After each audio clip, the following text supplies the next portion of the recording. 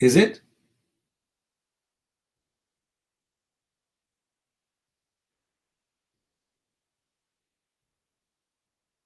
Any Abdul here?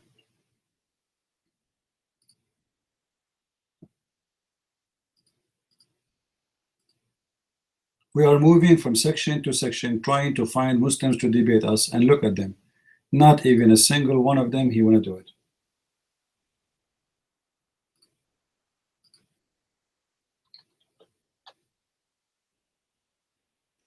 We are live on air. Join us.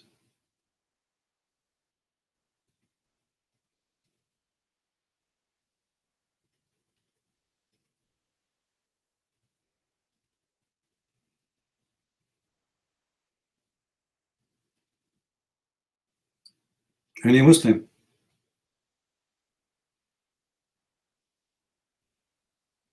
You are not how Christians should be acting. You know, let us say I am an atheist, you idiot.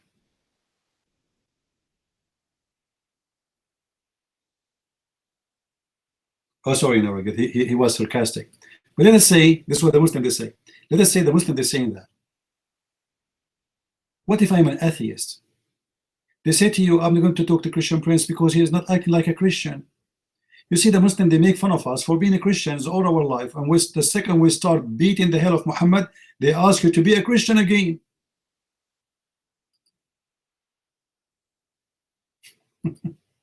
They make fun of you for being a Christian.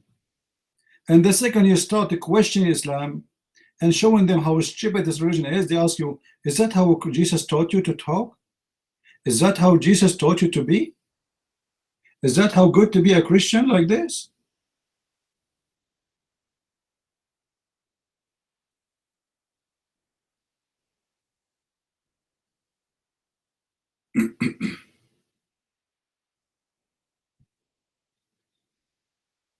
Do we have any Muslim who would like to come to the mic?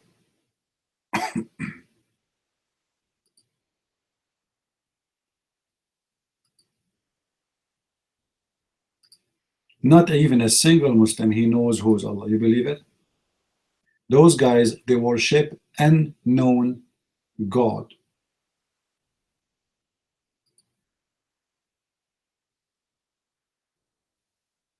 Unknown. Unknown God delivered to them by unknown prophet, by unknown author, by unknown writer, and nobody, not even one of them, have a single copy of the Quran. And the hadith of Muhammad, written 400 years after Muhammad by a guy, his name Al-Bukhari, and the guy was blind and he don't speak Arabic. And it's written to them by a guy, his name Sahih Muslim. Muslim, what Muslim? He is a guy who don't speak Arabic and he never been in Arabia. Or let us say, they say he visit. What's happening?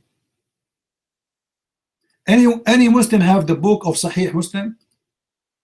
Any Muslim have the book of Sahih al-Bukhari? They don't. So how you know the hadith of al-Bukhari?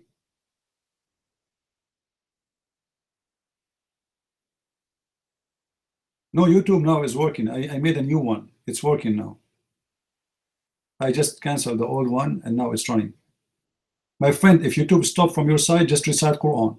YouTube will run like crazy. Just say Quran, Allahu Akbar, Allah, and see how YouTube will work. Always it work with me. Try it, try it.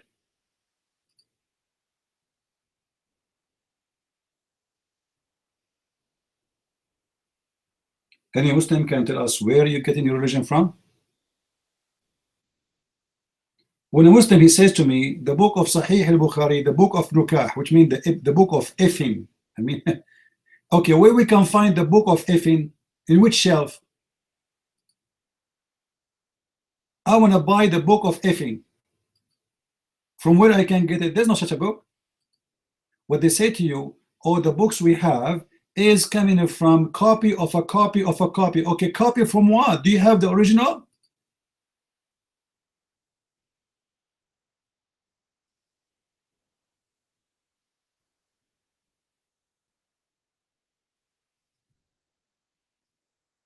Any Muslim?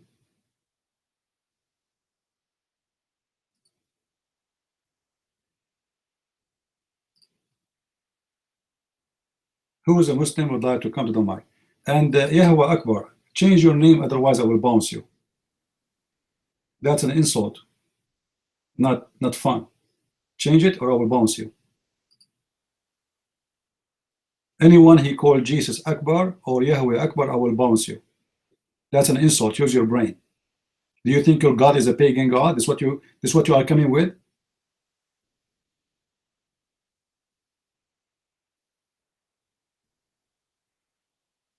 Bigger? How bigger he is? Is he an idol? Is he an idol to be bigger? How smart you are.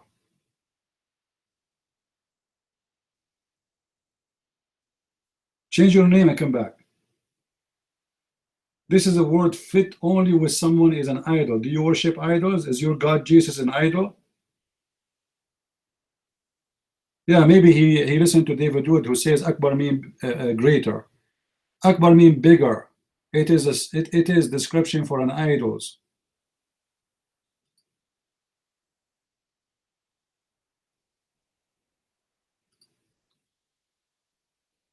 Do we have any Muslim here? I mean, come on. I moved to the African section. I took my stove, my donkey, my barbecue, my tent. I moved to Africa to find a Muslim to debate me, and I cannot find a Muslim to debate me?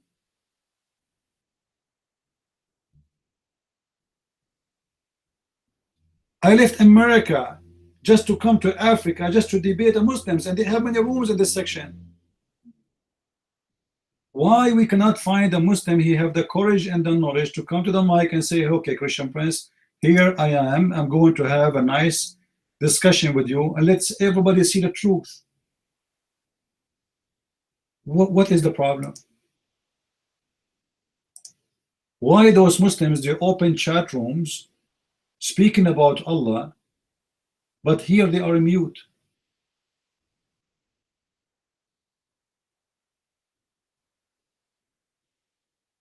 Any Muslim?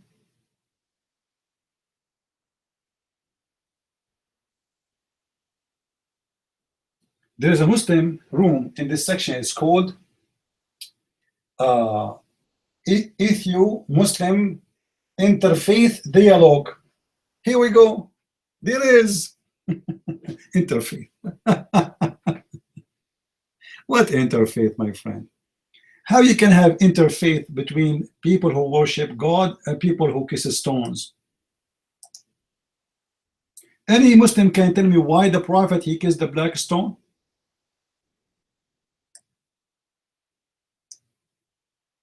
Anyone? I went to a site, it's called Convert to Islam. I asked that they have a chat there, you speak to them directly. I asked them why the Prophet, I have a question. They said, sure, ask me, brother, ask me. I said, why the Prophet kissed the black stone? The answer, the guy said, because the Prophet, because it's holy. And I said, and why it's holy? He said, because the Prophet kissed it.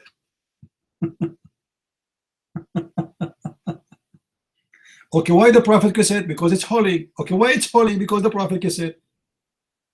I mean, super intelligent, man. Very smart. Any Muslim would like to come to the mic?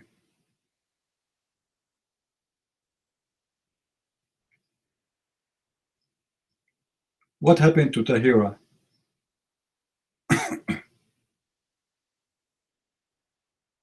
Tahira, if you have any question, please feel free. You are more than welcome. And by the way, we are not here to make fun of the Muslims. I believe that Muslims can be very wonderful people if they leave this religion. You see, any religion, it doesn't matter what religion you believe. There is a very simple rule. If this religion teaches you to hate others, this is from the devil. Like, you do not need to do too much study. What do you think, guys? Any religion teach you to hate others, this is coming from the devil. Doesn't matter, it's called the Christianity, it's called Hinduism, Buddhism, blah blah blah blah. There's billions of religion. It doesn't matter. Very simple method. Anyone teach you hate, he is from the devil. All of Islam is about hate.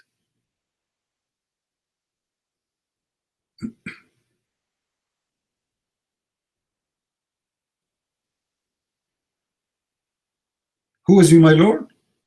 I know who is my Lord. My Lord, he is the Alpha, he is the Omega. He is the one who said to the guy in the grave, rise from the grave, and he was up. He is the one who made the blind see. He is the one who walked in water. He is the one in your Quran. He feed thousands of people with nothing, from nothing. He is the one who can create from the mother bird. This is my Lord. Who's your Lord? Show me one miracle your Lord he did. Your Lord Allah, he squeezed Muhammad 3 times, saying to him, read. And what happened to Muhammad after 3 times of squeezing and ordering him to read? Did Muhammad read? No, he went to his house and he covered himself by a blanket, started snoring like a camel. If my Lord said to Muhammad, read, even if he was a donkey, he will speak all languages. Jesus said to the man who cannot walk, carry your bed and run, go. What happened to the man? He carried his bed and he walked. That is Jesus. Not a God. He said to a guy, he claimed that he's a prophet, read. And the guy, read what? Read. I cannot read. I cannot read. 3 times and still he cannot read. I mean, how simple this miracle is. I can teach you Arabic in 3 weeks. I am not God. I can teach you Arabic in 3 weeks. Allah, the God of Islam, he could not make his prophet read after 3 squeezing? How this happened?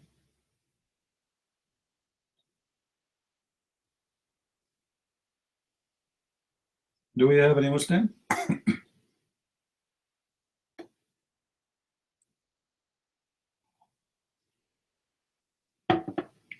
Did my Lord go to the washroom? Show me a verse says he did. Show me. Show me. You talk too much. Show me. Your Lord, he go to the washroom. Is it true that your prophet, he received the chapter of Al-Fatiha when he do poo-poo? What kind of God? He go to the bathroom to give his messenger the Quran. What he's doing there? Show me where my Lord, he used the bathroom, and I will show you if you can. I challenge you. In the same time, I will show you. You're a prophet. Let's go, guys. Let's do it. Let's do it. Why we waste our time? Muhammad, he received the chapter of Al-Fatiha, which Muslims recite day and night. Bismillahirrahmanirrahim. A'udhu billahi minash shaitanir rajim. When he was doing poo-poo.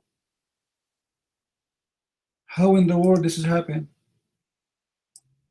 A prophet of God, his God sent him the most important prayer. The Muslim, they will recite 5 times a day when he was doing poo-poo.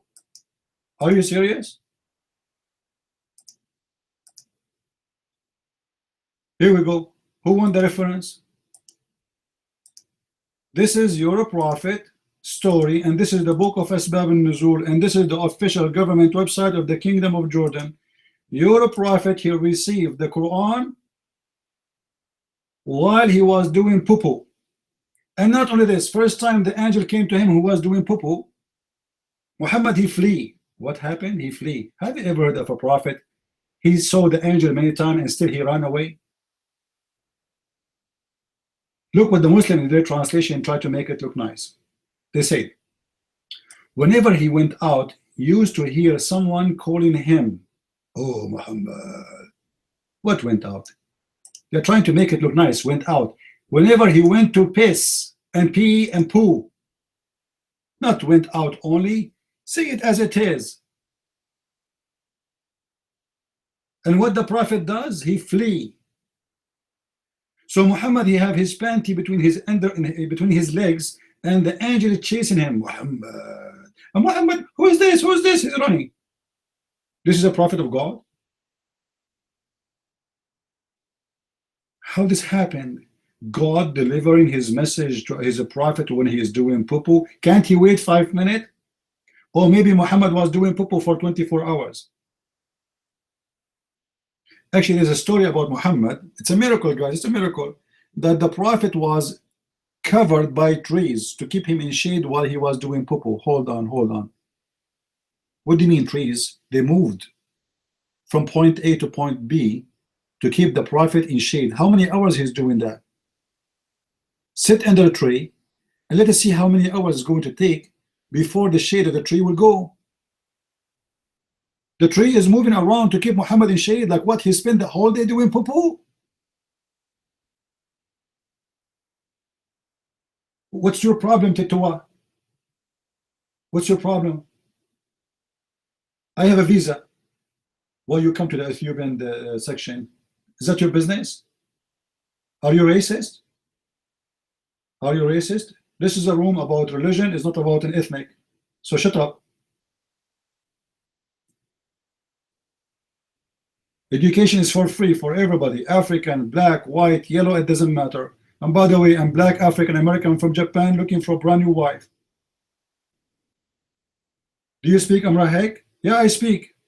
But just to tell you, let you know, before I came here, the angel Jibreel squeezed me 3 times and I forgot about it. So I speak Arabic now. Do you have a problem?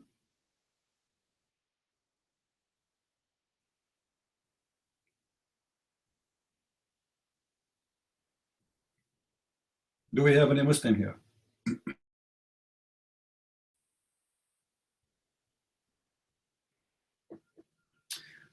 You know, I wish I speak all languages. I would be happy to learn that language, actually. I think one day I'm going to marry an Ethiopian woman so she can teach me this language. So what's the problem, Tetawa? We are Christians too. Why you are angry? You don't want to have a Christians in your section?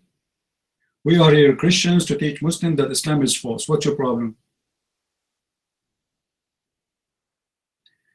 Do we have any Muslim here have the courage and the knowledge?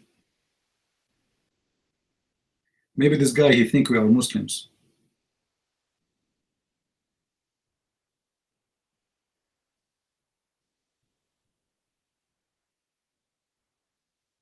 Do we have any Muslim?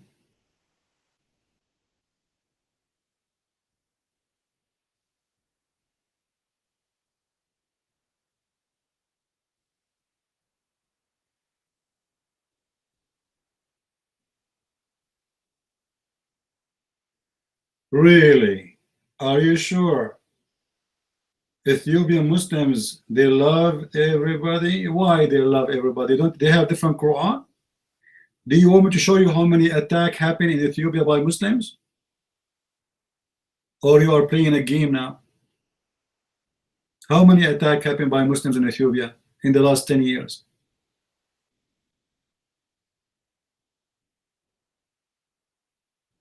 How many Muslims accept Islam every year? How many? How many? I can show you right now from Al Jazeera TV that 6 million Muslims live in Islam a year just in one territory in this earth. 6 millions. In USA, all of you Muslims together, you are not even 2 millions. Half of them is the Nation of Islam, which is not Islam. Where is the Muslims? Have you ever heard of Obama? As I know, he's an ex-Muslim too. Have you ever heard of the son of Hamas? The founder of Hamas, his son, he left Islam, became a Christian. Unbelievable. Did you hear about the daughter of the prince of Qatar and the daughter of the prince of Kuwait? Have you ever heard about the royal family prince from Kuwait who became a Christian? Islam is collapsing, and here we go. Make me Muslim. Here we go. I welcome you to make me a Muslim. Who wanna make me a Muslim? Who is the Muslim? He can make me a Muslim. You have a great opportunity. Who wanna do it? Who wanna make it happen?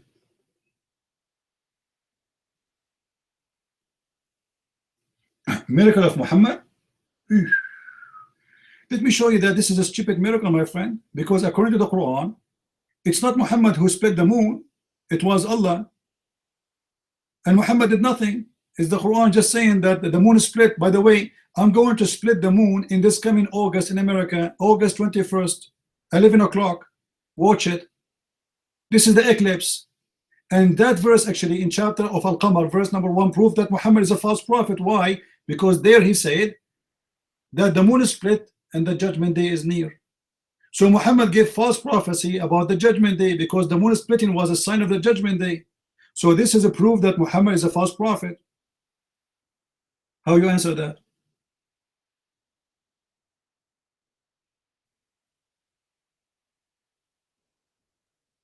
Any Muslim will answer that? How Muhammad, he said the moon split and judgment day is near, and then we find that this is a very false prophecy of the judgment day, and there is no proof of the moon splitting, because if the moon split for a second, the whole world will see it.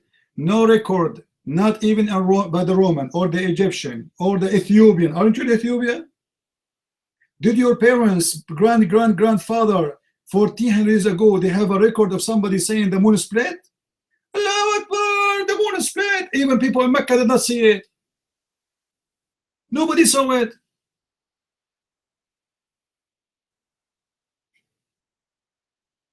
So what moon split? There's a hadith, it says that when Muhammad, his mother, she gave birth to him, a light came from her vagina, reach all the way to the palace of Damascus. By the way, I was in Damascus, and I have to witness, a very smelly light came to us. What are you talking about? Nobody saw a light. How people in Damascus, they saw the light when people of Mecca never saw a light?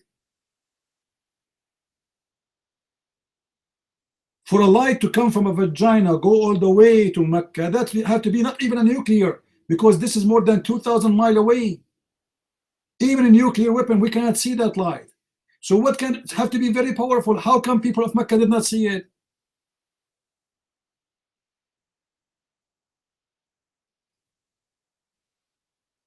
Any Muslim want to answer?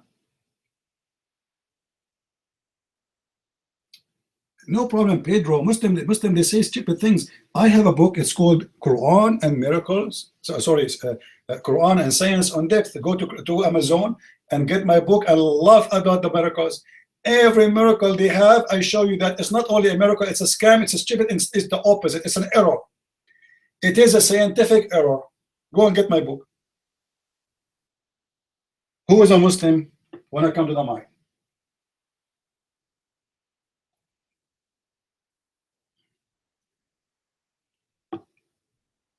Who is a Muslim would like to come to the mic? I would leave a room because you are worshiping a human. You are worshiping a human. Your God, Allah, is a leg.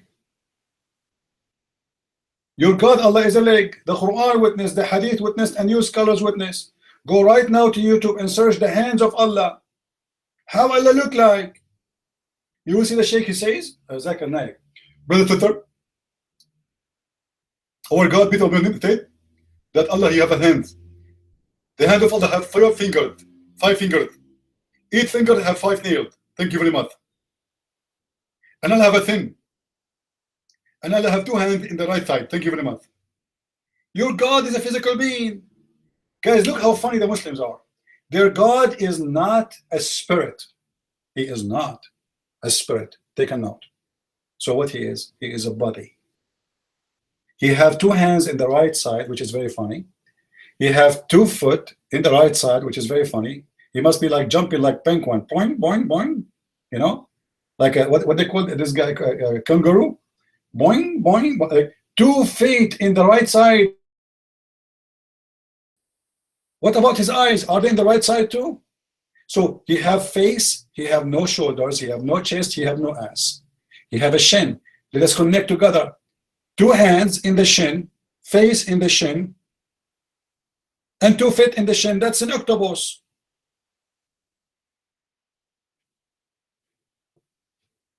So they refuse Jesus for he is being a man. They accept Allah for being an octopus.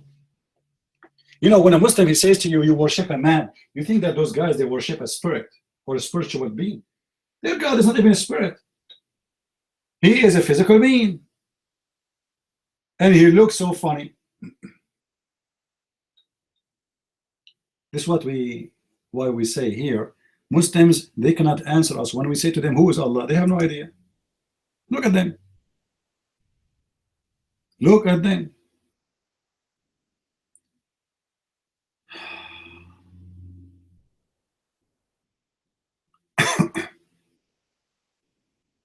Do we have any Muslim when I come to the microphone?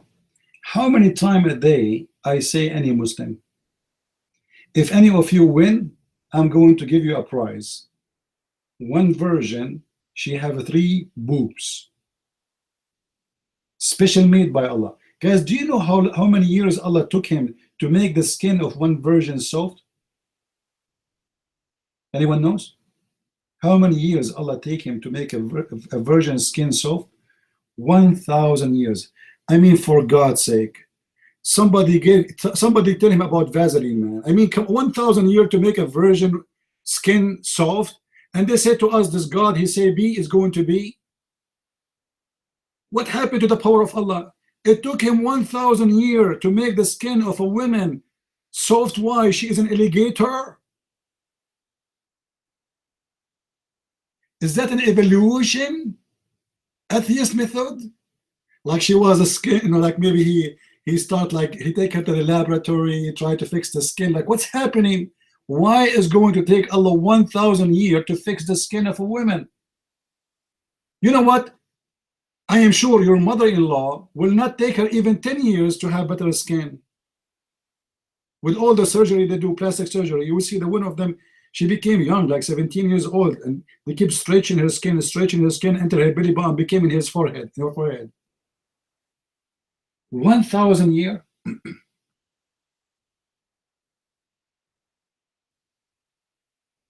Do we have any Muslim would like to come to the mic? You see, the Muslims, they say to us how you worship a human being, but they cannot tell us how a human being can be like Jesus. How a human being can live for 2,000 years. How a human being, he is going to come in the judgment day and kill the devil. How a human being, even Shaitan, he called himself the Antichrist, not anti-God, not anti-Muhammad, not anti-Allah.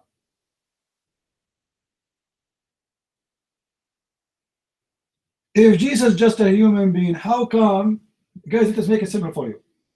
According to Muslims, who is the one who's going to come in the end of the day and will destroy the evil and the Shaitan? Somebody give me the answer. Who is the one who will come? Jesus. If you watch a movie, everybody die except the hero. Who is the hero? How you follow the dead Muhammad, you idiot, and you leave the living Messiah? Let us say, for the sake of argument, the Messiah is just a prophet. Huh? How you follow the dead Muhammad and you leave the loving Messiah, the one who teach you to love, the one who teach the man that you marry a woman to be united with her, not to use her and abuse her and divorce her and replace her with many women and have 4 wives in the same time. How you replace someone and the goods and the amazing ethic, and you follow someone he marry a child, someone he have sex with his own son wife, someone he was flirting with his son wife when she is married. How you do that?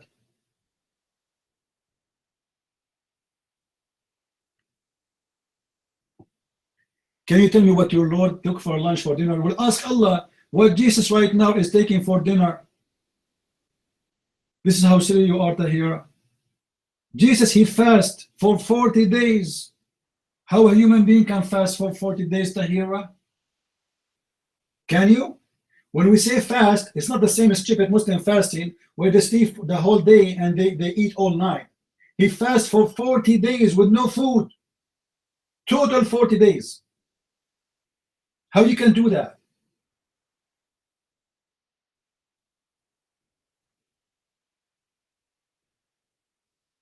It's a shame. My question is, when he wasn't fasting, it doesn't matter. That means Jesus, even though he have the physical being of a human body, still he have the power of God. Let me ask you, when the Quran says that Allah, he sent his spirit, his Holy Spirit, to Mary and appeared to her as a man, what was the dinner of the Holy Spirit of Allah? He was a man. Can you tell me? What was the dinner of the Holy Spirit of Allah? You are just being silly. What is the dinner of the Holy Spirit? If you refuse that Spirit or Holy Spirit can be God or can be a man, how you accept that in your Quran? According to your Quran, the Holy Spirit was a perfect man, which means have a balls, have testicles. Why the angel of Allah or the Holy Spirit of Allah have a balls and testicles? Tell me. Why? What he will do with it? Any Muslim can answer? I answered you.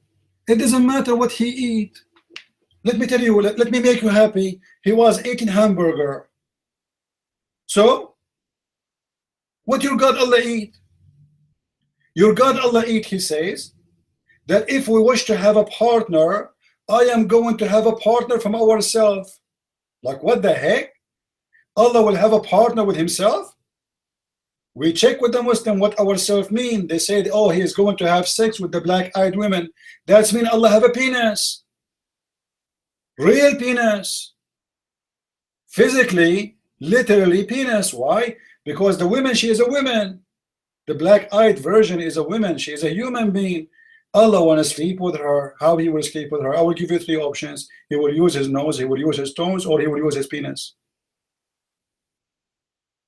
Which one?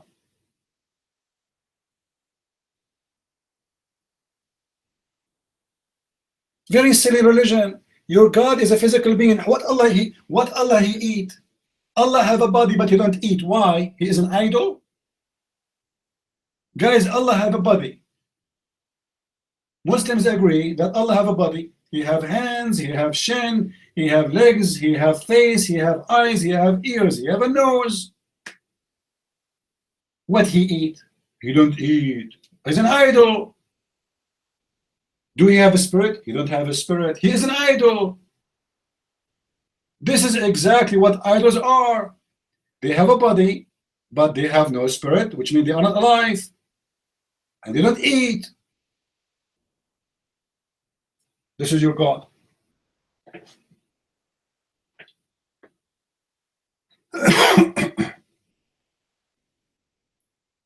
Do we have any Abdul here?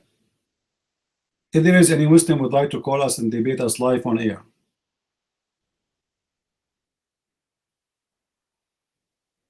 Guys, I feel today like I want to convert to Islam. I don't know. Inside my my right heart, because we Arab, we have 2 hearts. Seriously, we have 2 hearts. According to the Quran, do you know the Quran says that human beings have 2 hearts?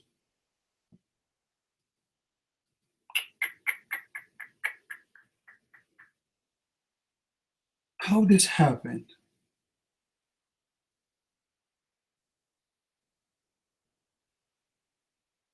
Any Abdul?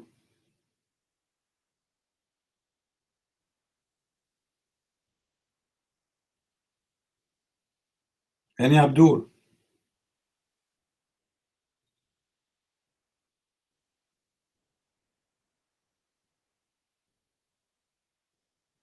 Not even a single Muslim. I mean, where I can get Muslims from?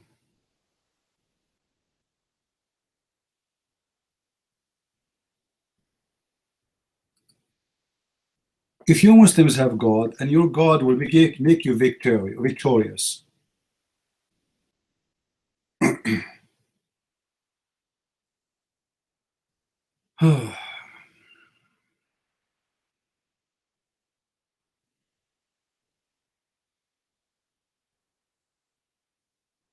Any Muslim?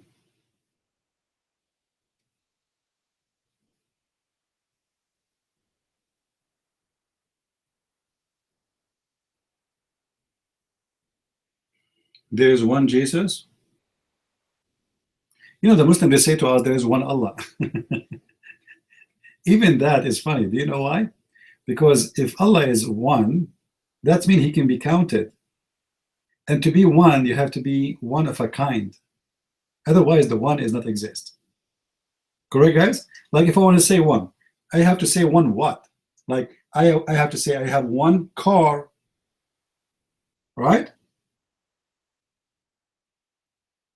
So in order to count something, it have to be one of its kind, and that means there's a kind of it. So Allah is one of what?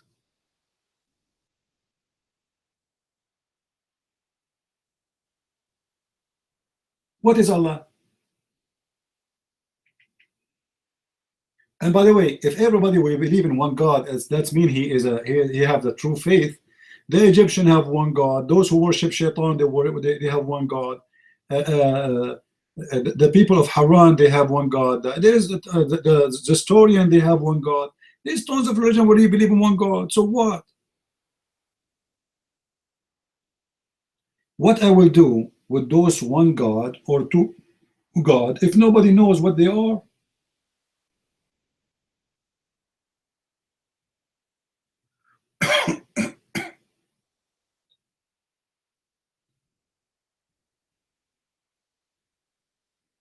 And Abdul,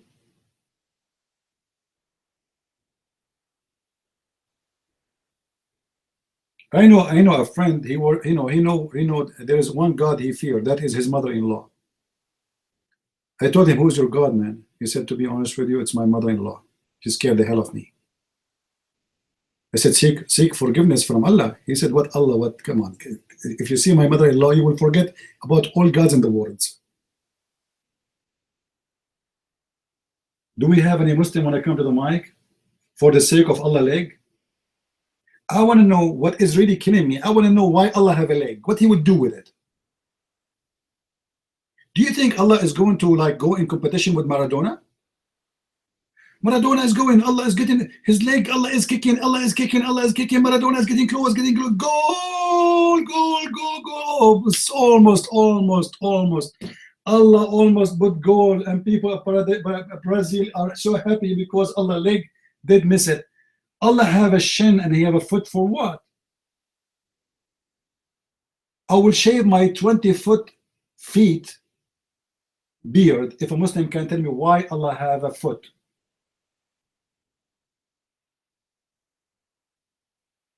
Jesus have a foot, so he will walk with it because he came as a human. We understand. Allah have a foot for what? Where Allah is walking right now? Do you think Allah he goes to do sport in the stadium every day?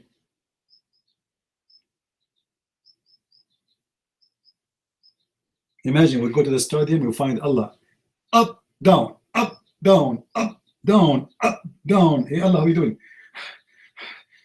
Don't talk to me. I'm trying to lose weight. Up, down, up, down, up, down. Any Muslim here? I want to know what kind of God you have. A God he have. By the way, do your God have a teeth? Do your God Allah have teeth? Because it's going to be funny if he have a face and he have no teeth. That will remind me of my grandfather. Guys, once my grandfather, he finished eating. I was a kid. I was like maybe 5, 6 years old. This is what my mom told me about what I did. So he finished eating, and then he went in the front of the mirror, in the bathroom, and he moved his mouth like, and his teeth came out. So I said, what the heck? So I brought a chair, and I climbed in the front of the mirror, and I start moving my face in all directions. Nothing is coming, man. And my mom, she said to me, what are you doing? I said, I don't know, something wrong with me. She said, why? They said, my grandfather, he took his teeth off. I could not take it. So imagine their God, he have a face, he have foot, he have hands, but he have a mouth, but he don't have teeth. Imagine how funny he will like like. Do Allah have teeth? Muslims?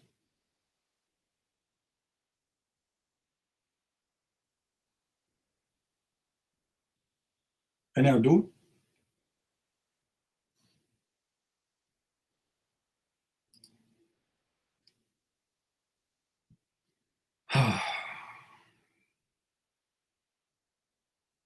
Somebody is asking me to explain hadith. The winter and the summer. I think I think this gentleman is talking about the heat, because Muhammad, he have his own explanation why we get heat in the winter and the summer. You know? Yeah. You know, according to Muhammad, heat wave, they come because the heaven, she opened her doors trying to cool down. Sorry, the hell, that's why, into the heaven. This is the explanation of Muhammad of how weather change and how things get so hot.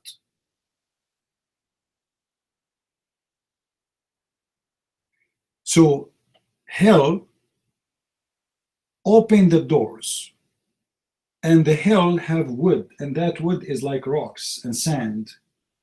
And when the door of the heaven or the hell open, we will get those storms, sandstorms, and the heat with them. Ooh, very. By the way, this is proven by science. This is scientifically proven to be correct.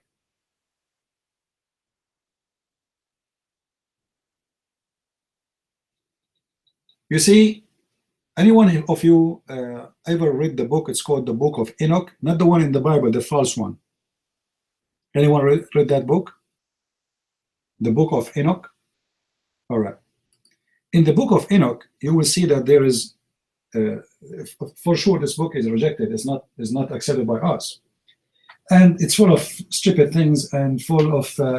And obviously, it's written even long after what this person Enoch exists. But in the Book of Enoch, there is what it's called the keeper. The keeper is the guy who is like in charge of a warehouse.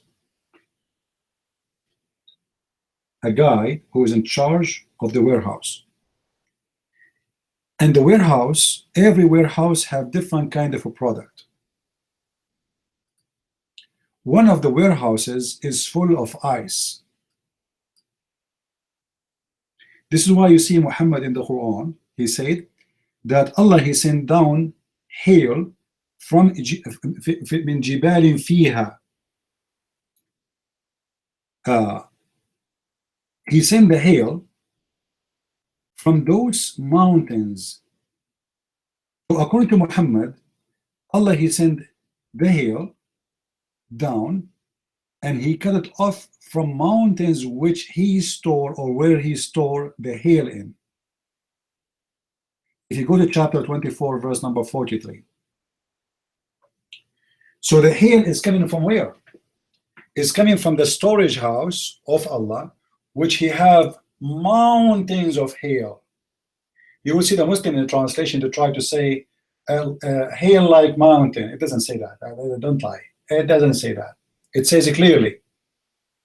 وَيُنِزِلُ مِنَ السَّمَاءِ مِنْ جِبَالٍ فِيهَا مِنْ بَرَدٍ فَيُصِيبُ بِهِ مَنْ يَشَاءُ. And he sent down from the sky from mountains in it. What? Mountains in it. It's the same as Avatar. If you watch the movie Avatar. So according to the Quran, there's Avatar movie, mountain flying in the heaven, and this is a mountain made from ice. Not one, by the way, many mountains. It says min jibalin fiha.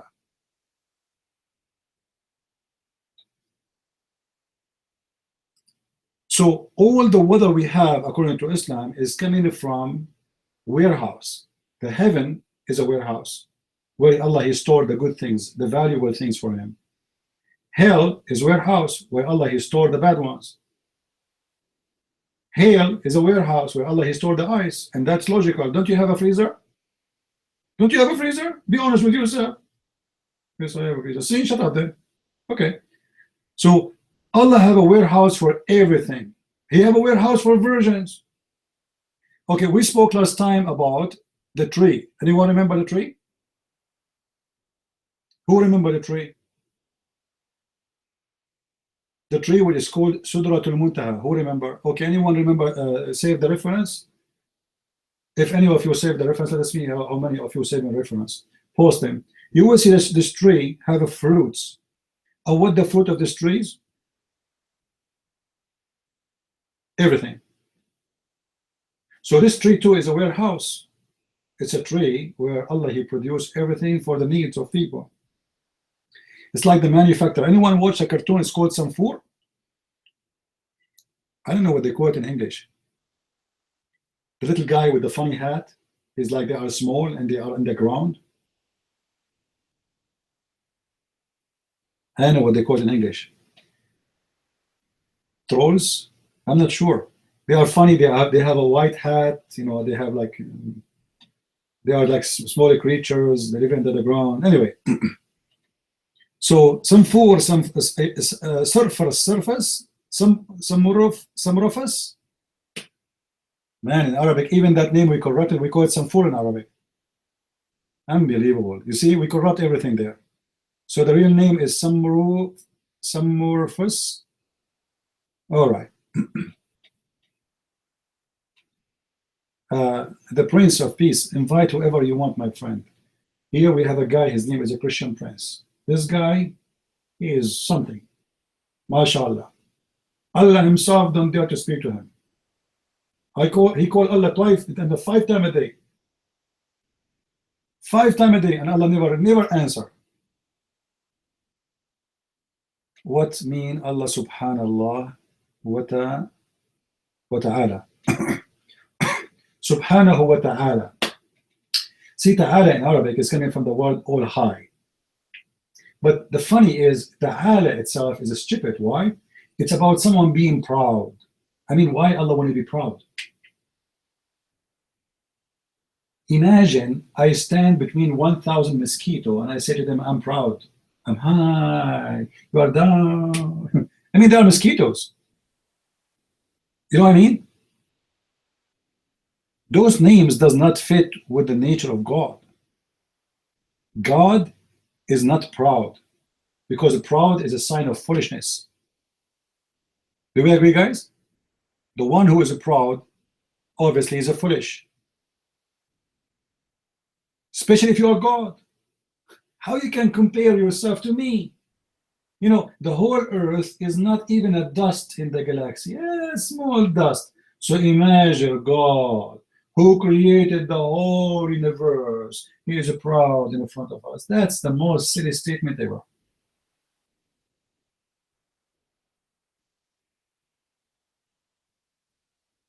Well, my friend, we are doing. Me, myself, I just came from Asia, and soon I'm going to go on a trip to some places. We will do many seminars. And here we go. We are doing seminars. Right now, we have more than at least 150 people watching us. Right now. When I will come to Indonesia, I don't know. Anytime you like me to be killed, invite me. I'm ready. Do we have any Muslim here?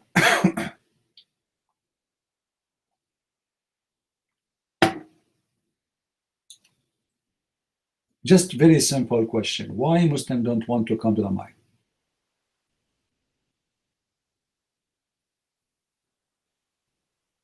You see, Tahira, even this statement is proving that the Muslims are ignorant.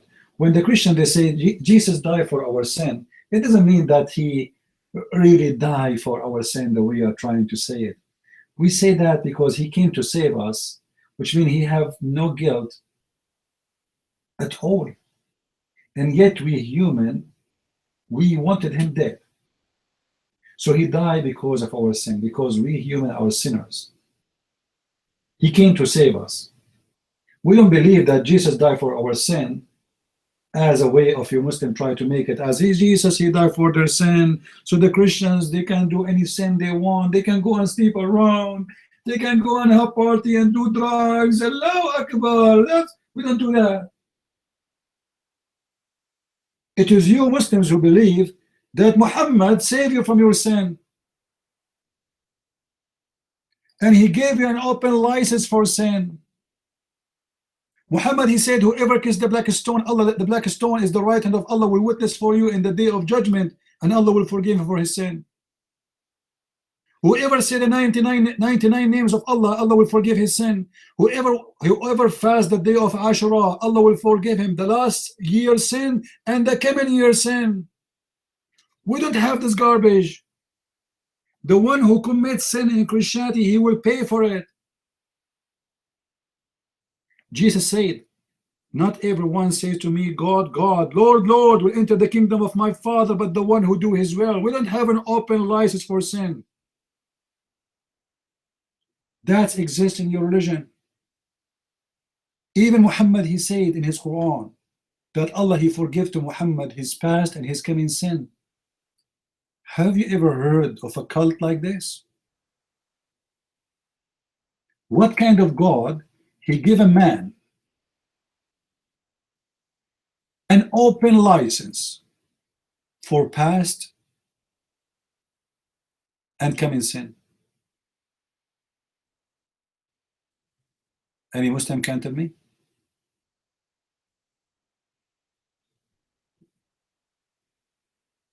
Any Muslim can tell me?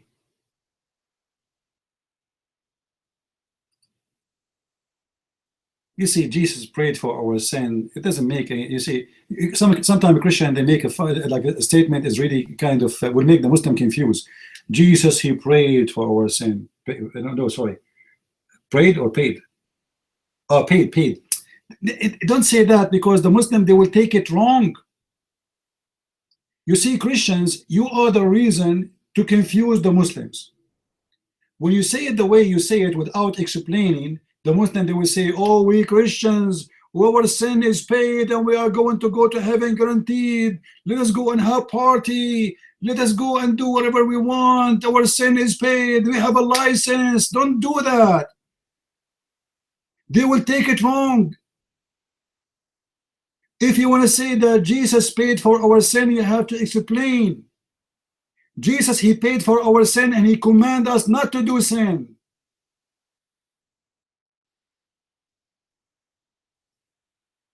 Don't say he paid for our sin and stop. Because those idiots, they will think that Christianity is a lousy religion or belief, and Christian, they can do whatever they want because Jesus died for their sin and he paid for their sin.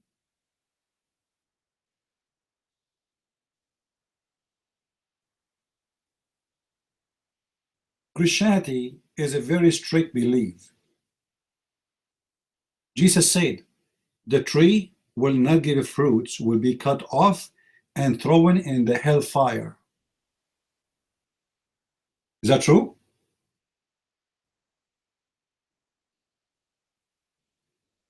So we are the fruits of the Lord. And we don't give fruits, we are just a tree, should be cut off and thrown in hellfire. And our fruit, the fruit of the Lord, have to be good. The Lord don't accept bad fruits. So you Christian, I warn you, when you say Jesus, he paid for our sin, don't stop there, because there's many, they will take it in a wrong way. I saw atheists making fun of this statement. I saw Muslims making fun of this statement because of you Christians, because you stop there and give them impression that in Christianity we have an open license for killing, for raping, for stealing, for drugs, for all kinds of filthy things.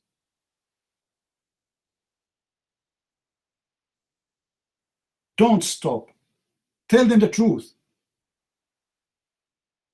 Jesus said, is it better for you to take your eye off better than all your body going in hellfire? That is the Messiah we are talking about. The Messiah, he never gave us an open license for sin. It is Muhammad who gave an open license for sin. I will give you another example.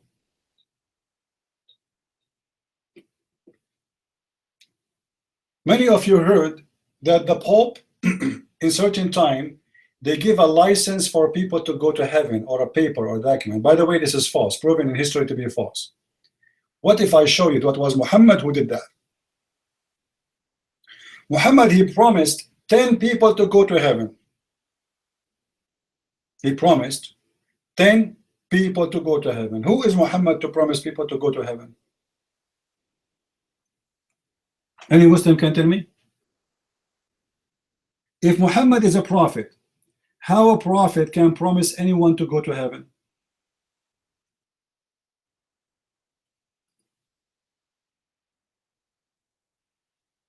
Huh?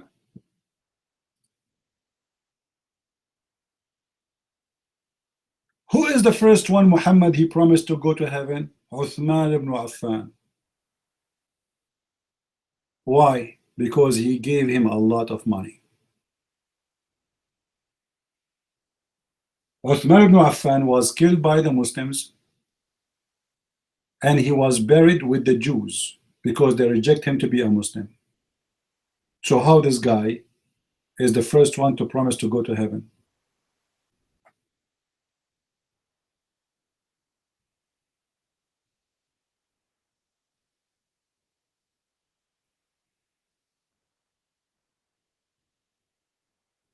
Any Muslim?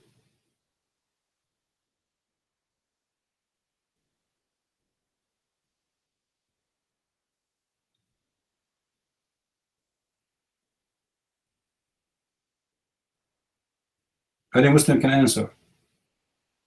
Who is Muhammad to promise heaven to people? Is the keys of heaven in his hand? Is he God? Is he the one who forgave and forgive not? Actually, obviously, the true God of Islam is Muhammad. Because what Muhammad mean? Anyone knows what Muhammad mean? What the name of Muhammad mean?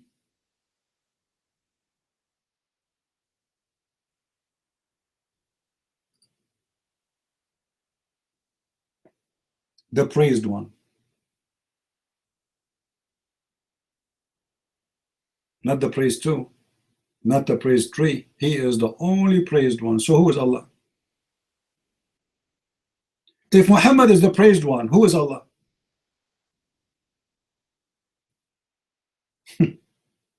Even the name of Muhammad is a shirk.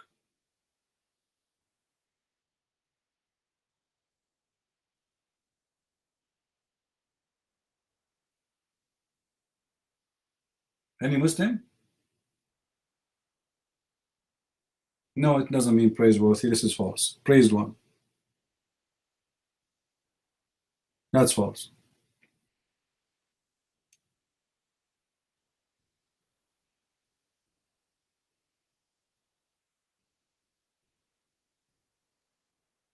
Any Muslim here have something to say? Who is a Muslim would like to come to the mic?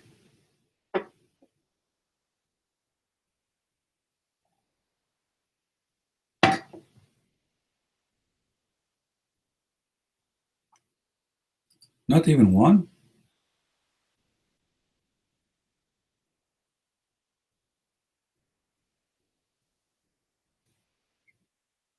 By the way, those who enter our room, in the left side, we have camel urine for Muslims. In the right side, we have a bread and wine.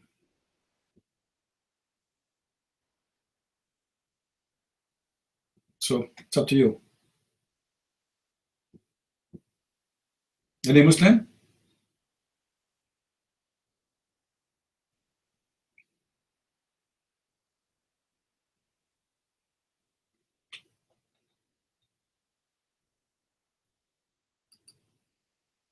No?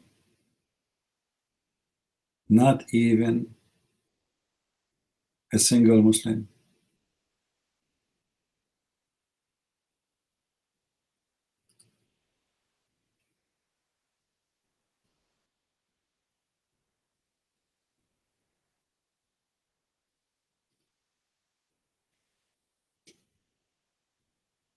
I'm answering somebody in Facebook.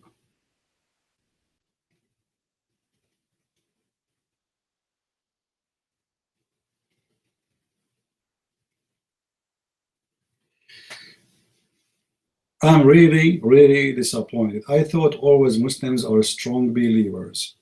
And I moved to Africa saying to myself, now the Muslims, they will be fighting over to prove me wrong. And then I discover that the Muslims in Africa, they are the same as the Muslims in Europe, the same as the Muslims in the Middle East. They are a flat tire. They have a big belly, but there's nothing there but gas. Very big, like a balloon. But a little needle will make them shrink. What I think about Imam Tawhidi, I think he's a fraud. He's a Shia liar. I like the rest of them. Just wait, I will make a series of this guy. I will get him busted. I will make him shrink. What's your opinion? Are Muslims in Europe radical than Arabic countries? You know, I believe in Europe, the Muslims, they are more aggressive for a very simple reason, because Europeans are stupid. You see, all those radical in the Middle East are potatoes. They don't even dare to go on the street, because there, they will kill them. But in Europe, freedom, you can do whatever you want. That's why they are more aggressive there. Otherwise, send the same potatoes, send them to Egypt. You will see all of you. You say to him, do you want to go in the street to say Allahu Akbar? They want to kill you? No, I will not do that. The one is retarded is the European, not the Muslims. The Muslims are doing what they should do. The problem is the stupid European who allowed them to do what they are doing.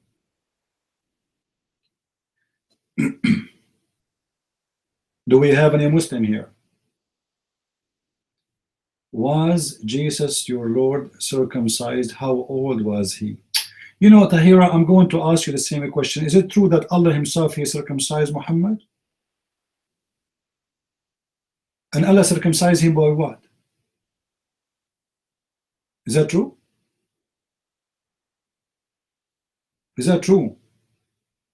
That Allah is the one who did it? Hello? Tahira, she went for 10 hours and she came with this question. Suppose this question is very embarrassing for us. What was the age of Jesus when he was circumcised?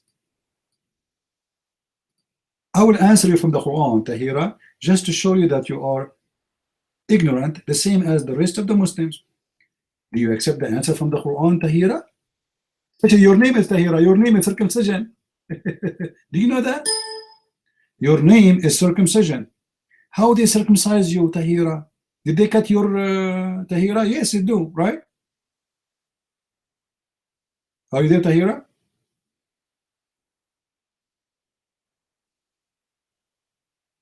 Hello? Tahira. According to the Quran, Tahira, your God, Allah himself, he is the one who circumcised Jesus before he came to the earth. So what do you say of that? If we go in chapter 3, verse number 55, it says, إذ قال الله يا عيسى إني متوفيك ورافعك إلي ومطهرك من الذين كفروا. What مطهرك mean? Any Muslim want to tell me?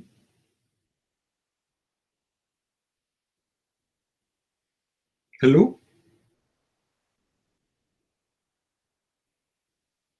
By the way, your prophet, he said that the Antichrist and Allah, they look exactly the same.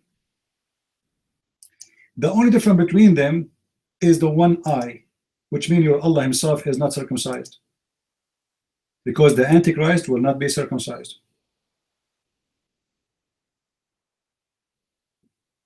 Or if he is, that means Allah is circumcised too. ربكم ليس بأعور.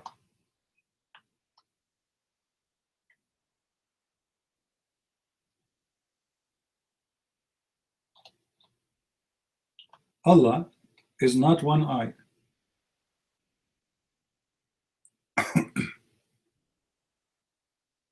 What does that mean?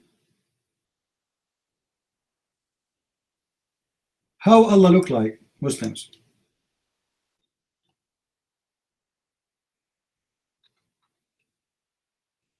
How Allah look like? Let me show you how your prophet described Allah. Tahira, speak to me, speak to me. Don't speak to don't say Mr. Speaker. My name is a Christian Prince. Are you going to get hurt to call me by name? My name is Christian. Look at this. This is how your God Allah described the false Messiah. He is exactly the same as this guy, and your Allah look exactly the same as him.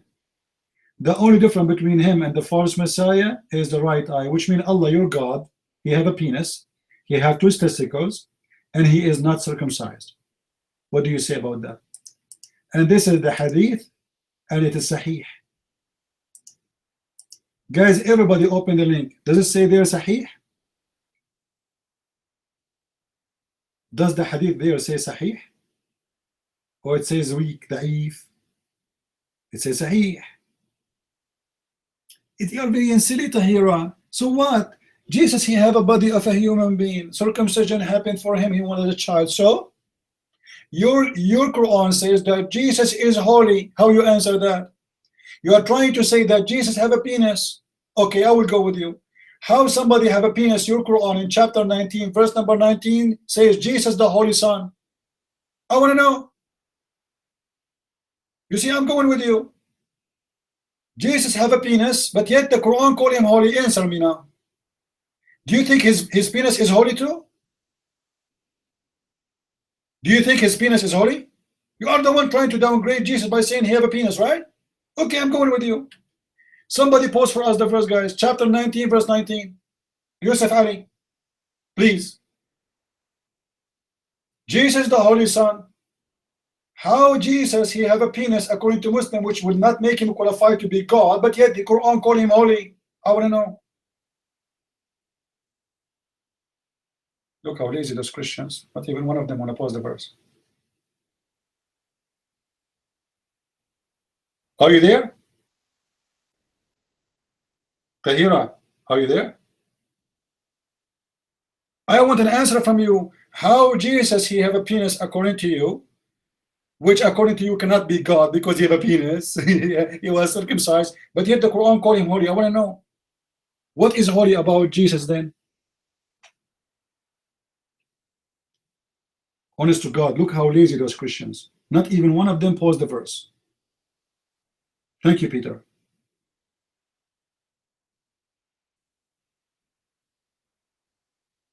Can you answer me, Tahira? How the guy who have a penis is a holy? Even your prophet was not called in the Quran holy. What do you say? Hello? Have you ever heard of somebody have a penis and he's holy?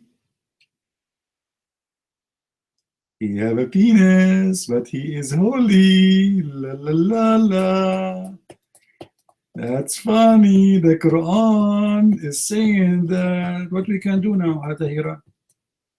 Tahira now she will go to the Muslim room and she will ask them, give me more questions. Give me something embarrassing. Give me something embarrassing about Jesus.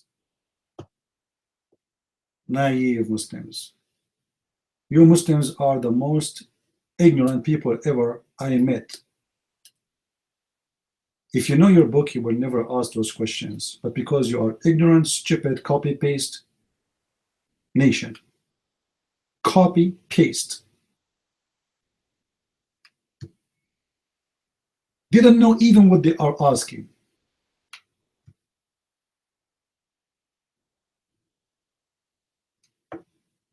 Do we have any Abdul?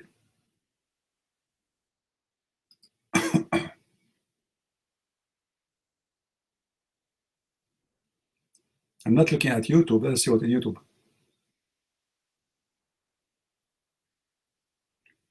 Yeah, the Muslim, they have the holy beard of the Prophet in Istanbul.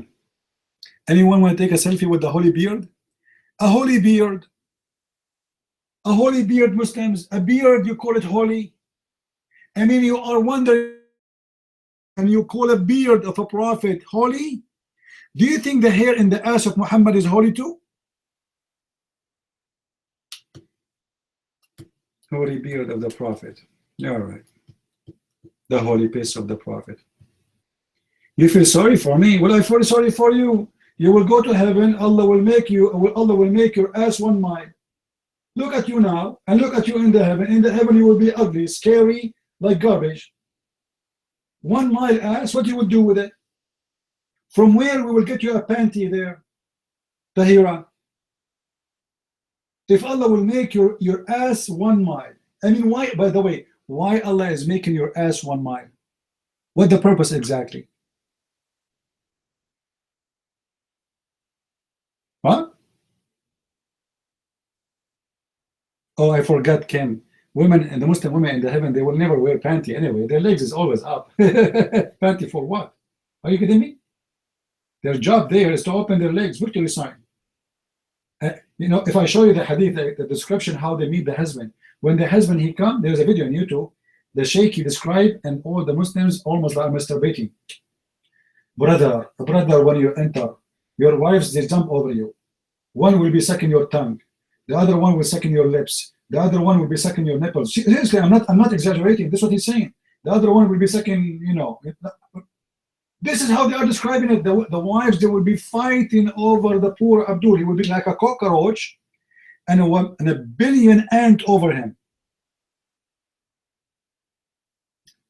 You want the link? It's in Arabic. You know Arabic, Adrian? I can find it for you, no problem.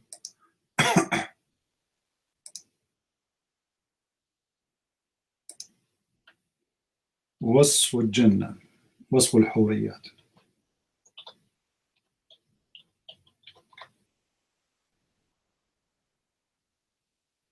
Oh Lord, here we go.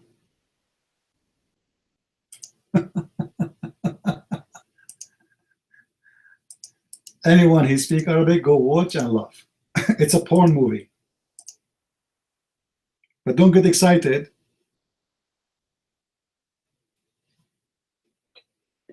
Any Abdul?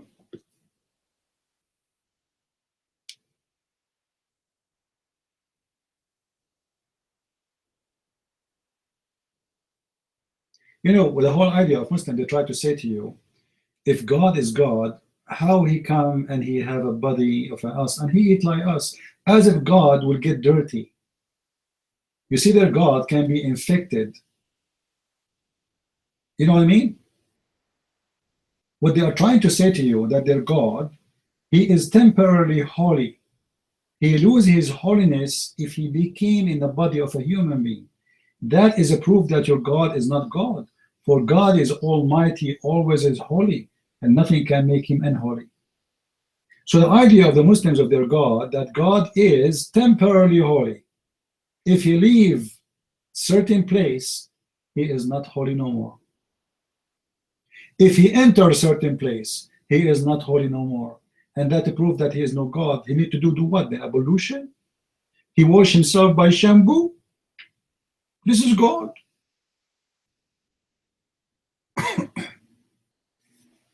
This is how stupid, childless the idea of God for those Abdul.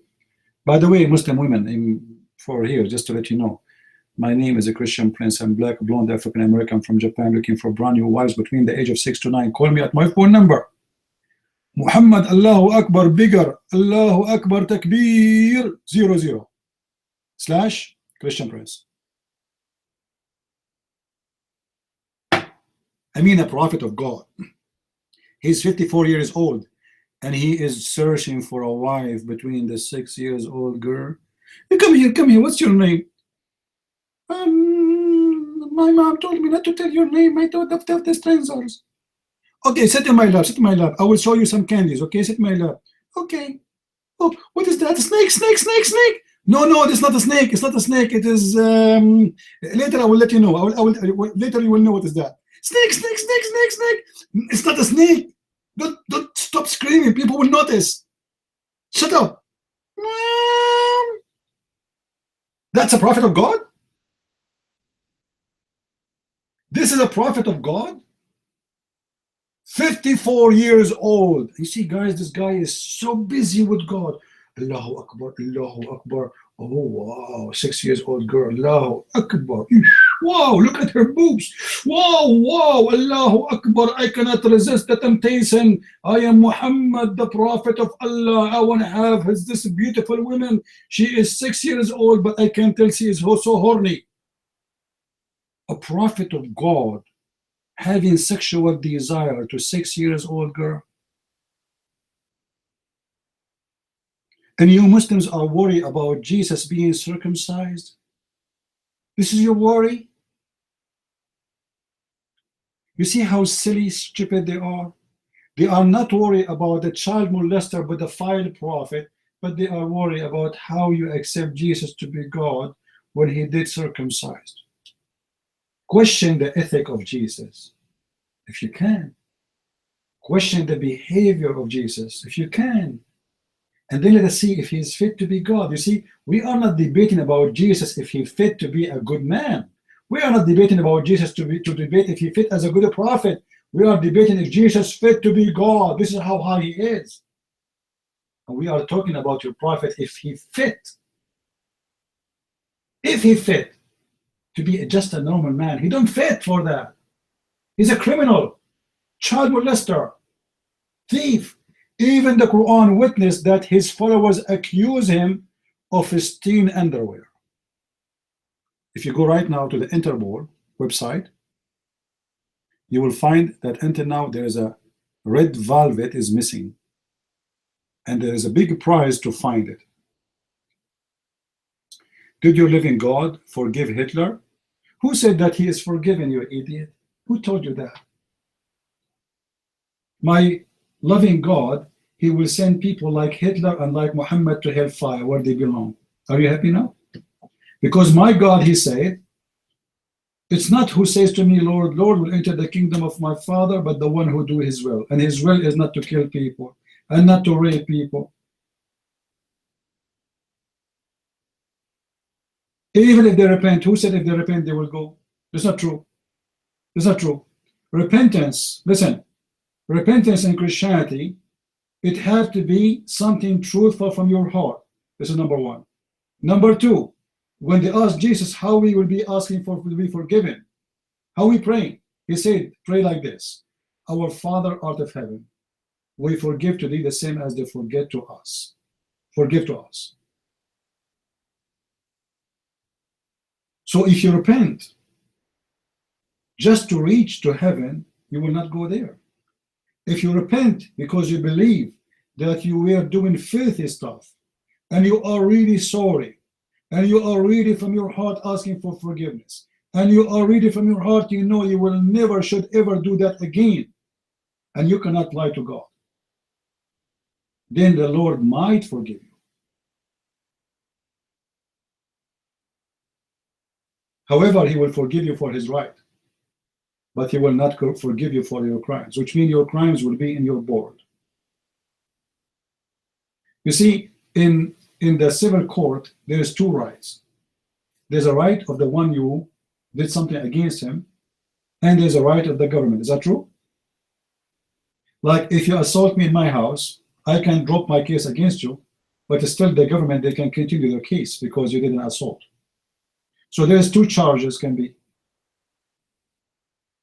So if I ask God for forgiveness, and God, he forgave me, but I never asked those who I did hurt to forgive me, I don't deserve forgiveness. Because the forgiveness is not only the forgiveness of the Lord. You have to ask those who you did hurt for forgiveness, even if they are dead.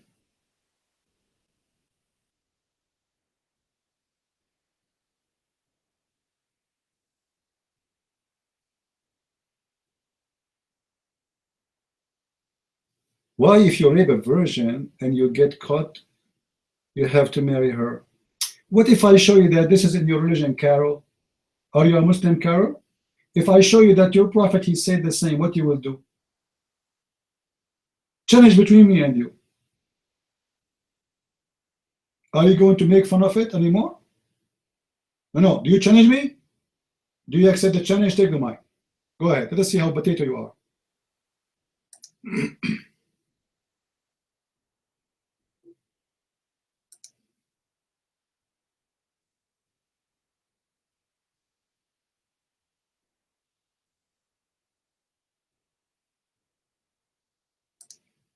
Just to show you how stupid the Muslims.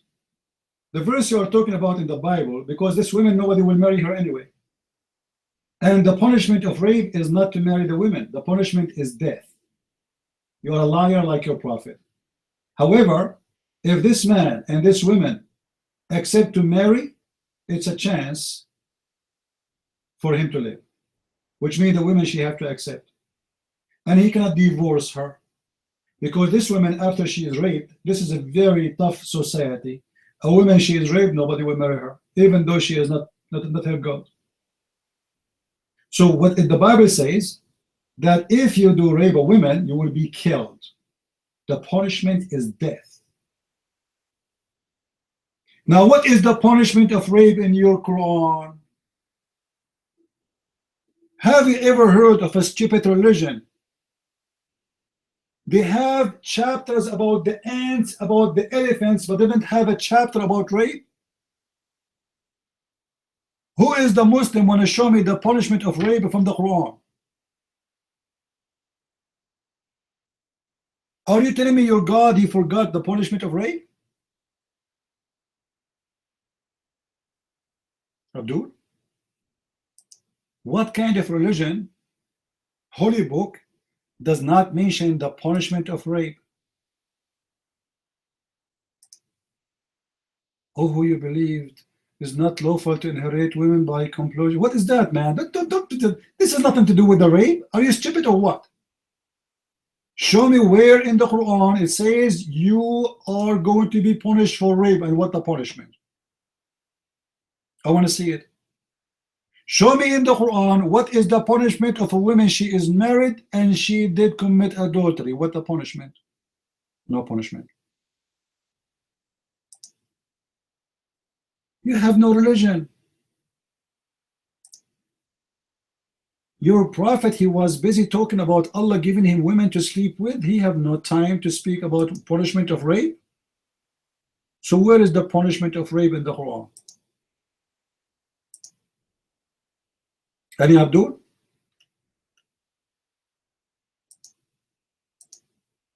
The punishment of rape in the Old Testament is death. What is the punishment of rape in the Quran? Nothing? What if I show you that the punishment of rape is no punishment? Who is a Muslim want to challenge?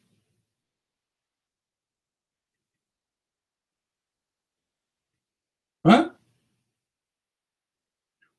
You see, Carl, you are a coward. What is the punishment? Show me. Why does the punishment of rape have to be in the Quran? Guys, why it have to be in the Quran? So it should be in the yellow pages?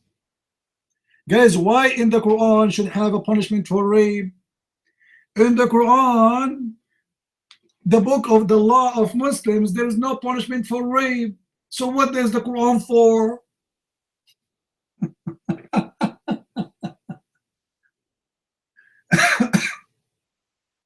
So how you will do punish somebody who rape a woman based on what? Based on the hadith? Okay, show me in the hadith the punishment of rape. Show me. I'm listening. Here we go. Huh? Go ahead. Go search Google. I want to see the punishment of rape.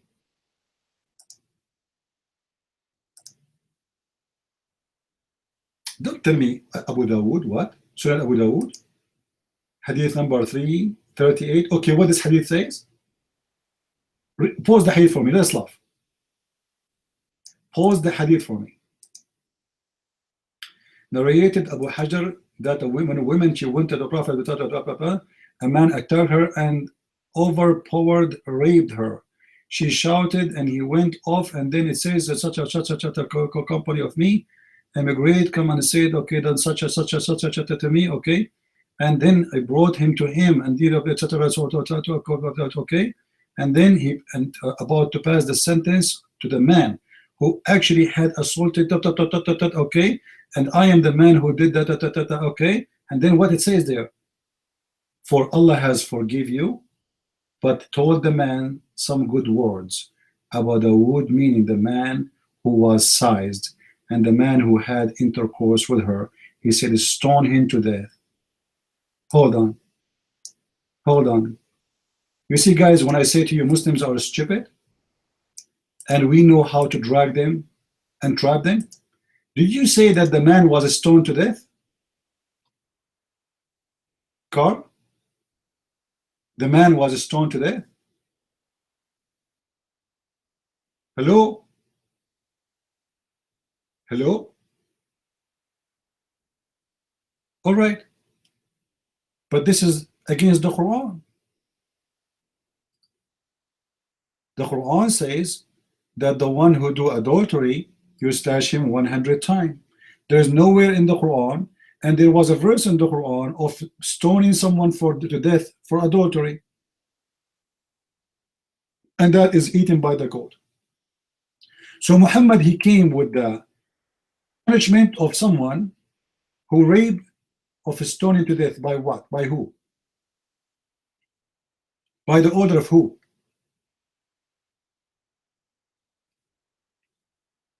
Where he got this from? Do you know? Chapter 24, verse number 2, it says, Az-zani waz-zaniya, flag each one of them, the adulterer and the adulteress, flag each one of them 100 times. So where is the stoning to death? Why? Where he gets from? He got it from the Jews. You see, your prophet is a thief. His book is empty. He took this order from the Jews. You don't have it in your book. Muhammad is a prophet of Allah, not a prophet of the Jews, right? So where he got this from? This is from the book of the Jews. Why your prophet is copying an order given to the Jews? He don't copy the order is given to the Muslims. Chapter 24, verse number 2.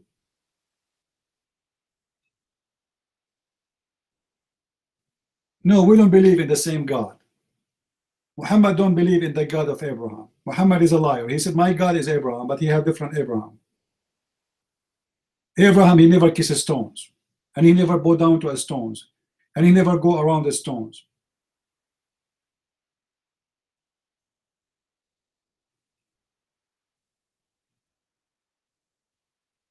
So any Muslim want to answer us? Where Muhammad he got the punishment of stoning to death of somebody he do rape? I want to know. If it's from Allah, show me the talk of Allah. Show me where Allah told him to do it.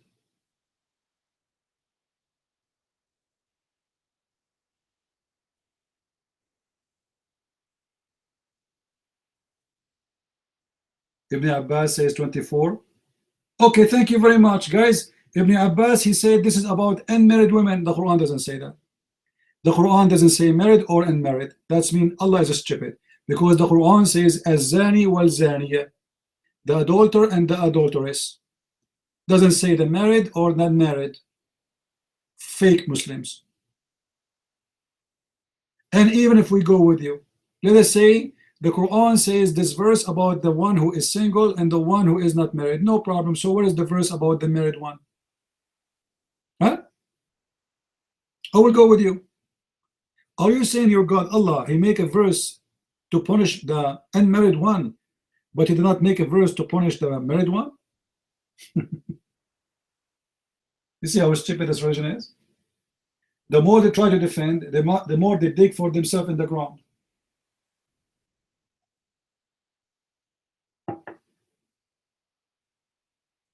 Where is the punishment of rape in Islam? What is the punishment for a married woman? She commit adultery in Islam. What is the punishment for a married man to commit adultery in Islam? There's no punishment. All what you have is Sahih al-Bukhari, Sahih. And Sahih al-Bukhari never exists.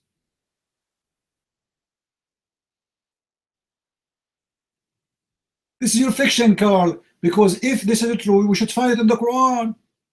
How come we can find this in the Hadith, but we cannot find it in the Quran? Allah miss it?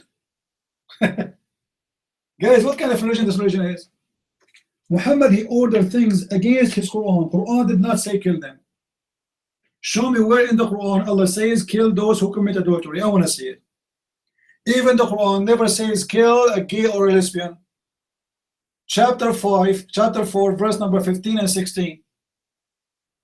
The lesbian, we jail them until they die, and the gay, we spank them with sandals. How come Allah don't agree with Muhammad? Which one is your God, Muslims? Allah or Muhammad? Obviously Muhammad. Allah, he says something, you ignore him. Muhammad, he says something, you follow him.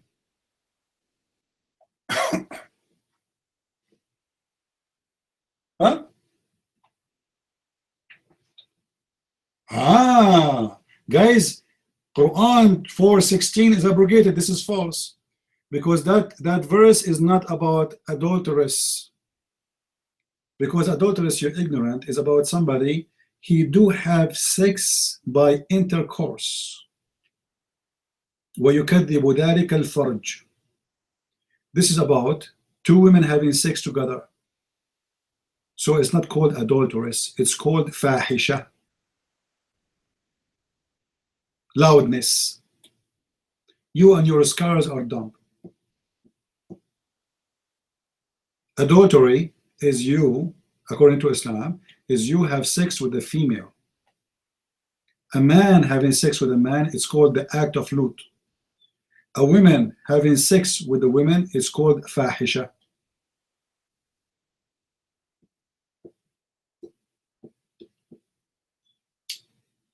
Do we have any Abdul here?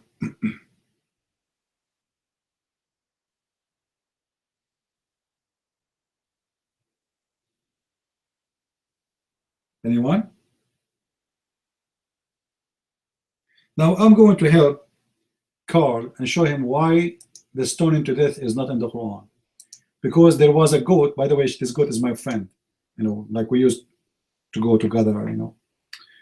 Don't take me wrong, okay? We used to go together, like to run, play football, etc.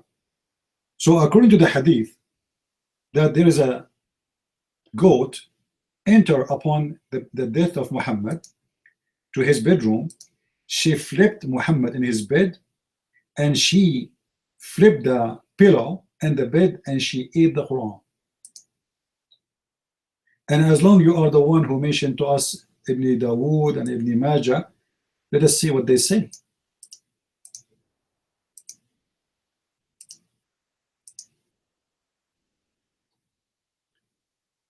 The verse of stoning and breastfeeding an adult 10 times was revealed, and the paper was under my pillow.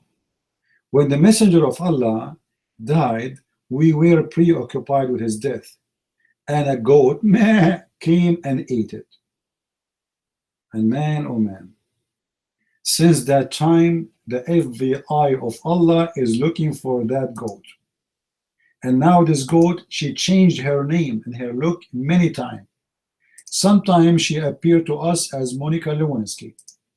Sometimes she appeared to us as George Bush. Sometimes it come to us as Michelle Obama. I don't know which one of them. I have no idea, to be honest with you. But it looked like this goat was very, very aggressive goat, to the point was able to eat the Quran. I'm not sure how it tastes. You see, I saw many videos of people burning the Quran. I never saw a video of somebody eating the Quran. I mean, why didn't do it? I want to see somebody making a video of eating the Quran. You will become very popular. Or, honest to God, if I have a goat, I will do it. I will make a video about this hadith. I will put the Quran under my bed. But I need to train the goat now, how to go to my bed and get the Quran. But I will do what I will do. It's okay, I can send the goat to an American school. That will make the goat smart. Any Abdul?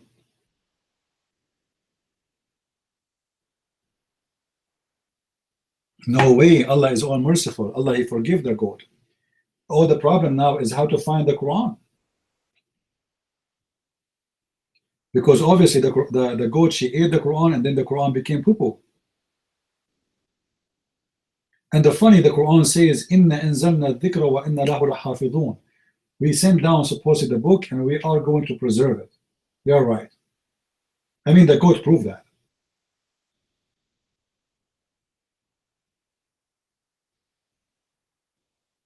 They were never in the Quran. So are you saying that your prophet wife, she is liar? Carol, let me shut you up. Let me shut you up, you and the Muslims. If I show you right now that even Umar ibn Khattab, he witnessed that the verse of stoning was in the Quran, what he would do? I mean, how silly you Muslims are. She never, it was never in the Quran? Are you sure? Unbelievable. Unbelievable how desperate those liars are. Let us get you busted.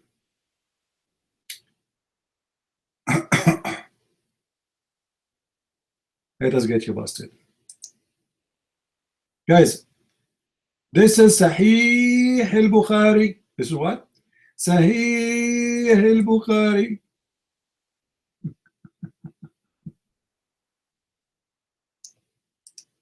Sahih al-Bukhari. What's Sahih al-Bukhari saying? Let's read together. Omar said, I am afraid that after a long time has passed, people might say, we do not find the verses of the Rajam. Do you see it? Carl? Does it say the verses? Guys, does it say the verses there? Does it say the verses or a verse? That means this was mentioned many times in the Quran, not once. Verses. Not a verse. Verses. And you call it a verses because it's part of the Quran, not a hadith. So how you stupid liars, you say it was never in the Quran?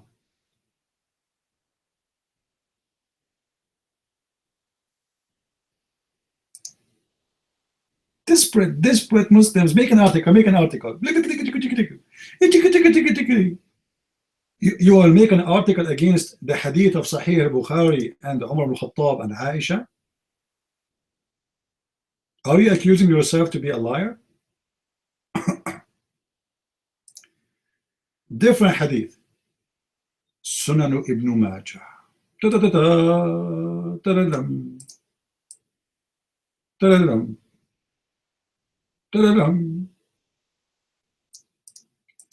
In the book of Sunan ibn Majah, it says the following, and this is a Sahih hadith. I fear that after a long time passed, some will say, I do not find the sentence of stoning in the book of Allah.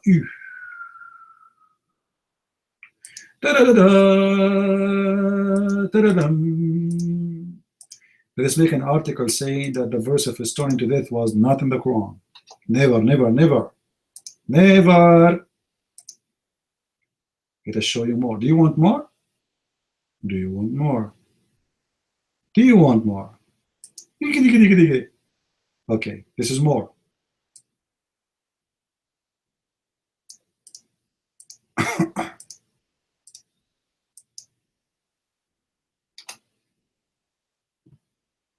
Umar ibn Khattab, RIA, is that an organization? Do you think, guys, this is a terrorist organization? It says Umar ibn Khattab, RAA, Rubbish After as oh, I don't know what is that. Anyway, narrated that he addressed the people and said, verily Allah sent Muhammad with the truth and sent down the book to him, and the verses of stoning was included in what Allah sent down.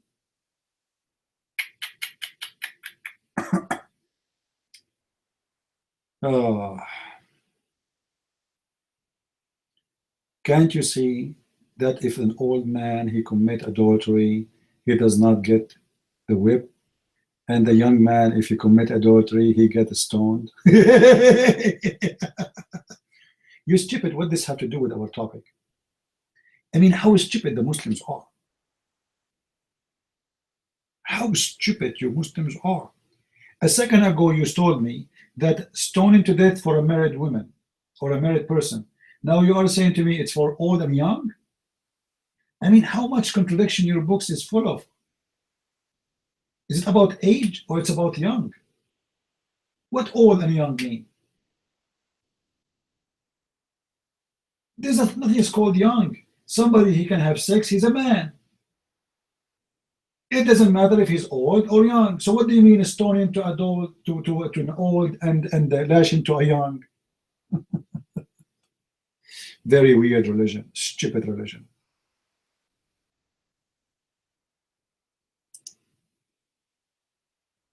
So stoning to death, there's no question.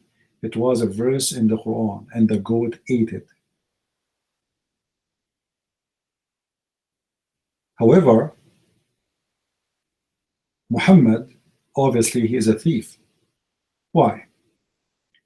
Because either he stole stoning to death from the Jews, or he stole it from the Arab before Islam.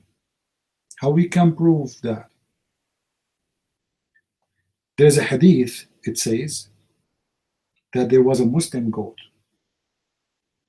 who committed adultery. A Muslim, sorry, not a Muslim goat, a Muslim monkey. A Muslim monkey. Salafi. She's Sunni. She committed adultery before Islam. Let us see what happened. Let us see. During the pre-Islamic period of ignorance, I saw a she-monkey surrounded by a number of monkeys. They were all stoning it because it had committed illegal sexual intercourse. I too stoned it along with them. Are you there, Carl? Are you there? Who said this? Amr ibn Maymun. And this is in Sahih al-Bukhari. And this is the reference. So obviously before Islam, the Arab, they used to stone women to death, female to death. But in this case, they were Muslim monkeys. You see, those are monkeys, are religious monkeys. They are Sunni. They have like ISIS, you know. Look like the monkeys at that time, they were burqa too. So this filthy female monkey, she was having sex around. Like, look what happened according to one of the explanation of the hadith. That this monkey, her husband was sleeping, and she was sleeping in his leg. Another monkey showed up from behind a tree, and he showed her a big banana. You know, banana. A monkey cannot resist a banana. No way. So he said, the guy, he said, which means like, show me your etc. I will give you the banana. So the monkey, female monkey, she followed him to behind the tree. And he told her, no, no, no, no, don't touch it. Take off your panty. Let me see what you have. Okay. And she told him, I'm married. He said, okay, banana, look at the banana, look how big the banana, look, this is from Somalia, big banana. The female monkey said, oh my God, I cannot resist this banana. Okay, I will show you. So she took off her panty, and the guy took advantage of her. She's poor, you know. She's a good Muslim woman, by the way. And then he had sex with her. But she ate the banana anyway, to be honest with you. The guy, he gave her the banana. He gave her 2 bananas. And you understand what I'm talking about. So this female monkey, she came back to her husband, and then she slept next to him as if nothing happened. But the husband, Mr. Chimpanzee, his name is Muhammad, by the way, he's so smart. He's a Muslim. You cannot fool a Muslim. MashaAllah. So he started sniffing. He started like screaming, and all the monkeys, they came, he sniffed this. It's obviously that she forgot to wash. Stupid female monkey. He smelled the sperm of the other monkey, and this is how they knew that she committed adultery. So they made a Sharia law court, and the big chimpanzee, like this is the Grand Mufti of chimpanzee, you know, his name is Imam Tawhidi. So they gathered around him, and he said, this is a female monkey, she committed adultery, and we have to practice the law of Allah. And you know what the law of Allah? They said, yes, we know. We are going to stone her with coconut. So they put her in the middle and they start coconut, coconut, coconut, coconut, coconut. And I was in the back. I was collecting all the coconut to run away for free. You know, always when there's a stoning to death for a monkey, I go and collect the coconut. The hadith and what is mawquf? What mawquf, you idiot? This is Sahih al-Bukhari. Stupid idiot. Mawquf. Sahih al-Bukhari mawquf. Potato.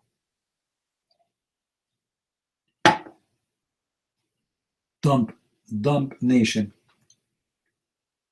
Do we have any Muslim here when I come to the mic?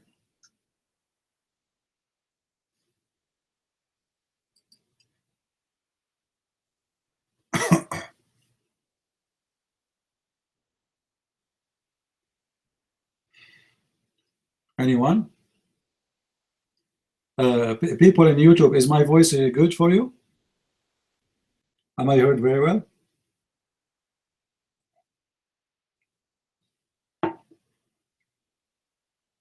Let us know, guys, if you have a problem with the sound.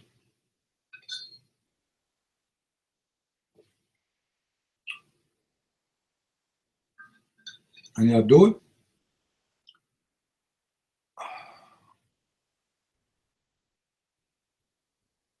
Can you again explain the name of Allah? My friend, John, go and watch the video I made.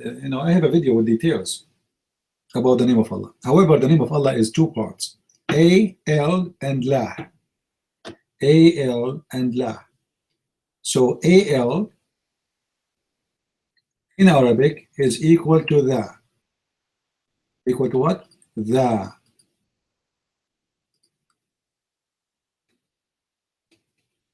So if we want to say the word Allah is an Arabic word, that means we'll make it the la. If we want to take the word la to the origin, that will make it as the following. Al in the old Semitic language is equal to God. La is the word mean, sorry, the name of the God, which is the moon god.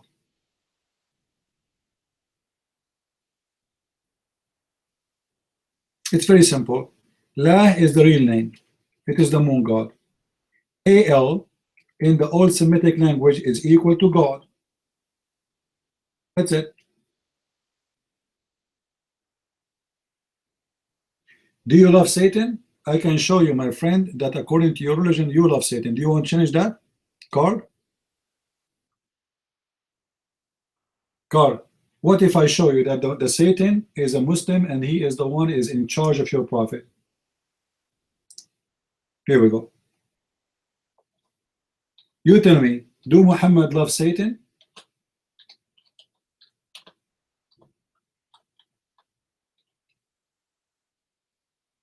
Do Muhammad love Satan? Obviously he does. And the proof is here.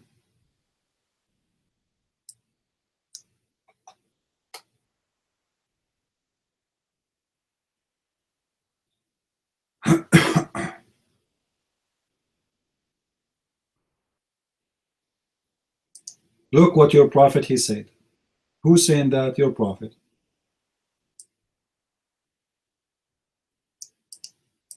According to your prophet, Shaitan, he command him.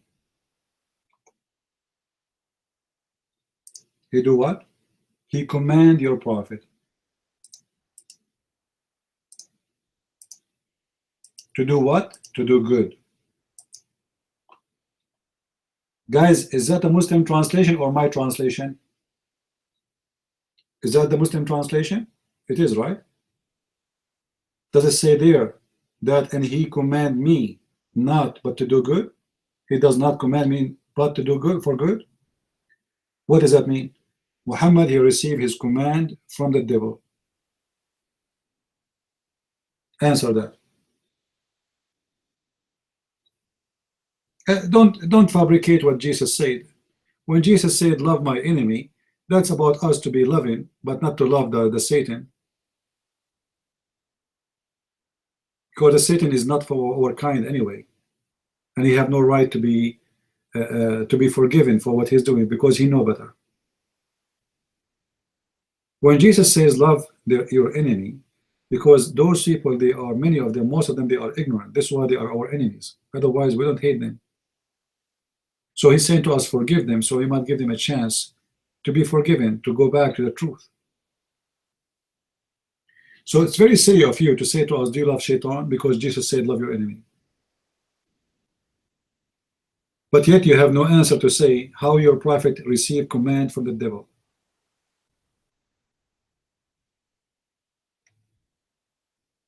Right? Yeah, that's genie is no, it doesn't say jinn. What jinn?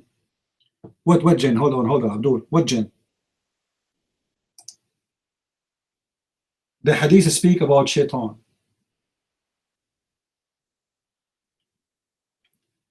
Do you want to show you the word Shaitan, Carl? If I show you the word Shaitan, what you will do? Should I show you the word Shaitan? Even in your Islamic translation, it says the devil. Guys, does it say there the word devil? Does it say there the word devil? Do you see it? It's not about the jinn, it's about the devil. Because the one who order you to do bad is not a genie, is the devil. It's not a genie. So what your prophet here is speaking about is a devil. So stop being a liar. The devil is one of the genie, yes, but the one who order you to do bad is the devil. Isn't it your Quran? He says that Iblis is one of the genie. So yes, he's a genie, but he is the devil.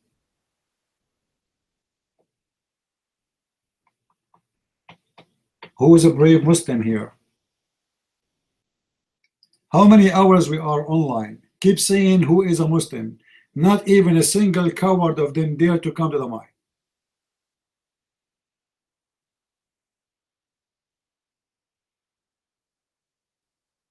Do you believe it?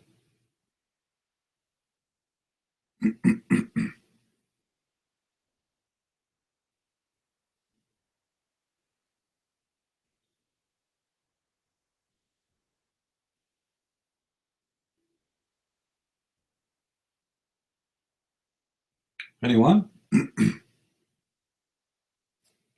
Where is the proud Muslims?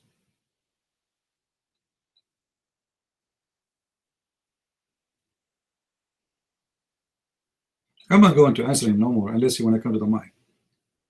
Anyone want to talk to me? Come to the mic. Anyone?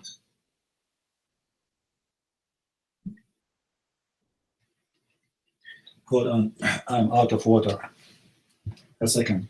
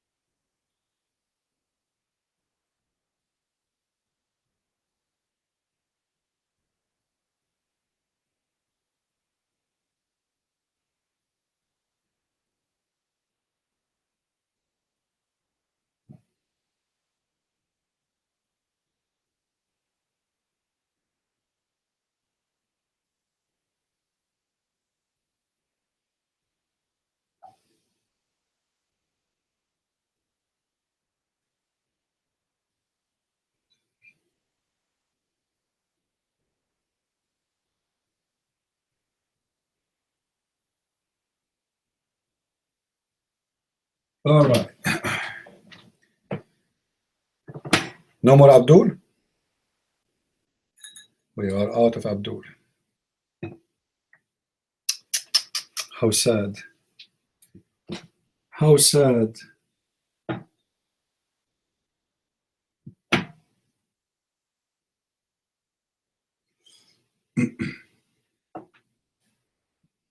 Uh-huh.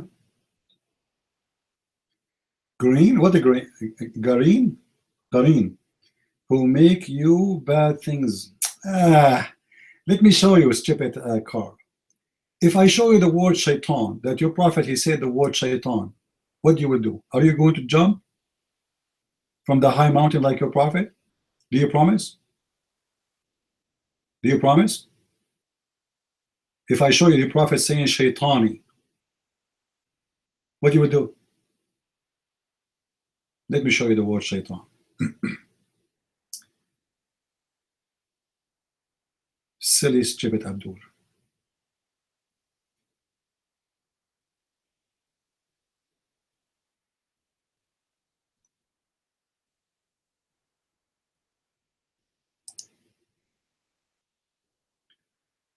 Carl, take it and take a nap for the coming 10 years. You're stupid like your prophet. Read it. I looked for the messenger and I put my hand on his hair. What the heck? He said, your shaitan has come to you. I said, don't you have a shaitan? He said, yes, but Allah helped me with him and he submitted. Shaitan convert to Islam? The shaitan of the prophet, he converted to Islam?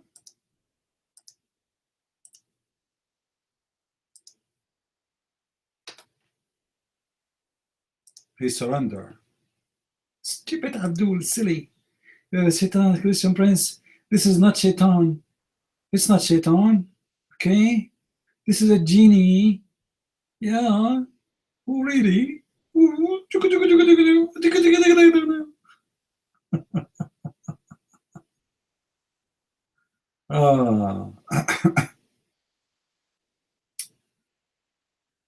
Stupid nation. Any Muslim here?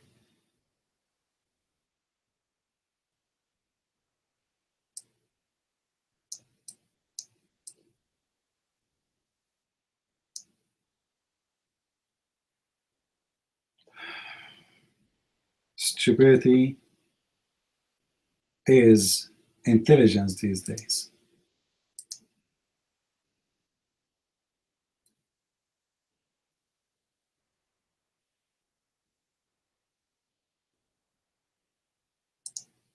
Let me show you another hadith. And you know, the funny, if this is not the Muslim translation, he might say to you, oh, you are giving your own translation.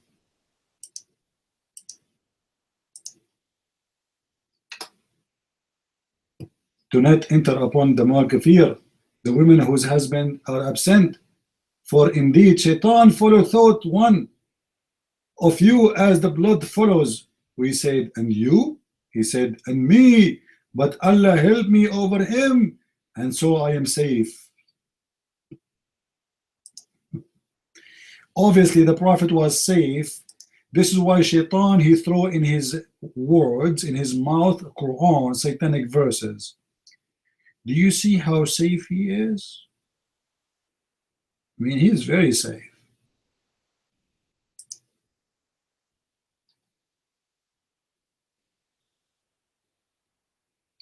Never happened? Okay, that's mean the Quran is corrupt, because the Quran is saying there's satanic verses. The Quran says that. Guys, be my witness. This guy, he says satanic verses never happen. So the Quran is fake. Why? If we go to the Quran right now, let us see the verses. Hold on.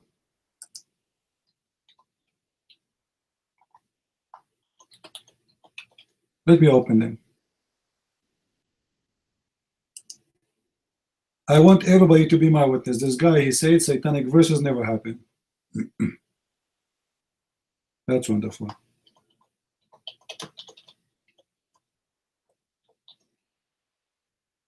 That's wonderful. This is the Muslim translation, not my translation. Yusuf Ali.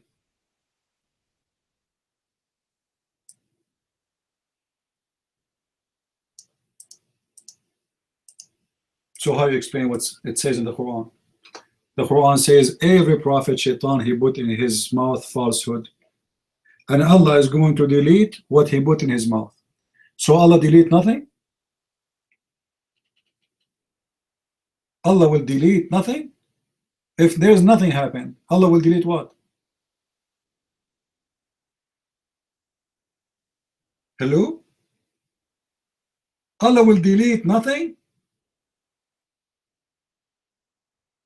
How Allah, he says that every prophet shaitan he put in his mouth falsehood, false talk, and Allah will delete whatever shaitan he throw there. Allah will delete what from the words of Muhammad? Tell me. We are waiting for the answer. You just said there's nothing to be deleted.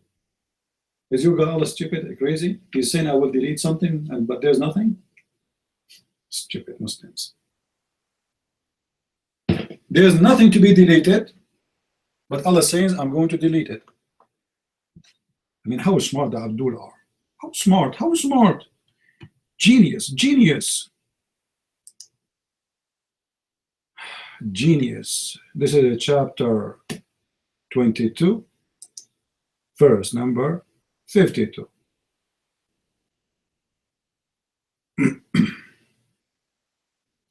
And then you will see that Allah delete nothing. How we can prove that Allah delete nothing? In chapter 22, verse number 53. Read it. Somebody pause for guys. Chapter 22, 53.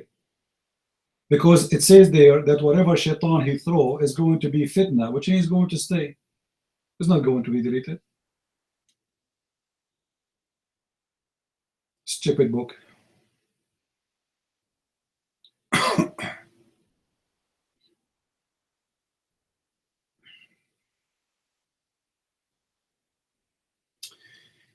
The Internal Ministry of Security in Saudi Arabia. A man, he was trying to go inside the Kaaba and explode himself. I mean, come on, man. Come on. Let the guy practice his right as a Muslim. Shame on you. The guy, he want to explode himself. What's your business? Oh, man. He's a good Muslim.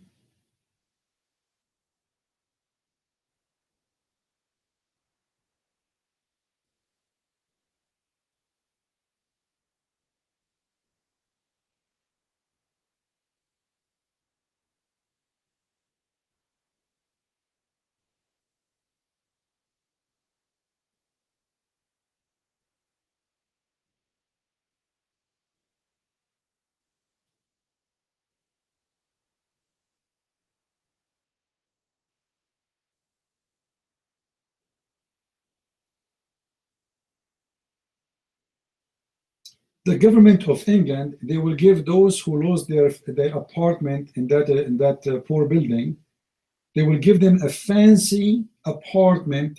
The price of each one of them is 1.6 million pounds.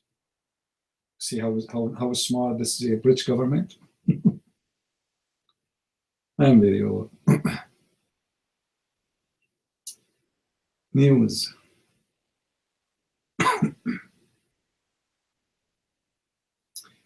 Belgium court, a court from Belgium,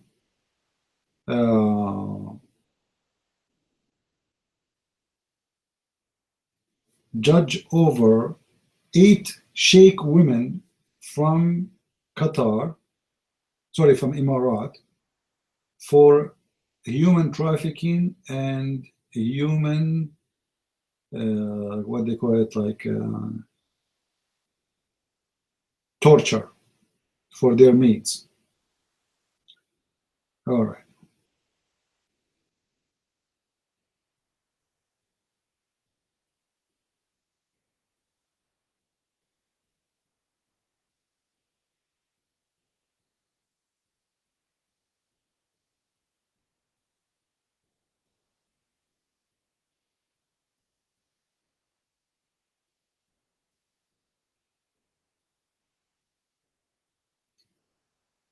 Do we have any Muslim?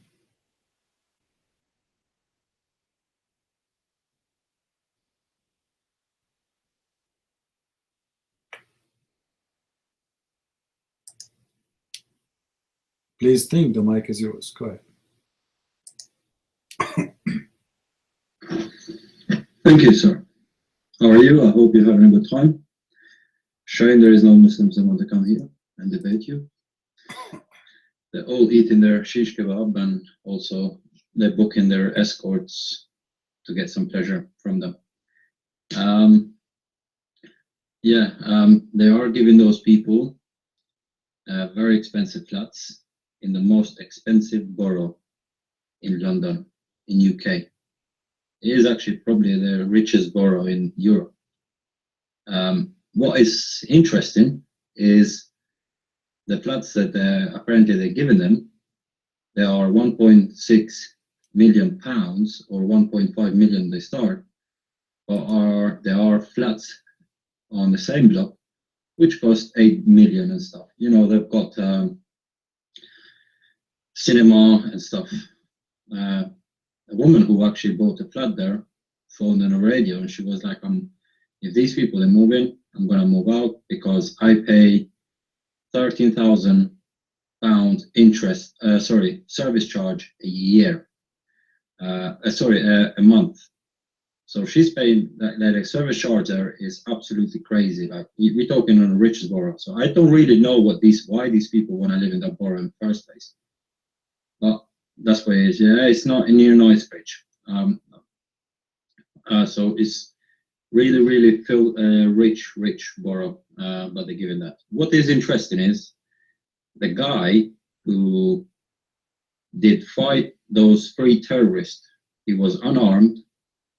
When policemen who were unarmed, they started running away, this guy went and actually fought with them. He got stabbed about, I don't know, 7 times or something. Who now is out of hospital. He is homeless.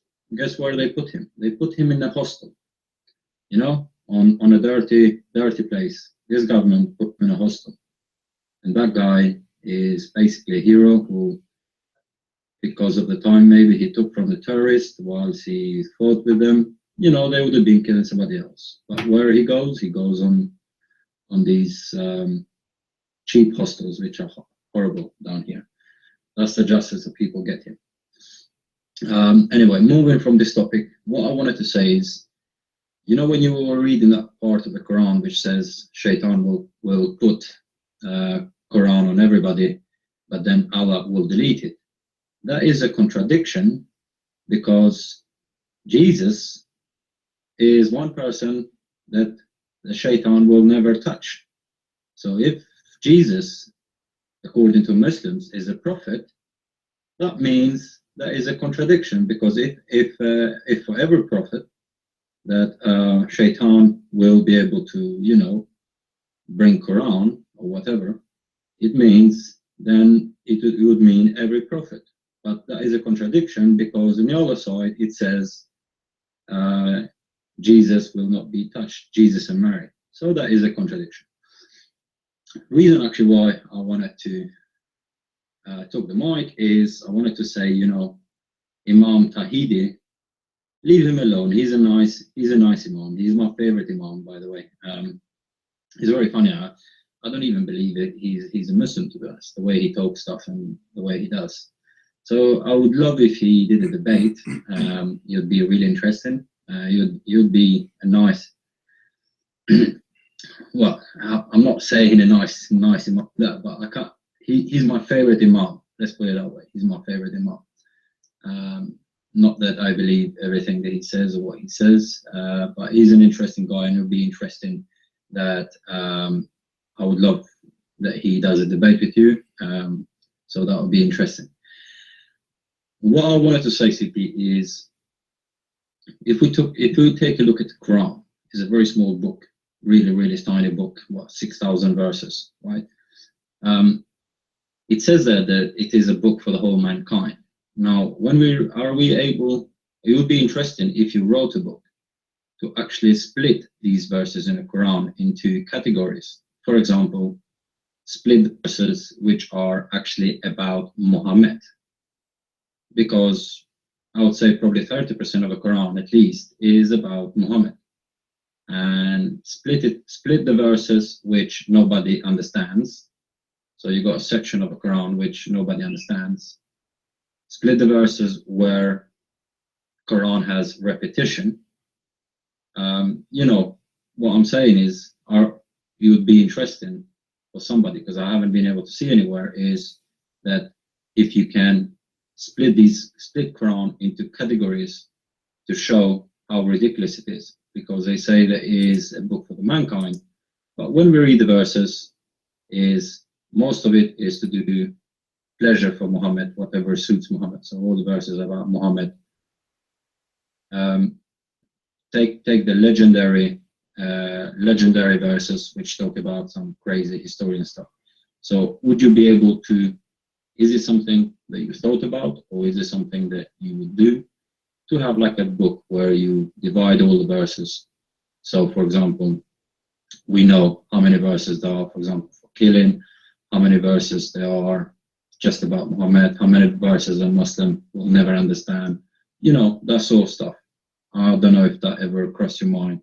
I would actually be interested in that stuff. So I just wanted to ask if it's something that you would do, because I would be actually interested to know how many verses there are in the Quran that Muslims either dispute with each other or they're not sure what it means, and how many verses there are actually which are all directed to Muhammad and things that he wants to do, about verses that command him to do stuff. So because I think there is a large percentage of it which is only for Muhammad, because he brought these verses to suit himself. So they'll clearly prove that it's not for the whole mankind, but it's simply for him, and it was a book for him. So I would like to know if you would be interested in things like that. Thank you.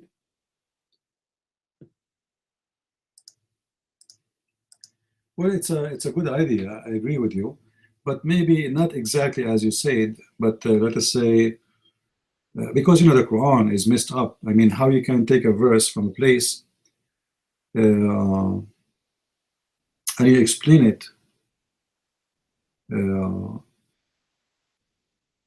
don't know. Like, I mean, if you want to talk about, let's say, killing, in order to speak about that verse, you have to quote many verses with it. It's like you have to carry many things come with it.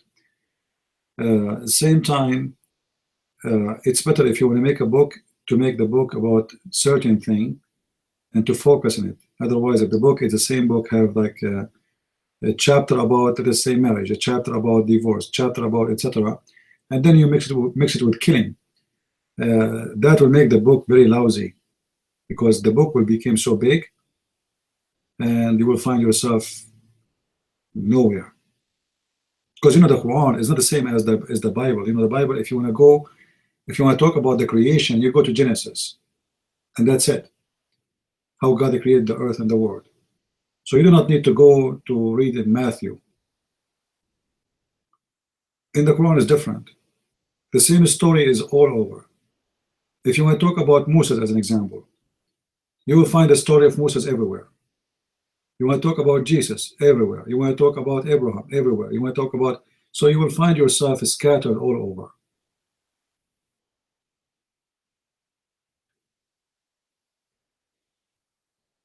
Yeah, you can make a section book, which means the whole book is about one section. That is possible.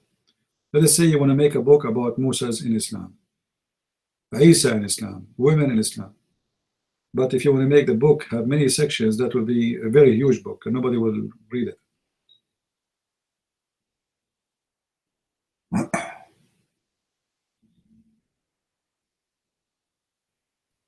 Actually, the whole Quran is about Muhammad.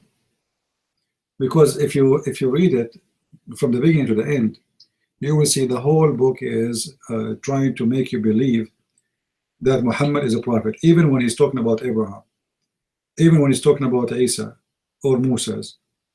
The whole point is Muhammad is a prophet who is completing the message, and he is the one which should people follow. But if we speak about verses, speaking about Muhammad by name, there are a few. There is a chapter that's called the chapter of Muhammad. But if you read the chapter of Muhammad itself, you will find that chapter of Muhammad don't speak about Muhammad, but yet it's called the chapter of Muhammad, which is funny, you know. The chapter of Al Imran. You read it, you think you are going to find a chapter speaking about the family is called Imran, the family of Imran. But you go there, you will find that the chapter is really have nothing to do with them. It mentions some verses about them, but most of it is about something else.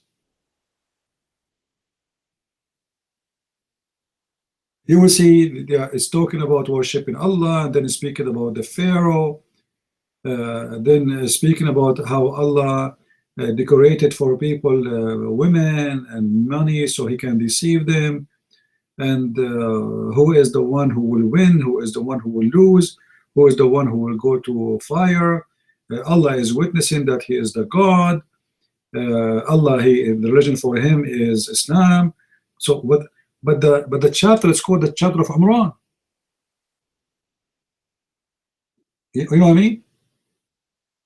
The chapter itself is called the chapter of Al Imran. Okay, where is Al Imran? You go right now, open the chapter number 3, and keep reading. Keep reading, keep reading, keep reading. And let me know when you find when the verse or the chapter starts speaking about the family of Imran. Any Muslim can tell me when? The first time the name Imran will be mentioned in verse number 33. So the first 32 verses have nothing to do with the family of Imran. So why they are there?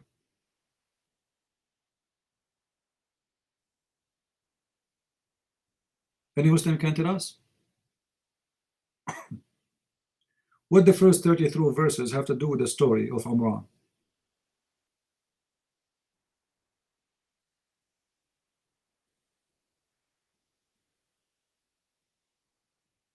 And then in verse number 64 and 66, 65, he go and talk about Abraham. What Abraham have to do with the family of Imran?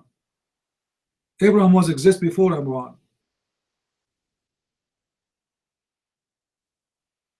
Verse number 67, it says Ibrahim, he was not a Jew, neither a Christian. I mean, how stupid is that? How stupid to say Abraham was not a Jew or a Christian?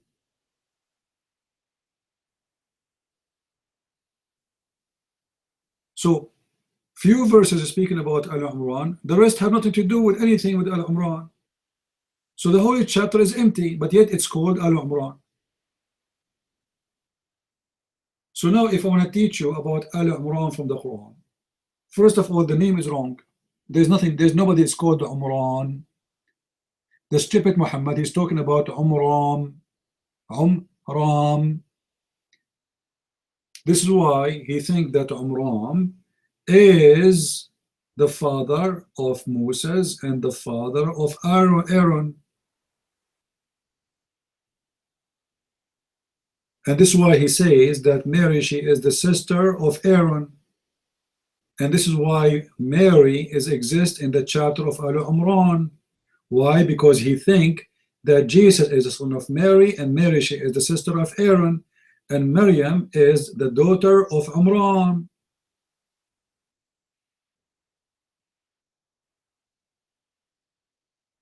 Which is in the Quran, Imran. That because he's stupid. So it's good to make a book, as you said, as an example about Al Imran in the Quran. But to find the story about them, you have to look all over the Quran, not only one chapter, because the chapter of Al Imran, there's nothing about them.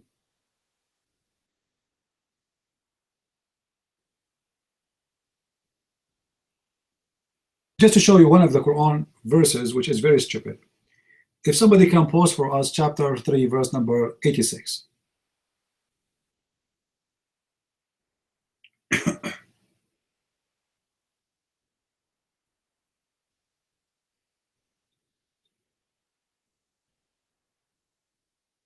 Yeah, in English, please. Look at this verse. How Allah will guide someone's or people who they, after he guide them, they became kuffar. Like, what the heck? So why Allah sending a prophet then? Allah sending prophet to guide who? The one is misguided or the one is guided? I mean, do you see how stupid this book is? When Jesus, he was speaking to those who they are lost, what Jesus said to them? When the Pharisees, they said, what, how do you talk to those people? Those are lost. What Jesus said? He said, I came for the sick. Is that correct? Is that true? I came for the sick one. You see the logic? You see the wisdom? This stupid God here, he's saying how he can guide the one who is became kafir. Like, so why you are coming? You are sending a prophet for what then? What is his business? To eat hummus? If you don't want to help the one who is lost, he is coming to help who?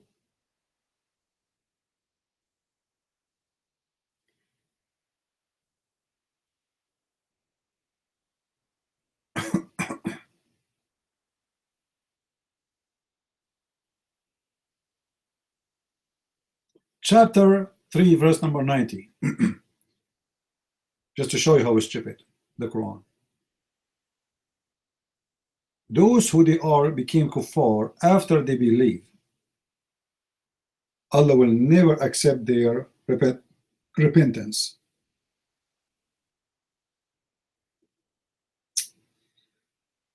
I mean, how deep that is. The verse number 91 says, إن الذين كفروا وماتوا وهم كفار فلن يقبل منهم أحدهم ملء الأرض ذهبا. Those who they die as kuffar, they will not be accepted from him all the money in the world. I mean, the guy is dead, you idiot. After he die, he will pay you gold.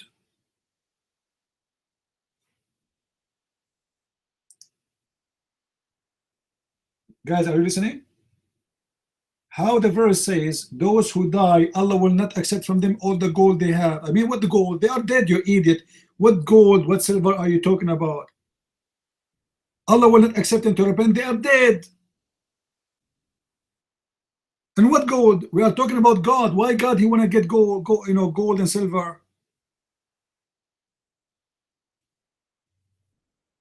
Can we bribe God?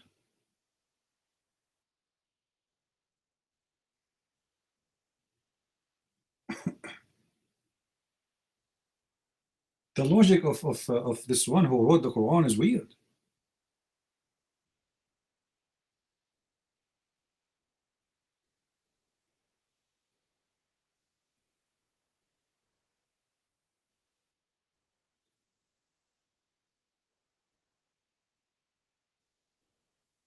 Any Abdul?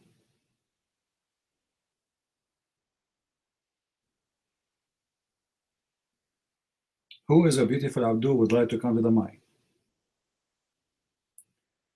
Mayday, Mayday, a beautiful Abdul is needed. No?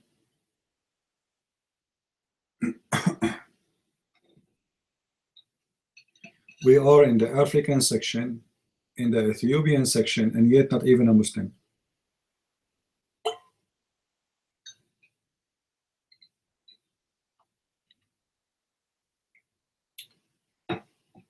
Guys, what I will do, where we can find Muslims, I go from a section to section like a homeless. Mayday, Mayday, a Muslim, please, give us a Muslim. Mayday. Any Muslim around? Should we move to a different section? Do you think if we move to a different section, what section we will go to?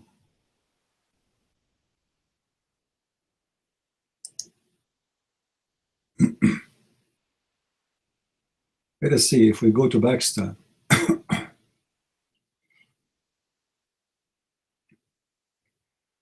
Oh, Pakistani, they will go crazy.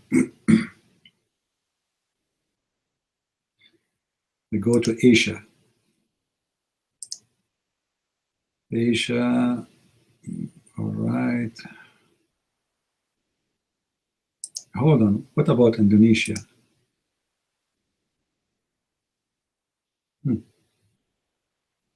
Let us see first if they have any Muslim rooms. Indonesia, there's only 8 rooms. Not worth it. Bangladesh, there's 19 rooms. Do you think if we go to Bangladesh, we'll find Zakir Naik there?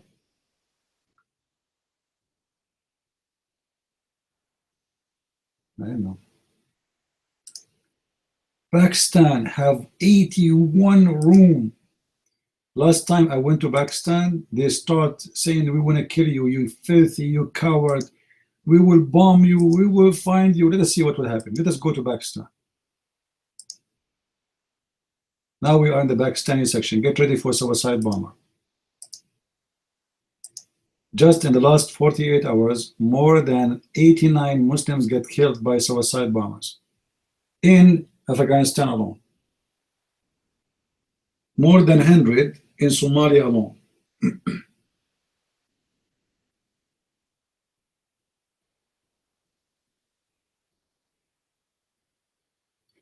Let us see what will happen. Please think, the mic is yours.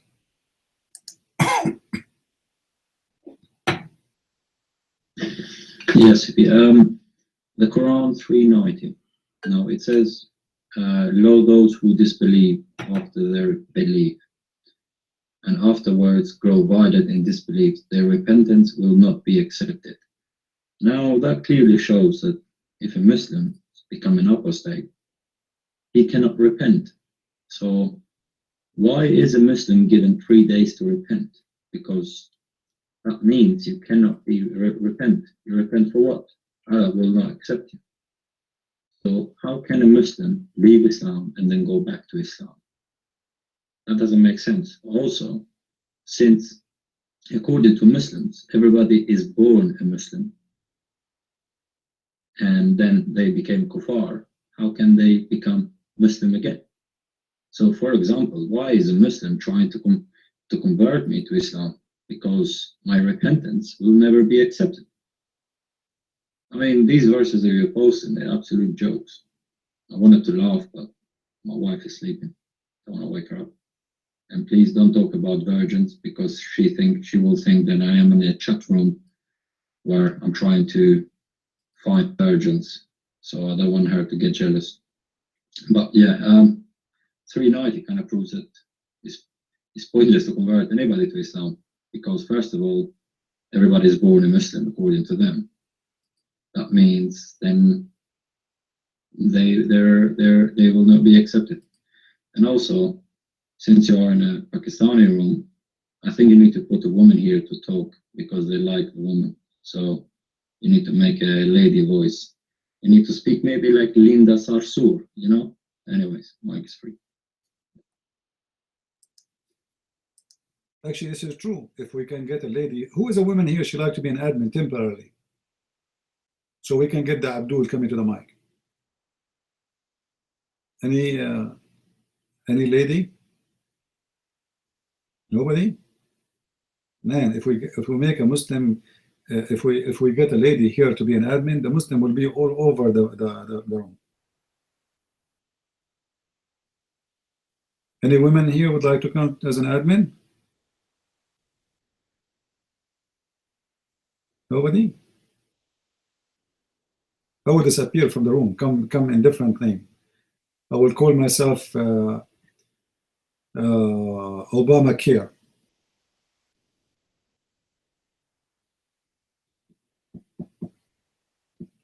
Any Abdul?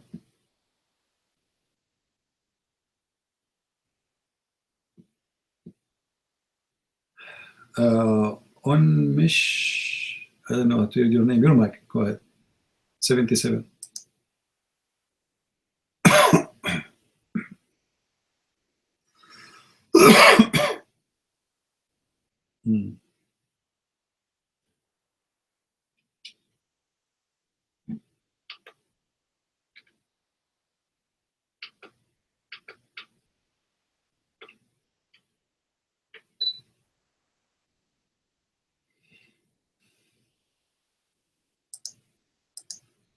What happened? Your mic is not working. Do we have any Muslim here?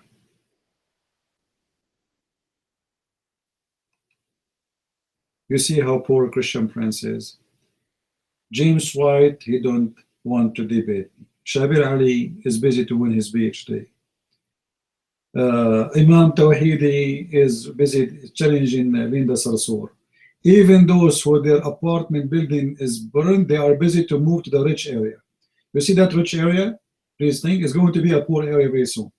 Because all those who bought their apartment there, they will move. They will sell it for nothing. They are making a very stupid decision. I don't know who is the one behind this, but that area will turn to be trashy.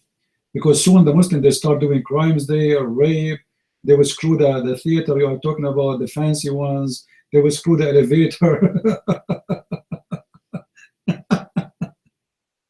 I mean, if I am the one who lived there, I'm going to sue the government.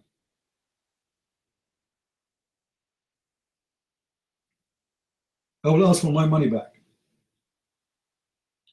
Because after this, who's going to buy there? Who's going to live in that building? Even the neighbors, they will leave.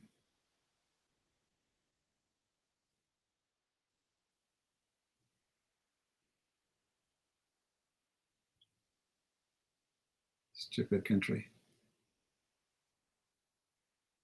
Any Abdul.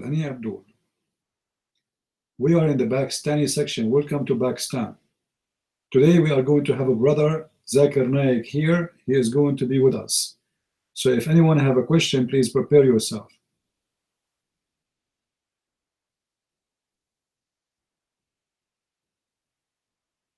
Any brother here? Let me see. Do the room appear in Pakistani section yet or no?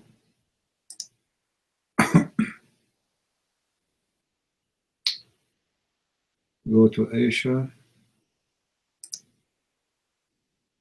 Terrorist group, Pakistan. Go right. Yeah, we are there.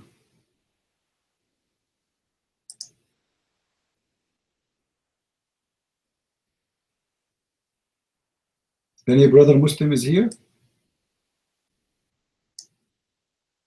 77, your mic. Testing. Thanks, CP. Test mic, test. Oh, cool. Alrighty. Yeah, so this is what happened. I just said Allahu Akbar, and then my mic worked. Can you believe it? Anyway, just kidding. Just hi to everybody. Just want to quickly say hi and thanks to CP. And CP, I had actually sent you a couple of messages on Skype. I really hope to get some reply regarding, because it's just regarding the translation work that I spoke to you about previously. So when you have the time, just drop me a message and we'll take it from there. So I just want to get that message in, just before I fall asleep. It's kind of it's kind of early here. So no, Mavis, I don't speak Arabic. I just hope you don't paint the wrong picture about me. I don't speak Arabic at all, not one word. So it's not cool there. Thanks.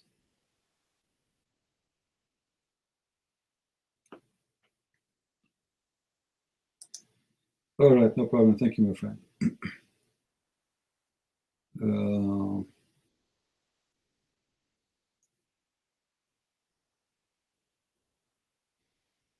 I will go to my Skype and see if I have any messages.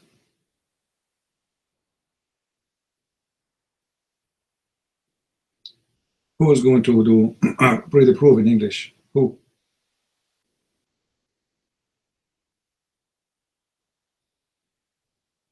Who?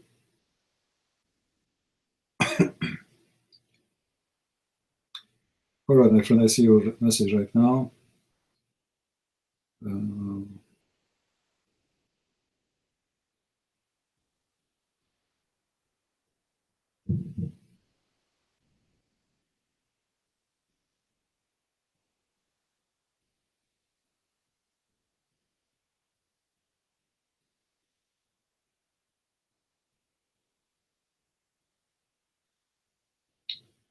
All right, I will answer you.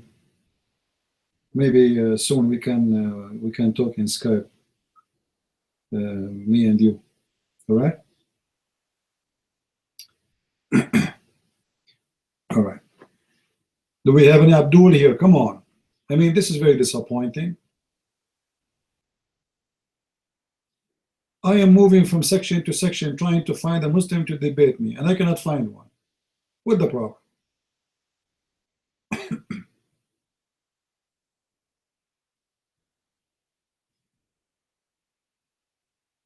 Gahirat, you are trying to be happy? What is making to make you happy? Allah will make your penis endless. What do you want more?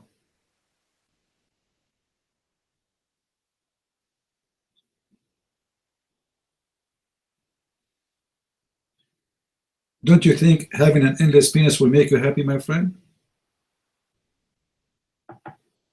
Huh? Gahirat. And you post for me what his name, the guy he converted to Islam because of what? Can you post that again, please? I did not see it. What is that? Dr. Michael Morris converted to Islam? He did not convert to Islam. This guy, he got a check and he screwed all the Muslims.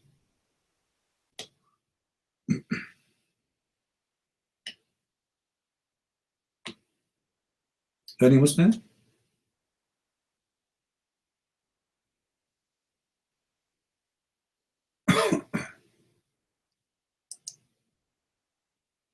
Who is a brave Muslim here? Have the courage and the knowledge.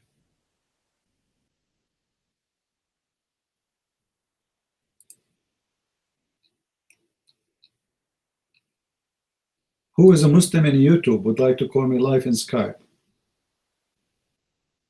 I am in Skype right now. Who is a Muslim? He have the courage to call me in Skype.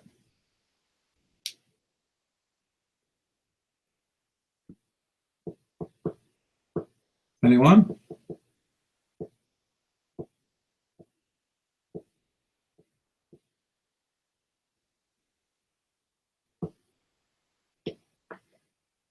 Gahirat, the YouTube is posting its proof what? Open the link with open mind. Guys, if you open the link with a closed mind, the link will not work with you. You have to open the link with open mind. You know what? I'm going to open the links just because I'm seeking a love. Seriously, I just want to love. So I'm going to open your link just to love. The story of the Pharaoh. Oh, Dr. Morris Bosil, but did not convert to Islam. Okay, you know what? This is my challenge for you, Abdul. I want you to show me one video of this guy saying, I became a Muslim.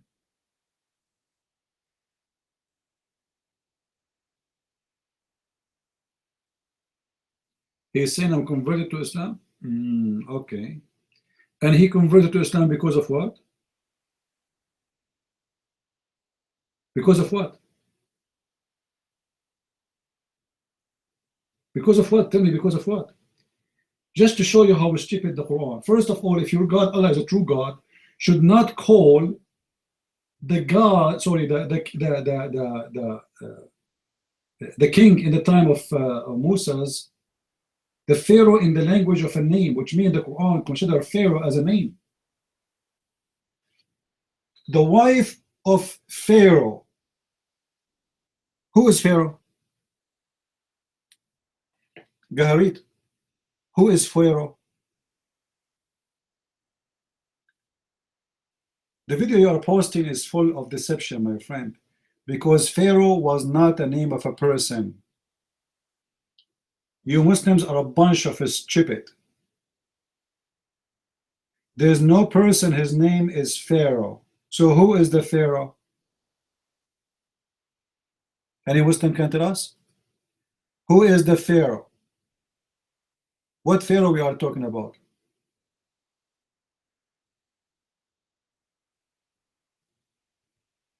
Let us see who is the Pharaoh in the Quran. The Pharaoh in the Quran is a person exists in the time of a minister. His name is Haman. But Haman was a minister in the Babylon.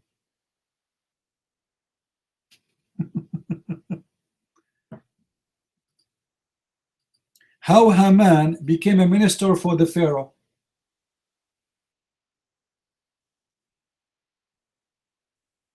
Any Abdul? And just to show you that the one who made the book is stupid. Guys, somebody post for me chapter 28, verse number 6.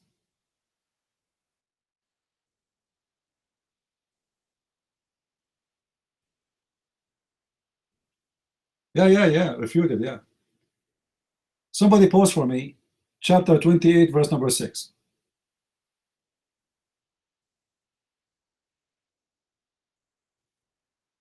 Can somebody post it so we can love?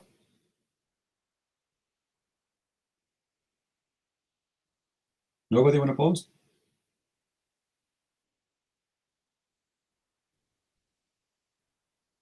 "28, verse number 6.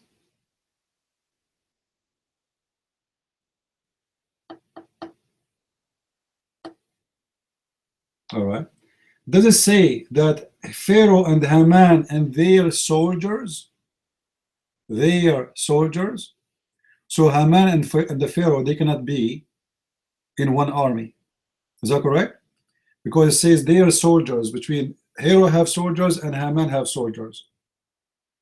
Any Muslim have a disagreement with this?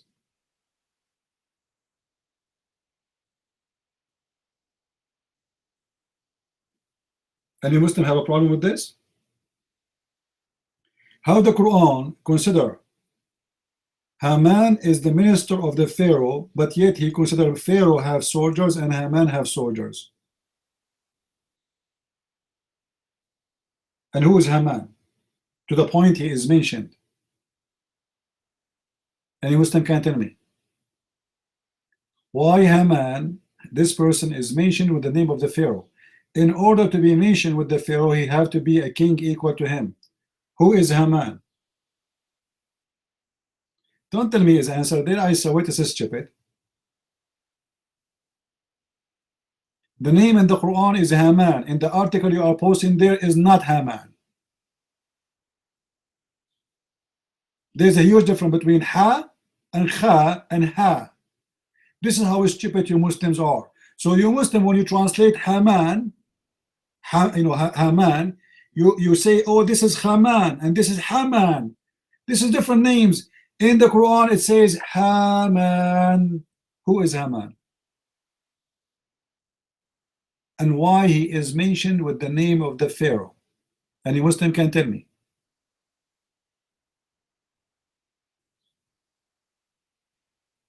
No?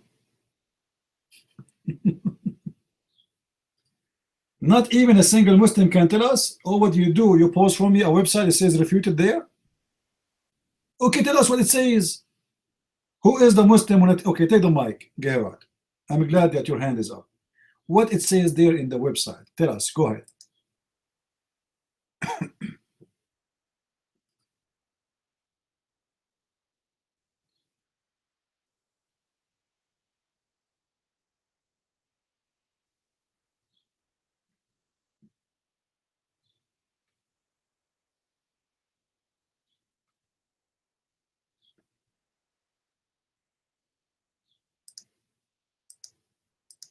Gerard, the mic is yours. Go ahead.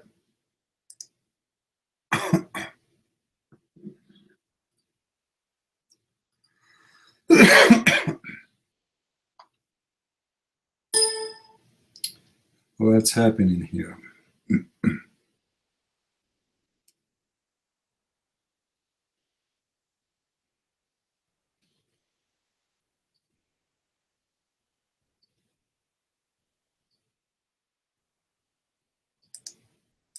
Gerard, what happened? Are you okay? Are you there? Is your health is okay? Are you reading the website?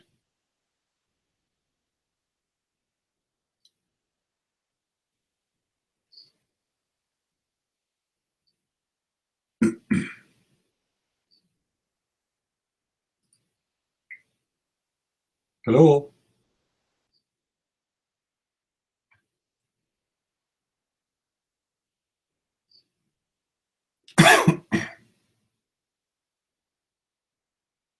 Any Muslim?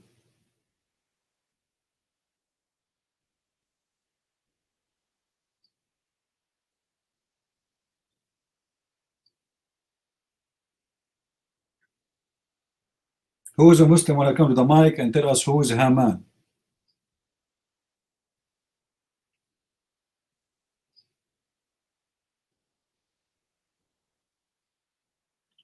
And who is the Pharaoh?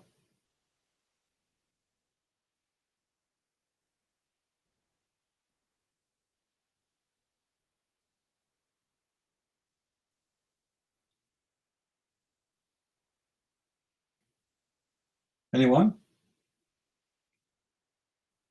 You see, Carl, you are posting for me a website. If I read from it, I will laugh. Trust me, you will be unhappy.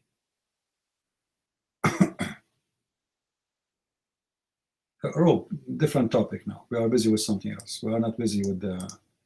They can curse. We know that the Muslim they curse always. So what a big deal. So, Carl, if I read for you from the website you post for us, do you promise me to come to the mic? Do you promise me to come to the mic? Because I have no problem to read from there. What do you think? Who have the courage to come to the mic and read for me from any website you want?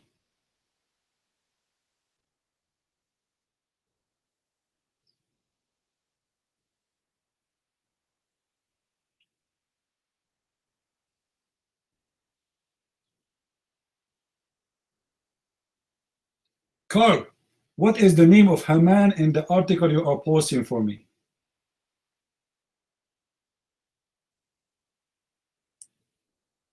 Is that correct name?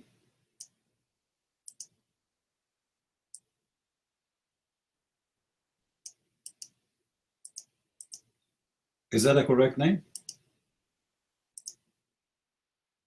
Do you agree with it?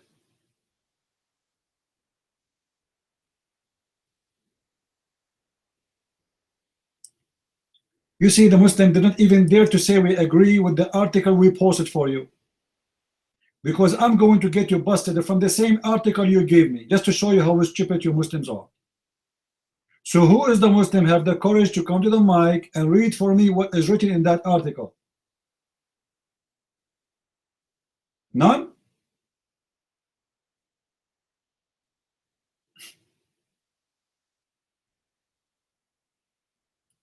Nobody? So you post for me an article, but yet you don't want to read it for me?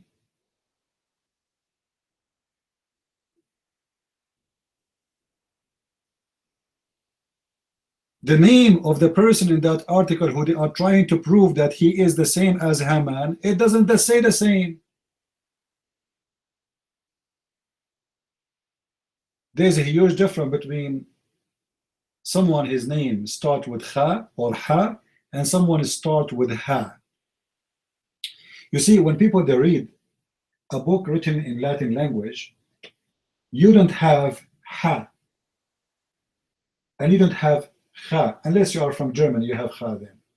So what those people they say to you, see, it says they are the same name. This is not the same name. Haman is not Haman. Haman is not Haman. The name of the one we speak about in the Quran start with the letter H. What is the letter of the name of the person we are talking about in that article?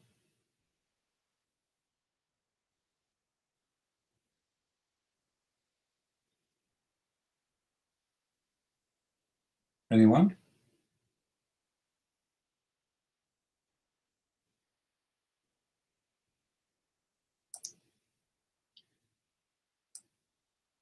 Actually, you can find the answer in my book. In my book, I made every Muslim laugh at his miracle.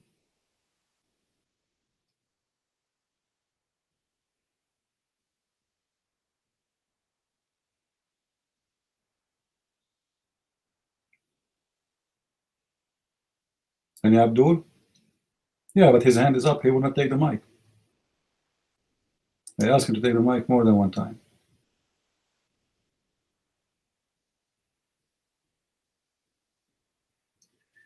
First of all, the Quran obviously is written by someone he have no idea what history is about. The same as Muhammad in the Quran, he says that Mary, she is the sister of Aaron. The same as Haman became the minister of the Pharaoh. There's no whatsoever anyone, his name is Haman, was the minister of the Pharaoh, for a very simple reason. There's nobody, his name is Pharaoh. This is number one. Number two, Haman is not exist in that area. Muhammad is a thief. He heard the story of Haman, the same as he heard of a rich man, the same as he heard of a Luqman. All those stories he copied and he put in his book. But because he's ignorant, he mixed them up.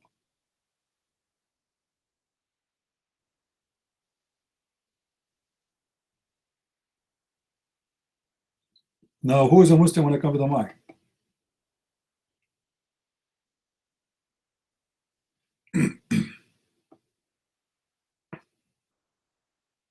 Gayrat, are you there? Your hand is up. Give me one. Take the mic. Take the mic. Let us hear you.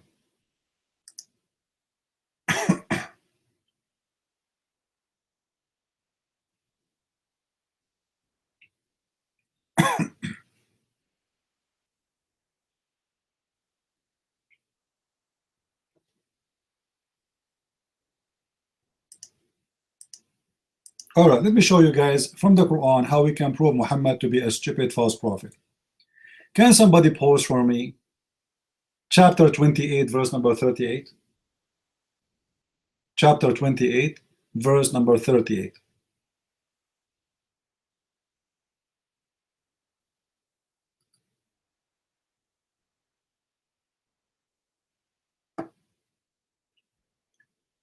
What do you understand from this verse? Anyone understand anything? What do you understand from this verse? What the Pharaoh is ordering the guy, his name is Haman, to do?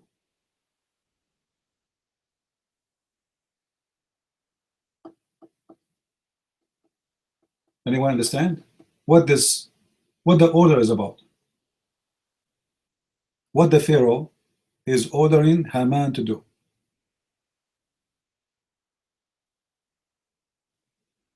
Building a place to do what? What kind of place? What kind of a place? A palace? A tower? What kind of place?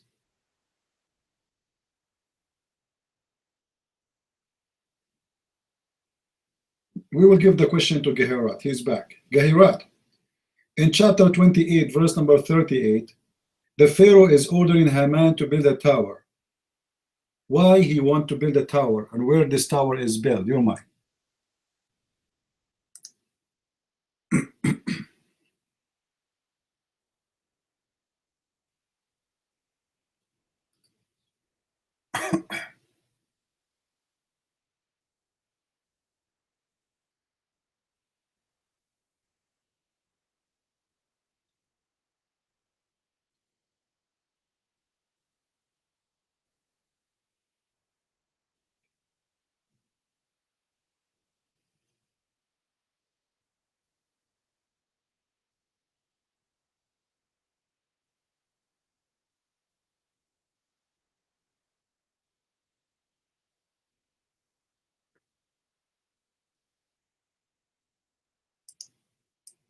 No, not pyramid, because pyramid simply is a grave, is not a tower to go and see God.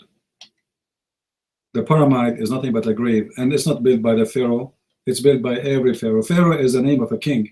Sorry, is a word meaning a king who is worshipped as a god. And obviously this is a stupid thing of Muhammad to say the Pharaoh, because how we will know now which Pharaoh? Which Pharaoh? A tower to see the God of Moses. Thank you very much. Guy, did he say that? Did he say he ordered him to build a tower to see the God of Moses? Okay, where we can find this tower? Isn't it this is the Tower of the Babylon?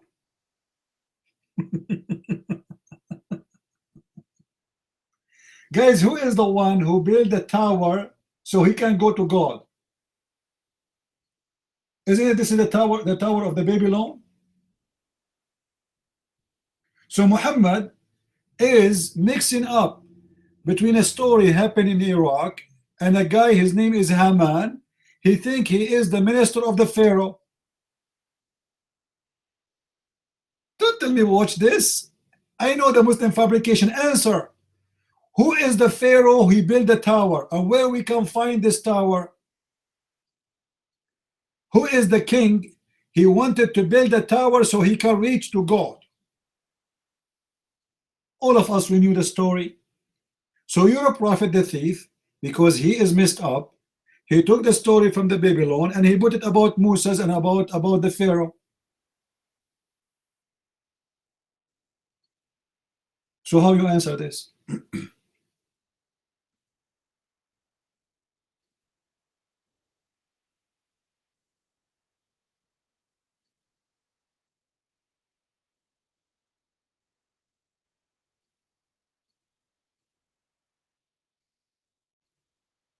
Hmm?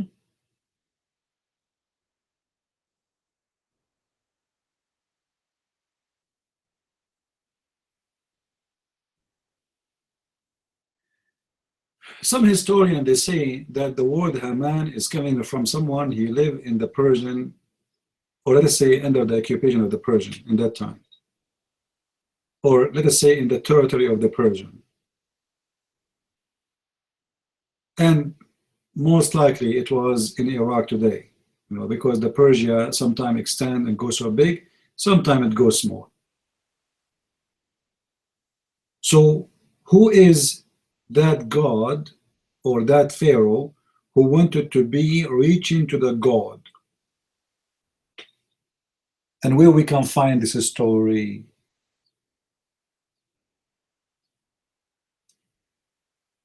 Any Muslim can answer me?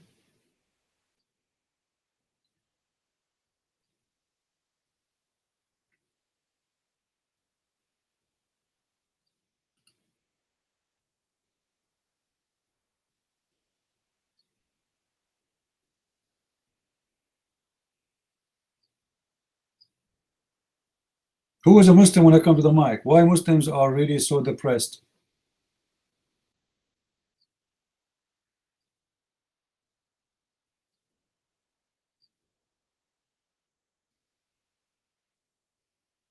According to scientists, between the Pharaoh Muhammad is speaking about is more than 1,000 years. More than 1,000 years. At least.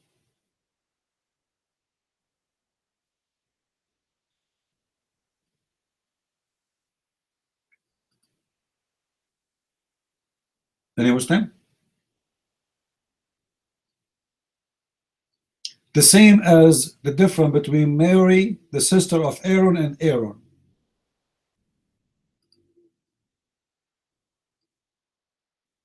Hundreds of years between Mary and Aaron.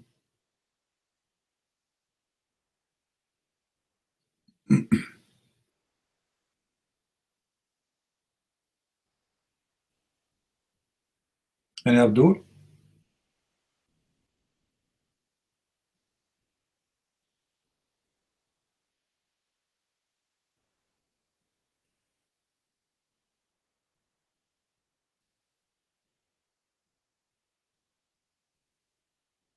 How this happened? It's a clear mistake. Very clear mistake.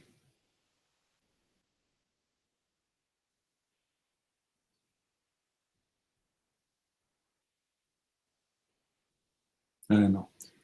Look like Muslims, they give up. They have no courage to come to the mic. From Italian gangster to Islam, but no wonder he became a Muslim. He's a gangster. I mean, who is better than Islam to take a gangster? I'm not going to question that.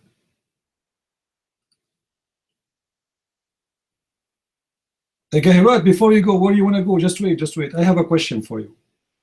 He left. Coward. Who is a Muslim when I come to the mic?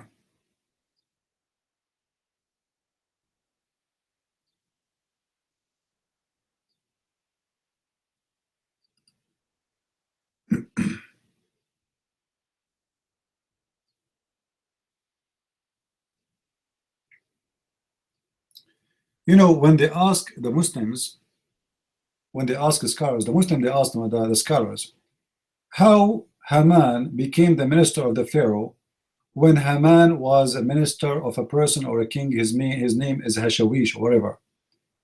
And there's more than 1,000 years between them. Do you know what the answer of the Muslim scholar says? The Sheikh? He said, who knows better, Allah or those historian, huh? Who knows better?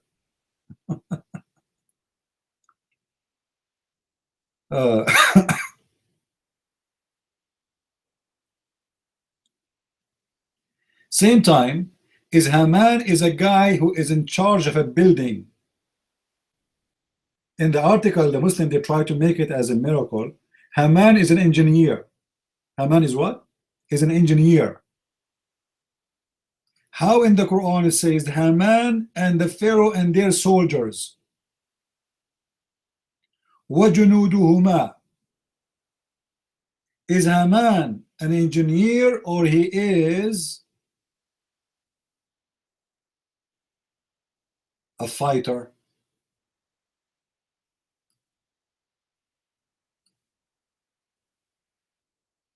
Any Abdul?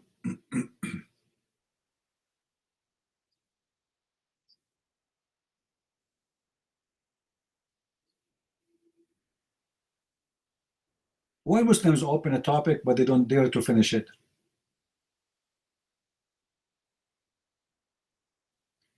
You heard the Syriac Christians started Islam because of the debate of deity of Jesus. That's false.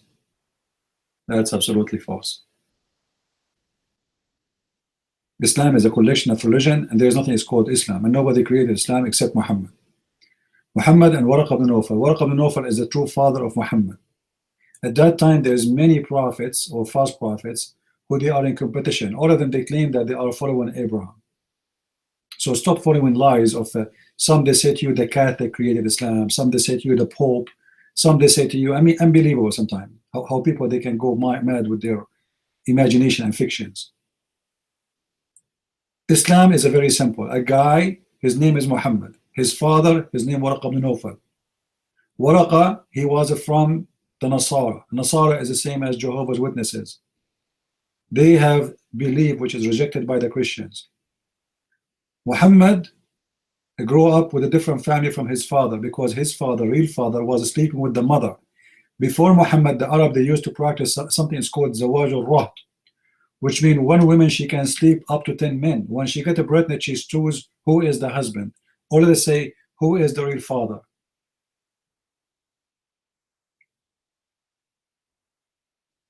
Didn't Ibn Malik call him Muhammad, the praised one?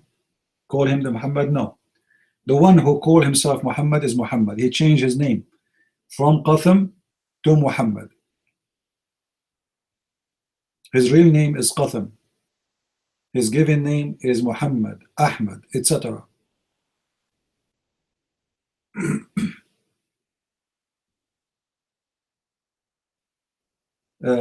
And obviously, Muhammad is trying to copy a guy. His name is Mani.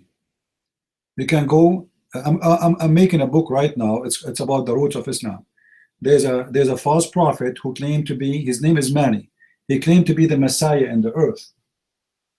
He claimed to be that he is the Son of God. All right. So he's trying to saying, I am the Messiah. I'm coming back. I'm the praised one.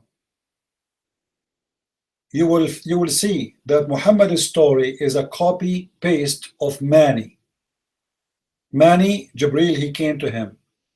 Mani was squeezed by Jibreel. Mani was given verses of Allah from Jibreel. Mani. Go and see all the stories of Mani. You will see how much similarity between Mani and him. Mani, he went to the 7 heavens in the top of a flying mule. or donkey. So a lot of stories is taken from the story of Mani. Sometimes, like, sometimes I suspect if Muhammad was really exist, it looked like it's like the same guy. His name is Mani. They change his name and make him an Arabic man. For those who do not know, Mani became the religion of the Mani, or the Maniwiyin, became very popular in the Middle East. Actually became #1 religion. Not money, Mani. Mani.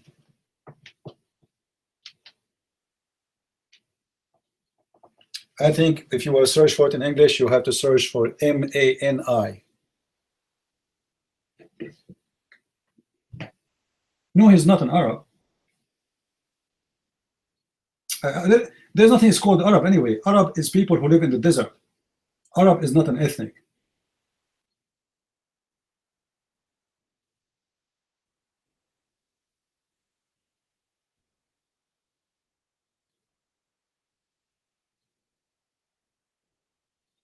Arab is not an ethnic. There's nothing called Arab.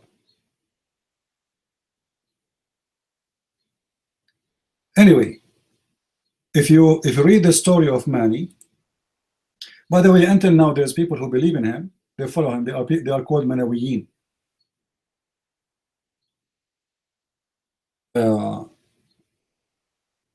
It's very obvious that this person, he have a lot of impact on the foundation of Islam. And a lot of stories is coming from the story of Mani.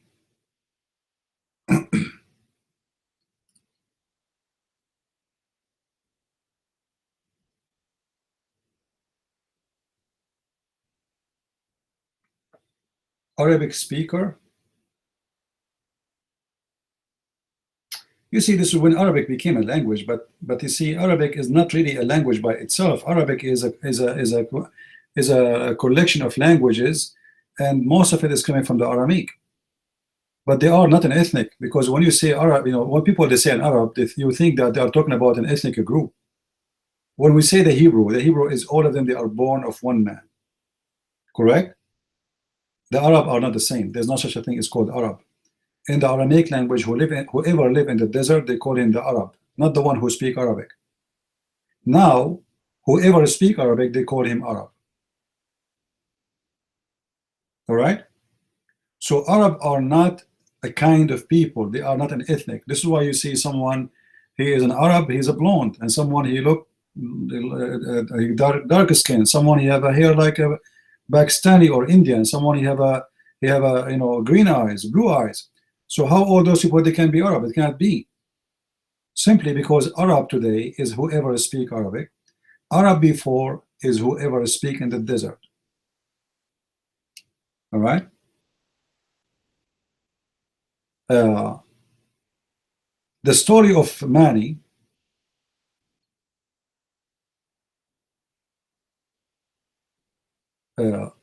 somehow he's trying, let us say,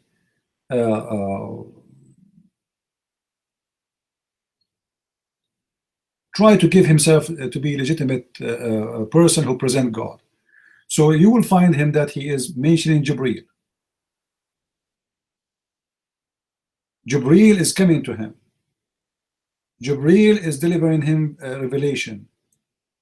Jibreel is showing him the heaven. Jibreel is taking him to the seventh heaven. Jibreel, you will find the story of Jibreel all over the story of Mani. The only difference between Mani and Muhammad, Mani was not a violent man. He did not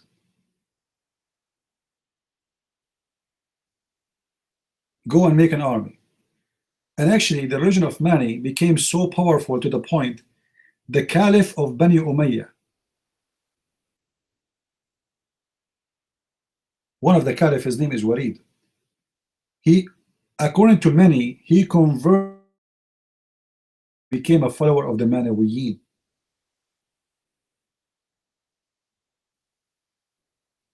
And there is many famous Muslims, they are so proud about them, they are Manawiyin. As an example, there's a very famous writer, his name is Ibn al-Muqaffa. This guy, he was from the followers of Mani.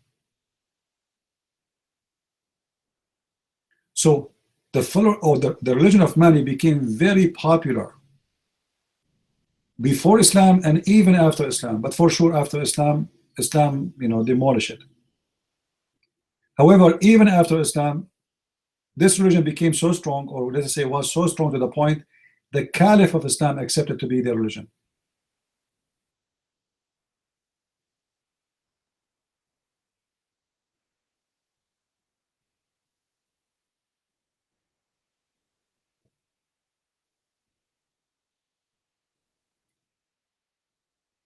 Do we have any Muslim? Because I have some questions about Mani and Muhammad.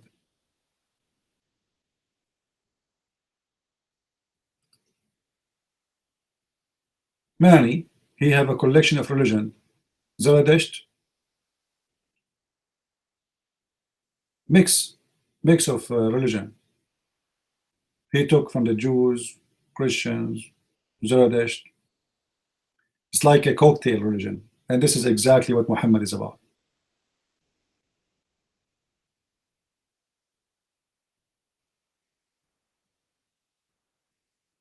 And Mani believe in one God.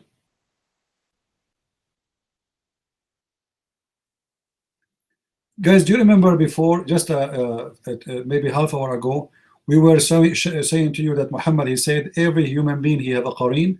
You remember one card he said he have a qareen, which means a genie who is accompany you. This is the teaching of Mani. Mani, he said that he have a qareen, a companion. He came to him and he appeared to him. And he told him that Allah, he selected him from all other people to be the prophet of the whole world.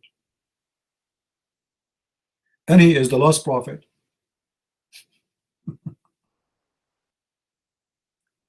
That is Jibreel. Muhammad, he came and he said exactly the same. An angel appeared to him and told him that Allah selected him and he is going to be the last prophet.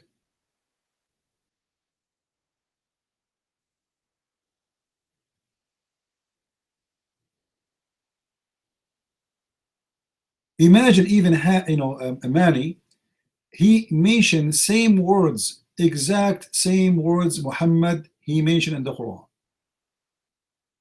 As an example, Mani, he said, I've been sent to all mankind. لِلنَّاسِ كَافَّةً. لِلنَّاسِ كَافَّةً. Muhammad, he said exactly the same words. When I was making the study in my book, I was thinking, like, is Muhammad really exist as Robert Spencer maybe he doesn't exist? Because it looked like somebody is copying from the book of Mani and putting it in the Quran.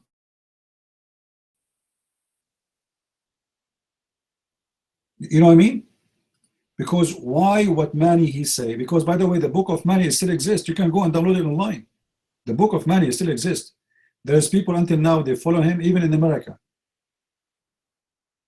The religion of Mani did not disappear. It still exists. So why the words of Mani, it's exactly the same as Muhammad. As an example, Muhammad in chapter 34, verse number 28, it says, وَمَا أَرْسَلْنَاكَ إِلَّا كَافَّةً لِلنَّاسِ. We send you to all mankind, to all the people. But this is exactly what Mani he said. I will quote what Mani he said in Arabic. إِنِّي جِئْتُ مِنْ بِلَادِ بَابِلْ لِأُبْلِغَ دَعْوَةِ لِلنَّاسِ كَافَّةً. I came from the Babylon land to tell my mission or my invitation to all mankind. And this is what Muhammad he said in the chapter of Al-Isra.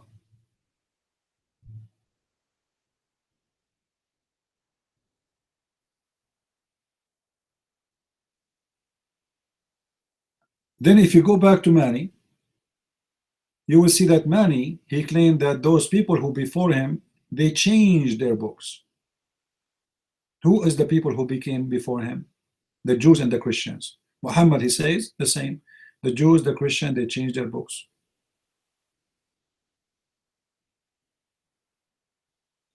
Mani, he said, don't worship idols. Muhammad, he said, don't worship idols. Mani, he said, don't drink wine, don't do gambling, don't have idols. Those are from the act of Satan. Muhammad, he said the same in the chapter of Al-Ma'idah, verse number 90.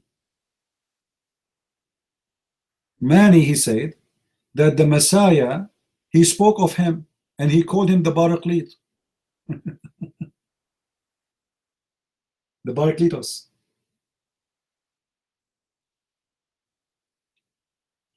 Can you write Mani? M-N with I, maybe in English, I think. So Mani, he said, how Muhammad what?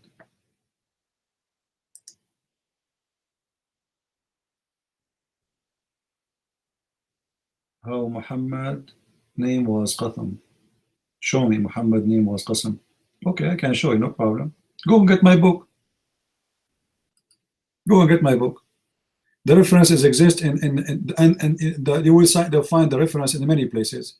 However, let me show you something. Show me the reference.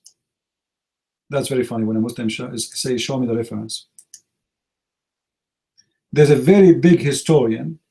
He's a Muslim from Tunisia. He make his PhD, all of it, to prove Muhammad, his name is Qatham, and he won. Hold on. When Muhammad was born, there is a family member before Muhammad. He died. His name is Qatham. His name is what? Qatham. So when Muhammad was born, his grandfather called him Qatham, according to the Muslims. And according to the Muslims, his mother, she asked the grandfather to change the name from Qatham to Muhammad. But nobody believes in this story. Because the mother of Muhammad, she did not even live with Muhammad. She did not even take care of Muhammad. This guy was under the authority of his grandfather, and women, they have no authority even to name their children there. However,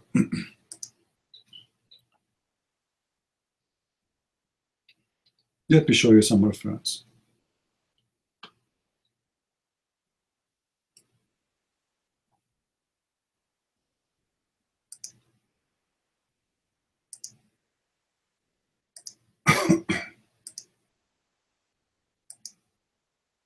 See how nice I am? I show the Muslims the reference, etc. But they don't appreciate.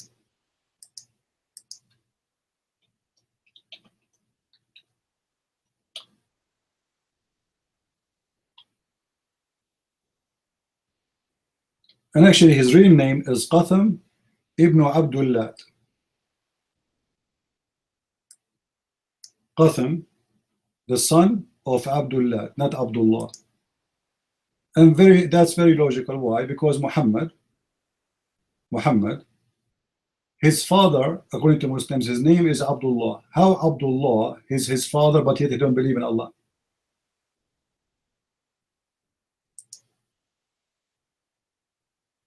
Anyone can tell me? How his father his name is Abdullah, but yet he don't believe in Allah? Imagine your name is a slave of Allah.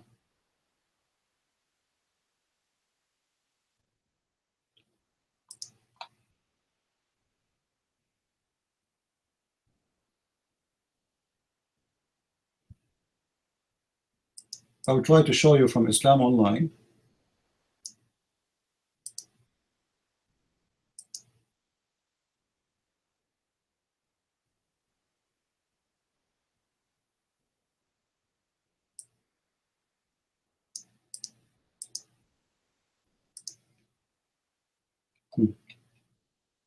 You see, they took the article down from Islam Online. You believe it? but I will try to find it. Hold on. Here we go. I found it. This is the archive of Islam Online. They took the article off, but it's still there in the archive. Open it, Carl. This is Islam Online. This is not a Christian Online. Read it and let me know what you think. The real name of Muhammad is Qasim. And he changed his name from Qasim to Muhammad after he announced himself to be a prophet. Which means he lived all his life as Qasim. Nobody called him Muhammad until he was 40 years old.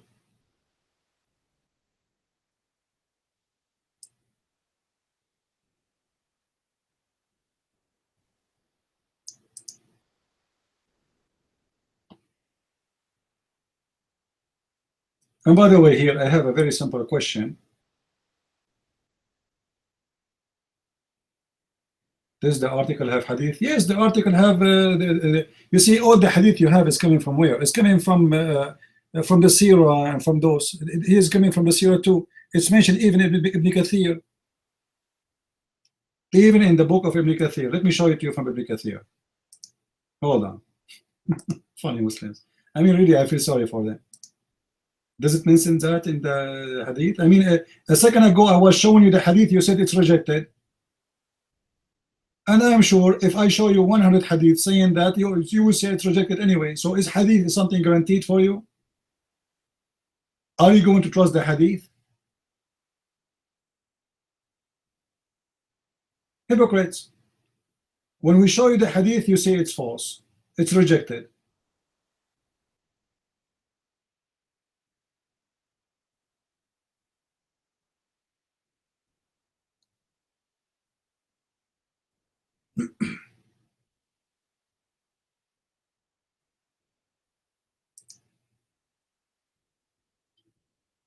Let us see.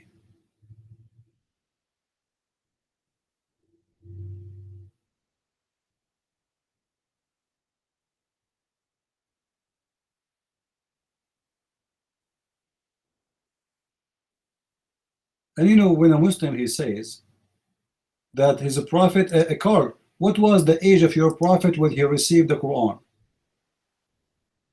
Any Muslim can tell me? What was the age of your prophet when he received the Quran?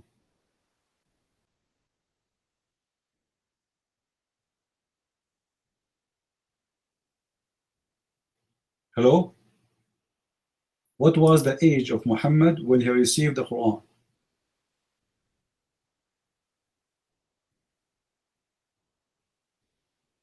"40." What was the age of Jesus when he received the gospel?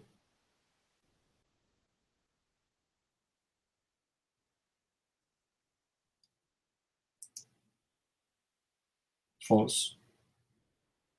Who said to you 33? Where you get this from? 29? Who told you that?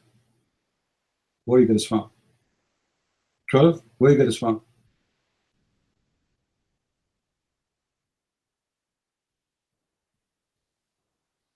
According to the Quran, Jesus was a prophet of God in the day number 1 of his life.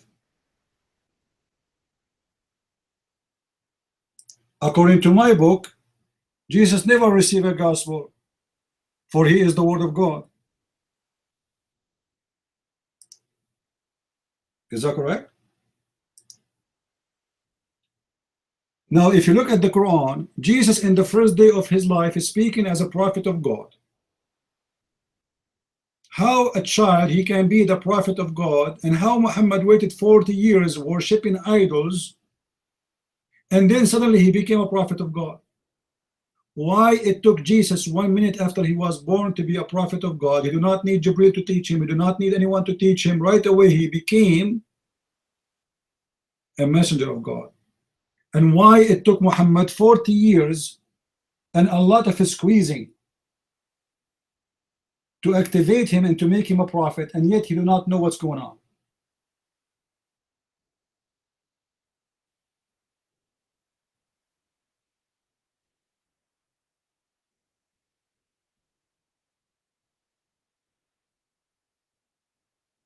And this is my question to the Muslims.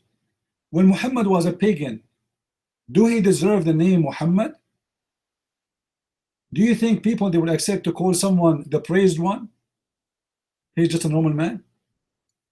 Don't you think this is not logical? Correct, guys? People will not accept what the praised one. Imagine my mother, she want to call me the praised one, and then I go to school, and then people, they ask me, what's your name? I said the praised one. Like, what the heck? How his name became the praised one? He became the praised one after he became a prophet. He announced himself to be the praised one even after he became powerful. And all the stories about Muhammad is a fabrication, that his name is Muhammad. Even Muhammad, he says, call me by the name I was given to me in the hadith, which is supposedly Muhammad, given to him by birth. Who gave it to him by birth? Allah.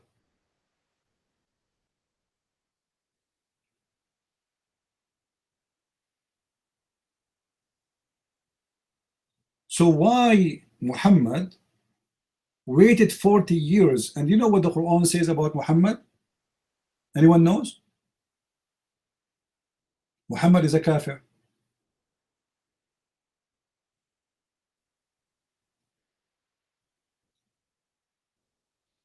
Do you believe it? According to the Quran, Muhammad was a kafir.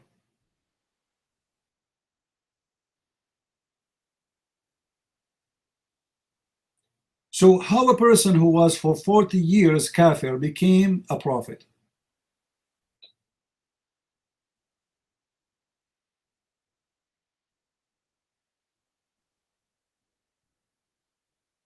Any Muslim? Yeah, you see, the Muslim, they say to us Muhammad was following Abraham before he became prophet, right? Always we hear that, right? It's a lie. The Quran confirmed that. Chapter 42, verse number 52. The Quran says that Muhammad, Allah says to Muhammad, and we inspire you from our spirit of our command, and you used to know not what is the book and what is faith. So what? Muhammad do not know what is the book and what is faith. So how the Muslim, they say to us, Muhammad, he used to have the faith of Abraham, when the Quran says that Muhammad had zero faith. Can somebody post the verses? Chapter 42, verse number 52. He do not know what faith is, and he do not know what the book is. I understand he was not given a book, no problem. Okay. But how he can follow the book of Abraham if there's no book of Abraham? And how he can follow Abraham if you have no faith? If you believe in the God of Abraham, you have faith. Is that correct? Guys, is that correct? Somebody believe in the Abrahamic faith, he have a faith. So how the Quran says he have no faith at all? Zero.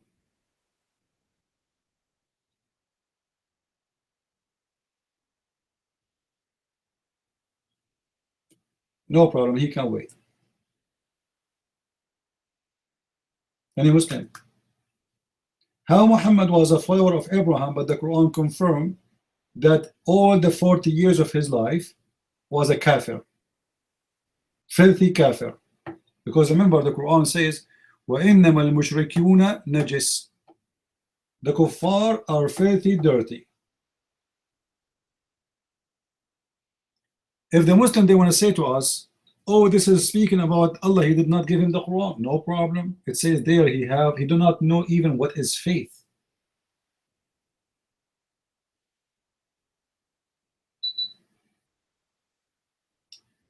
Sharp blade, oh my, go ahead.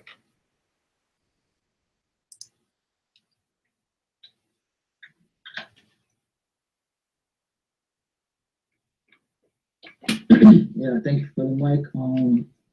I'd like to say greetings to everybody, peace and greetings. Yeah, before we get into the topic about Mani and it's pre-Muhammad religions and whatnot, right? Now, interestingly, yeah, I always see the Muslims when you ask them how are all the prophets the lineage, right? Of Israel, right? Of Yaqub, as they call him, Jacob, right? But Muhammad's not from Jacob, right? And in the Bible it says all the prophets after Jacob, they all come from his blood. So the Muslims, they'll say, oh, Muhammad was from the line of Ismail, he was from the line of Ishmael, right? And he comes from the line of Ishmael. And the Arabs, they always say all Arabs come from Ishmael. That's what I keep hearing from them. I don't believe this. This is what they always say. I know you heard this, Christian Prince. The Arabs descend from Ishmael. All Arabs are Ishmaelites. Like, you know, in the Old Testament it says Ishmaelites. They say all Arabs are Ishmaelites. Now, I want to know what's your opinion on this. Does Muhammad come from Ishmael? Is there any proof that the Muslims have? Do they have a genealogy that Muhammad is an Ishmaelite? And why do Arabs say all Arabs come from Ishmael? You know, like, where did they get this from? I want to know. But it's very funny, you know, because Arabs existed way before Ishmael. So how could Arabs come from Ishmael? This doesn't make any sense. And whenever I speak to Arabs, you know, they give me some story about Adnan and Qadnan. I know you probably heard this before. Some Yemeni tribe, something like that. Adnan and Qadnan. I don't know where they're getting this from, but anyways, is there any proof in the hadiths or in any of the tafsir, any of the seerahs that Muhammad goes back to Ishmael, like Muhammad, the son of something, the son of something, the son of something, the son of something, all the way to Ishmael? Is there any proof on that? Mike's free.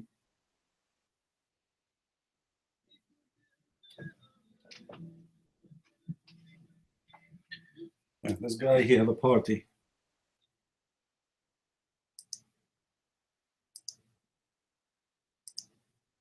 How are you, Cold Fire? You are from Pakistan and you bought a stereo, you want to dance?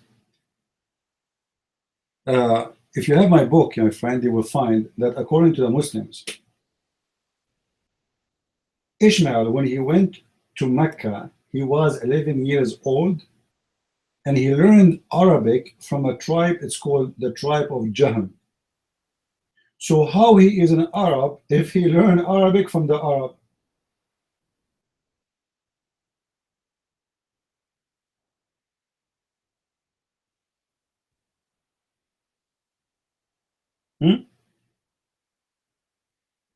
See, even Muslims, they don't have a brain. How you say that he learned Arabic at the age of 11 from the tribe of Jahm, and yet he is the father of the Arab?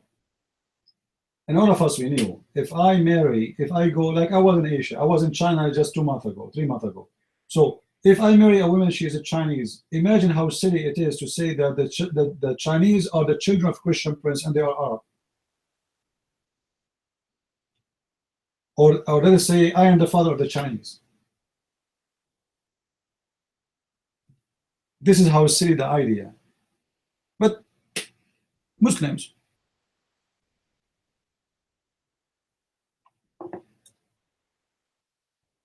what you can say? Anything you say for Muslims is accepted. It's fine. As long as you are praising the Prophet, as long as you don't say the Quran have contradiction, they accept. Don't worry what you say. Go right now to a Muslim room and say that there is a tree converted to Islam. Nobody will ask you for a proof. Everybody will say Allahu Akbar.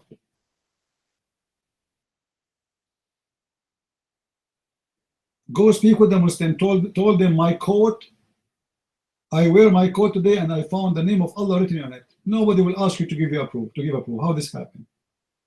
Say anything. They accept it as long it sounds like you are praising Allah and praising Muhammad. As simple as that. You do that, they love you.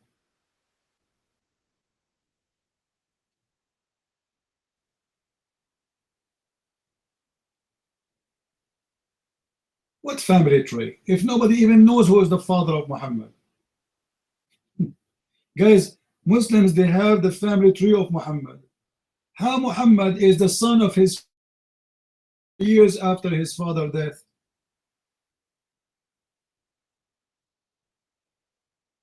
Mr. Family Tree. Can you answer?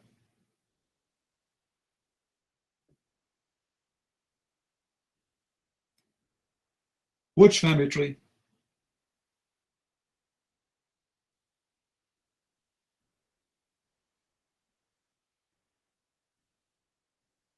Huh?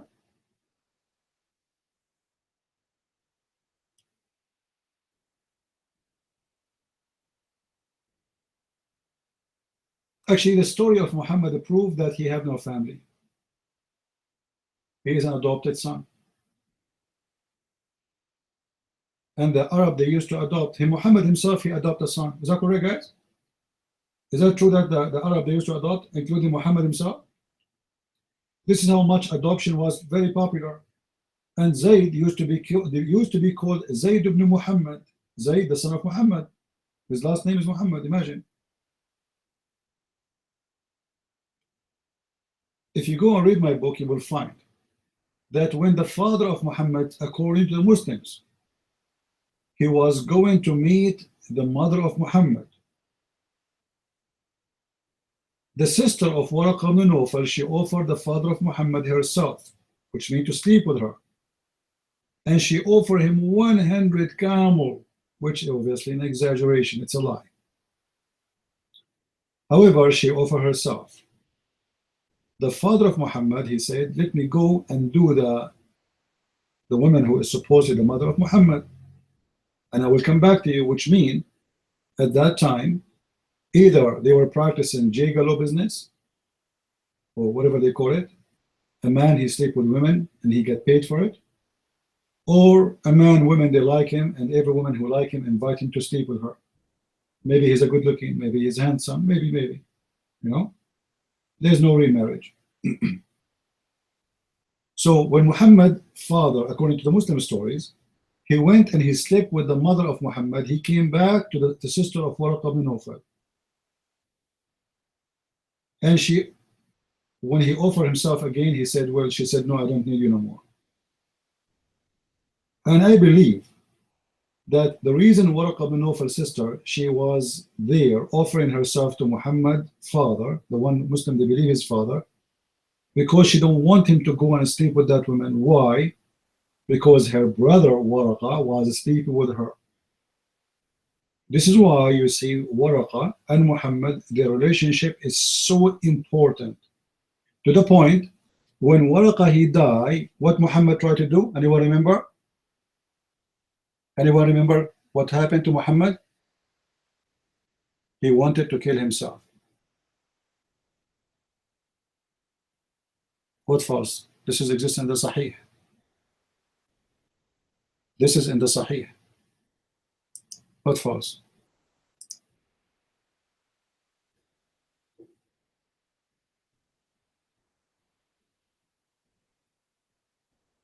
Right away after Waraqa he died, Muhammad became so depressed, and the inspiration of Allah stopped. Why it stopped? Because Waraqa, his father, is the one who was writing Quran for him. So Muhammad tried to commit suicide. And the hadith confirmed that Muhammad tried to do it many, many times. Not once, not two, not three, many times.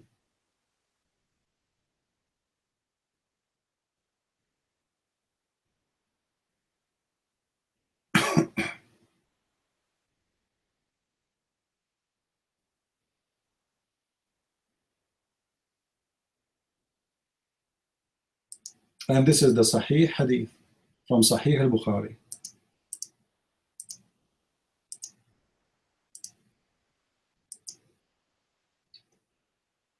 Muhammad not only tried to commit suicide, he tried many times, several times.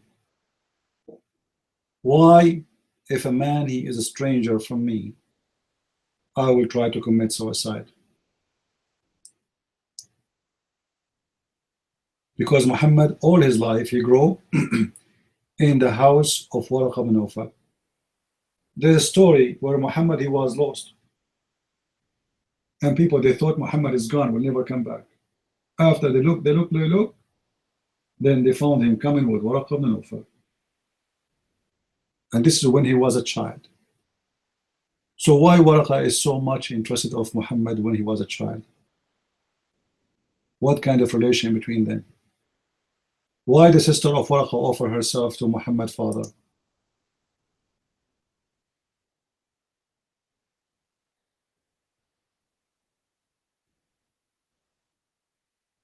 You know, Carl, I mean, don't stop being stupid. The hadith in front of you. The hadith is in front of you. So stop being stupid. I never heard. Who cares if you heard or not? You're a Muslim. Have you ever heard of a Muslim heard anything? You Muslims are like the same as a man. His wife is a prostitute, but he is the last one to know. Each time I say something to a Muslim, he says to me, I never heard. Since when you will hear anything? You're a Muslim.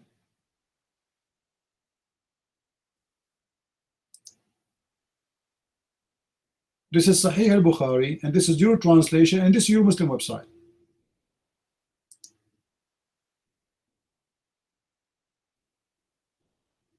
Do we have any Muslim who would like to come to the mic and tell us something good about Islam?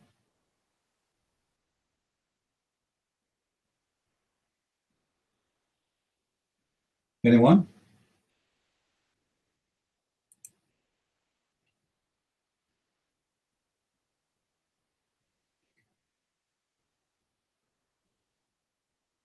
Any Muslim? Something good. The Quran has no contradiction. Absolutely. What are you talking about? Guys, the Quran has no contradiction. I like that.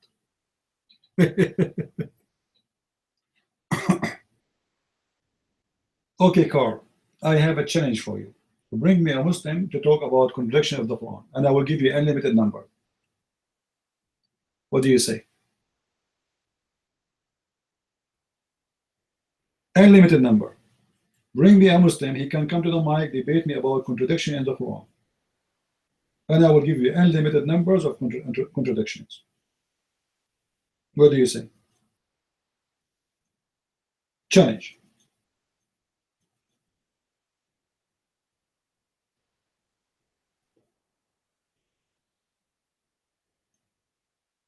Anyone?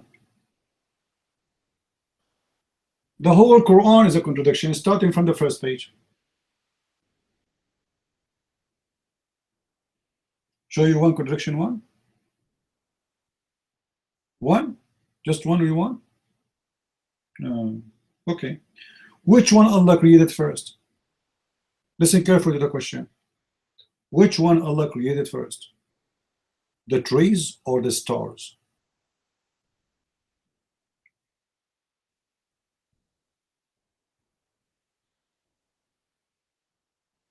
The trees, the water, the grass, the animals, or the sun, the stars? Very simple. No, I'm not saying the earth. Did I say the earth? God, did I say the earth? Focus with me. My question is very simple. Which one Allah created first?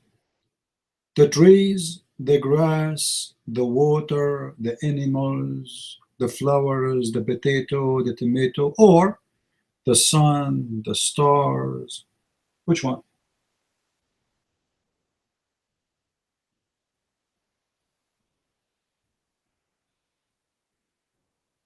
Hello? Did I ask a very complicated question? I mean, the question is very simple. Which one Allah created first?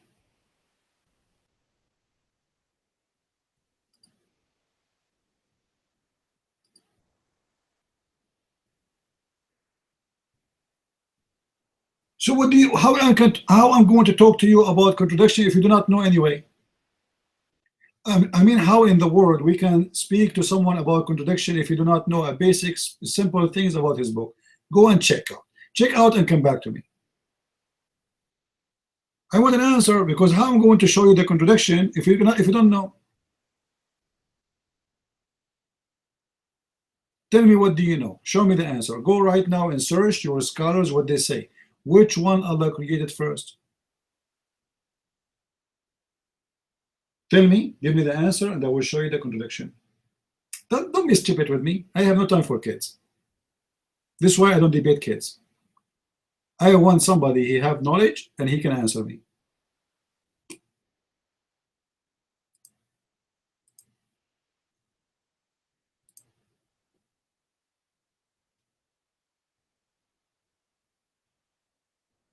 Any Abdul?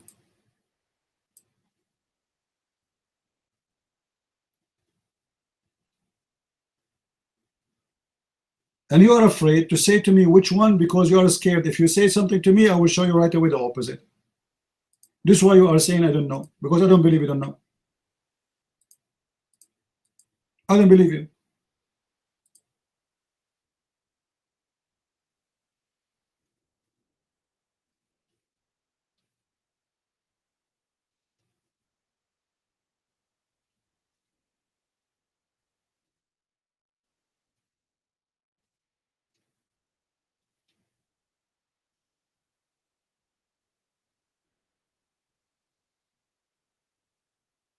Any Muslim can tell us? Very simple question. Okay, hold on. Carl, I'm going to help you. You see, guys, let us give the Muslims a hand. I mean, let us not be to be tough with them. All right.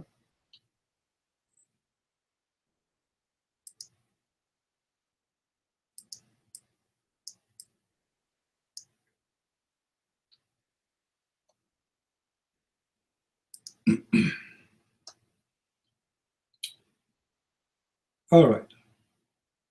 You see how nice I am? I'm helping you.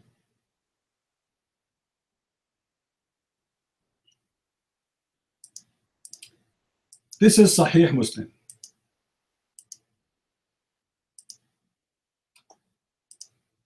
And this is what Sahih Muslim says.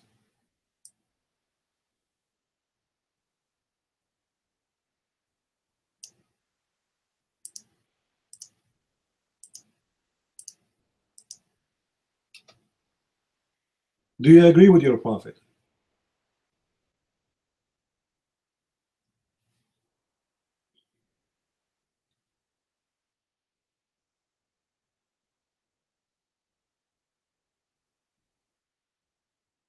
No, don't tell me I don't have a reason.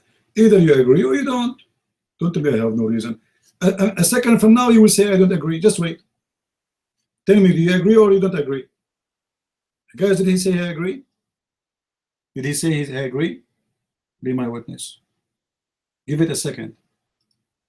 Not even a second. He will say I don't agree. All right. As long as you agree, I'm so glad that we at least we came to an agreement about something that you agree. Oh man. In the Quran, your God, he said the following. In chapter 2, verse number 29, that it is he who created everything in the earth, and then he went to the sky and he made them seven. Do you agree with that? Chapter 2, verse number 29.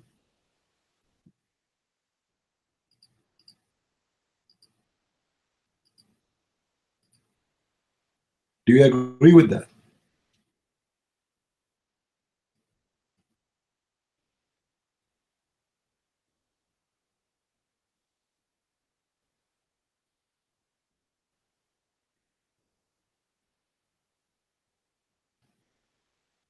What do you mean, which verse? Chapter 2, verse number 29. It says, it is he who created everything for you in earth, and then he went to the sky and he made them seven.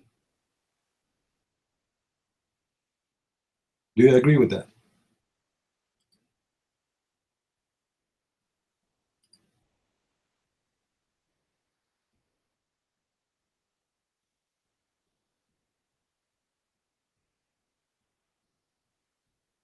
Hello? Do you agree with that? All right, I'm waiting.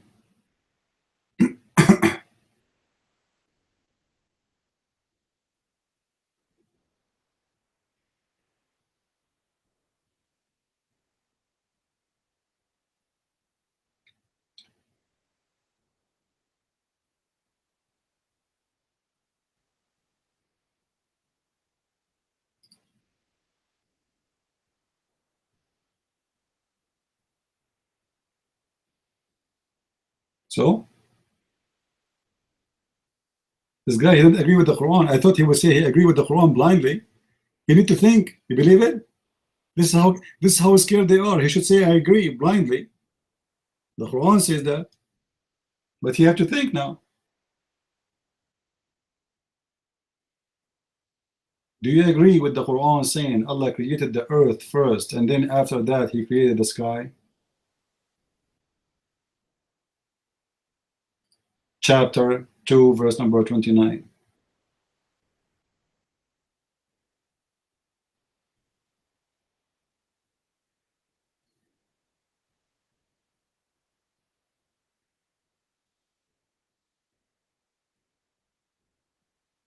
Man, that's taking a lot of time.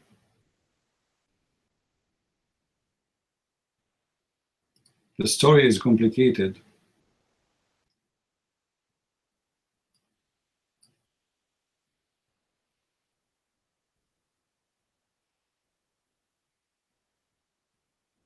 So, we give him some time. Maybe he want to read the interpretation of the verse. No problem.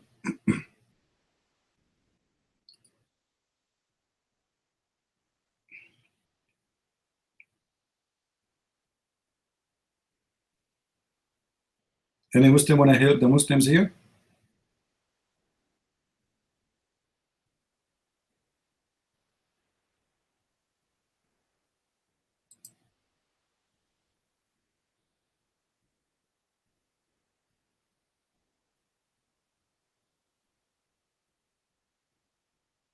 What's happening?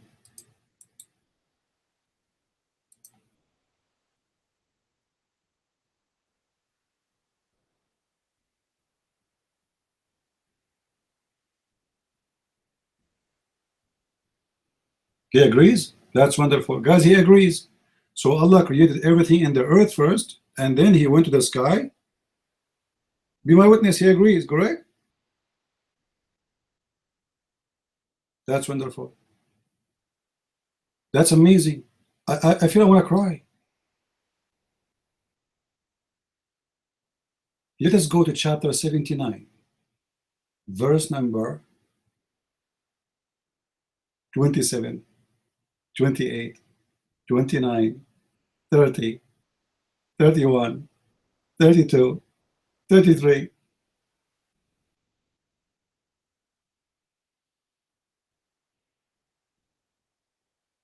Can somebody pause for us? Chapter 79, verse number 27, 28, 29, 30, 31, 32. According to this verse, Allah, he created the sky first. He finished the sky. He made the noon and afternoon, which means the sun and the day and the night. And after that, he came to the earth, and he made it flat. And then he made the water and the grass, and then he put the mountains. Do you see it?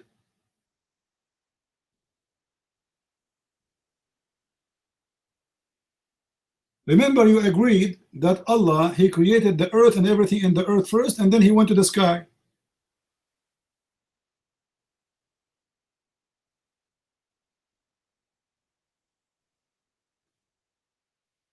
Don't change the topic. It says there, وَالْأَرْضُ بَعْدَ ذَلِكَ دَحَّاهَا. If you don't speak Arabic, this is your fault, not my fault. Verse number 30. And he made the earth flat. Read it. Don't change the topic. We finish this one and we go back to the flat thing. We can go right now to any interpretation or even translation. You will see that the ha means flat.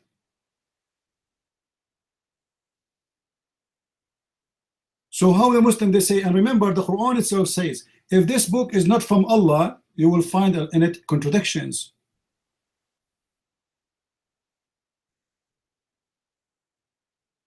We are talking about chapter 79, verse number 28, 20, 27, 28, 29, 30, 31, 32. Guys, listen carefully.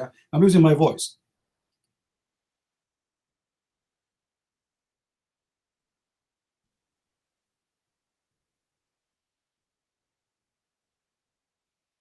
So,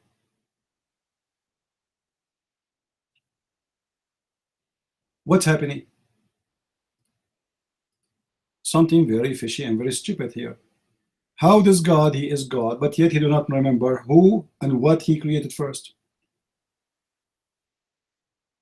Is that possible? Is it possible that God, he don't remember how he created the earth? He made the sun before the trees, or the trees before the sun, the stars, the galaxy. I mean, how simple, how small this creation is.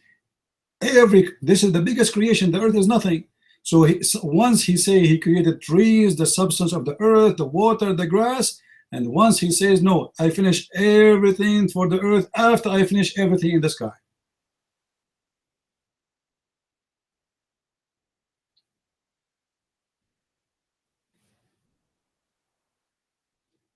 Any Muslim?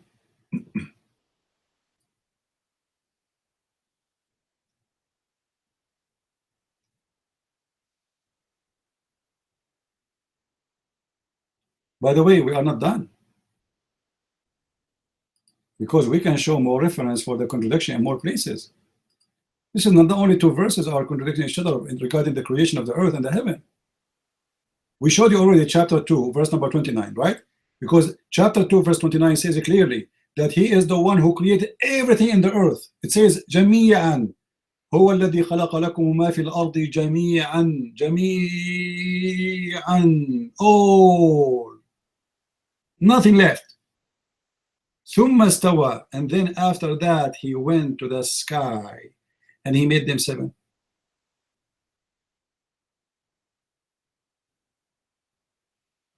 So the sky was finished after he finished everything in the earth. Not only creating the earth, finished everything in the earth. But the story is not ended here. If we go to chapter, it's called Fussilat, chapter number, or Fussilat, chapter 41. In chapter 41, verse number 9, it says 9, 10, 11, 12, 13. It says, is it hard? Are you going to be kuffar by the one who created the earth in 2 days? And he made the mountains in the top of it, and he made the substance of it in 4 days. And then after that, he went to the sky and he made, and it was a smoke, which means the sky wasn't exist. There was a smoke, nothing. And verse number 12 says, and then he made them 7 skies. Like, what the heck?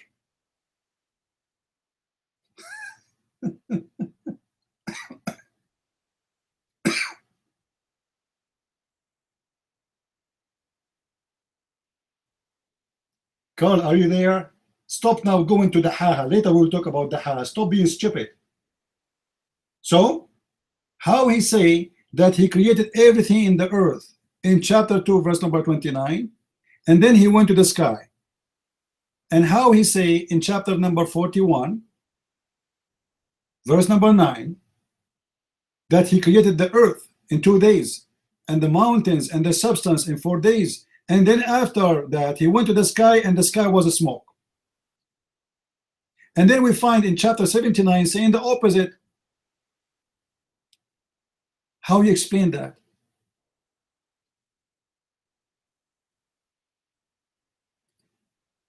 Do you have any legitimate explanation?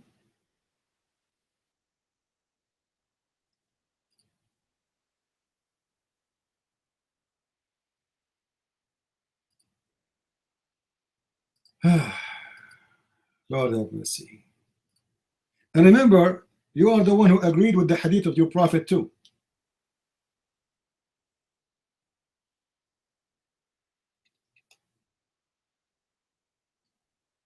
Which is nothing but a chain of contradiction. So Allah created the earth.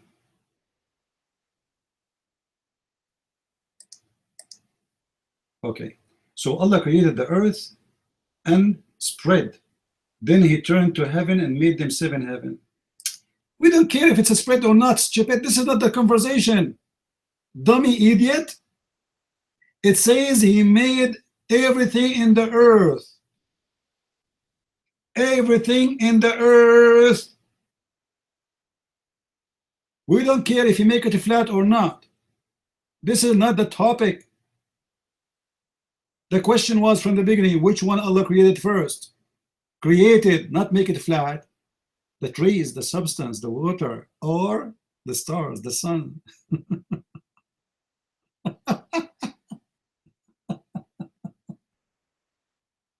I'm not debating you about if you make it flat or not. I feel sorry for you. You don't want to face the truth. It hurt. It seriously hurt. But what I can do?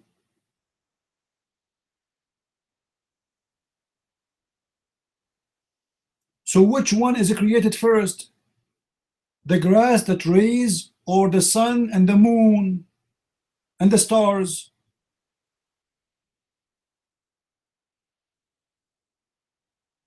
According to chapter number 41, it says it clearly, 41 verse number 9, 10, that Allah finished everything in the earth. And by the way, there's something wrong additional too, because he said he created the earth in 2 days and the substance in 4 days. That's alone is 6 days. And then he created the earth, the heaven in 2 days. That's total of 8 days.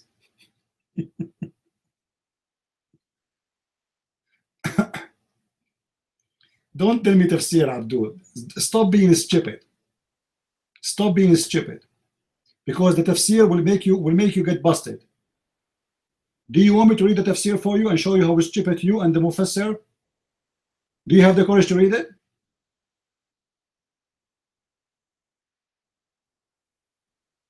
Because based on this, if Allah created the smoke of the heaven and then he created the earth, this is mean chapter 2 verse number 29 is wrong.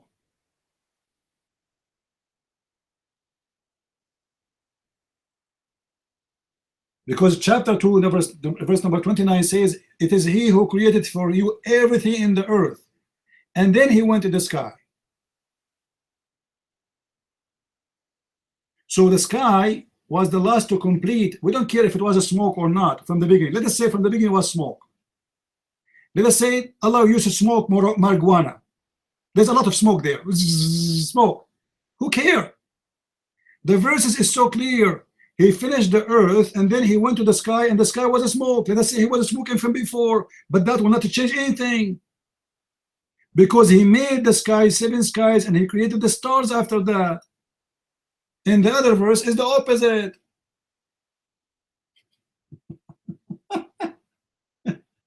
You see how silly they are? And the funny is, can you show me where it's a contradiction? Abdul, are you stupid? Chapter 2 verse number 29, I asked you, do you agree that the earth, everything in it created first? You said yes. Guys, did he say yes? He agreed? Did he say yes? After searching and looking for maybe 15 minutes, we waited for him. Okay, so what are you talking about? Are you saying you are the one who said it, not me? You agreed.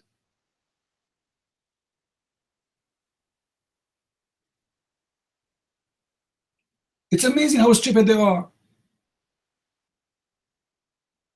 I advise you to print all those 3 verses I gave you. Print them, all right? Print them and make them papers and put them next to each other and see how stupid the Quran is. This is a very clear contradiction, and only fool, stupid cannot see it.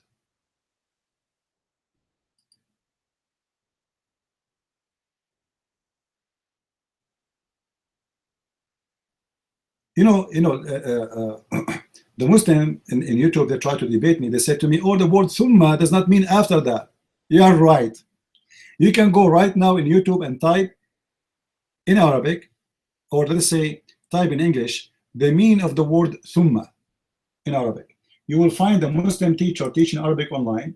He show you that thumma not only it mean after that, it mean after a while after that, which mean like for long period. You say thumma when it is not right away. Let me search for you. Hold on.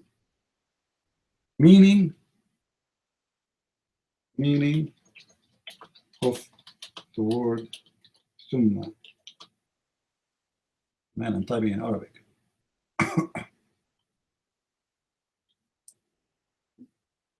Sometimes we forget to switch the keyboard.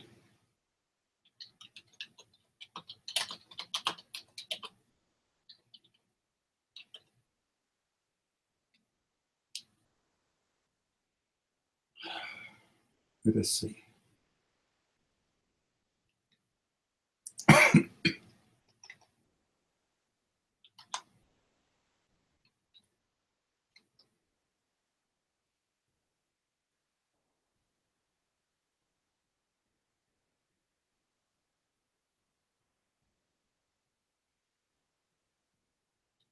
I'll try to find the video.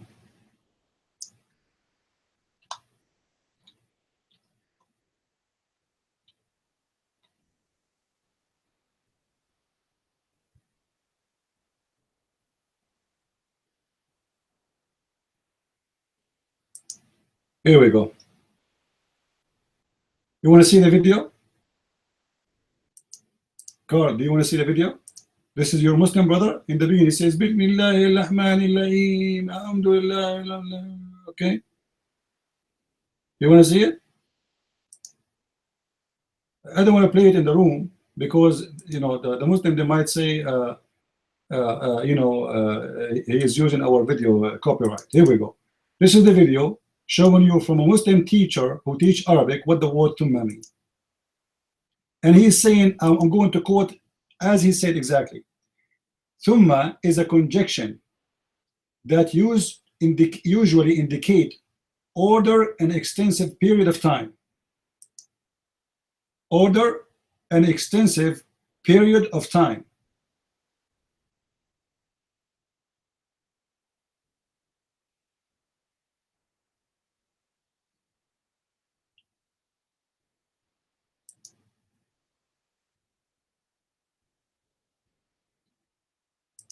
And he's showing you there that when you use the letter fa for something happened right after. When you use the word thumma for something happened long after. And he's a Muslim. Abu Faris, Abu Firas, how are you, Abu Firas? The mic is yours. What do you want to say to us, Mr. Abu Firas?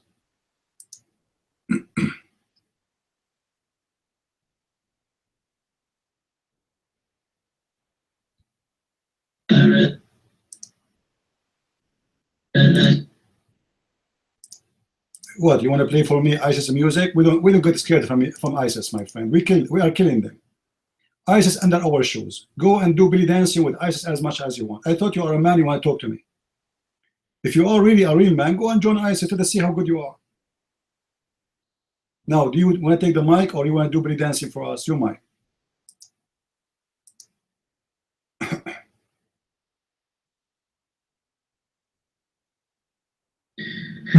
Prince, have ISIS have taken your ancestor as a slave, you son of bitch? Fuck you. MashaAllah. ISIS are fucking you son of bitch. MashaAllah, MashaAllah. Amazing Islam, amazing. The Muslim, they are telling us how beautiful their prophet. The prophet, he will take your sister and he will F your sister. Beautiful religion, my friend. I mean, I'm convinced. We are ISIS, you know, and we are going to take your sister. Abdul, I don't have a sister. Can you take my dog? Come to the mic and be a man. If you are really ISIS, I used to be in the USA Army, and you potatoes, you run away from us. And right now we are in the city of Al-Mosul, and in the middle of it, and you are running away. So now, if you are a real man, you don't come to chat room to fight and do war. Go and have a war in the street. Go right now. But you're a potato. Now, do you have the courage to defend your religion? ISIS boy? You're mine? Or you are just here to say the F word? Is that what you are here to say, the F word? Are you satisfied now? Do you feel better? You're mine? 80 armies? There's no 80 armies. There's a bunch of girls. They are Kurdish girls. They beat the hell of you. A bunch of Kurdish girls. They beat the hell of you. Girls. What 80 army? Where are the 80 armies? Where are they?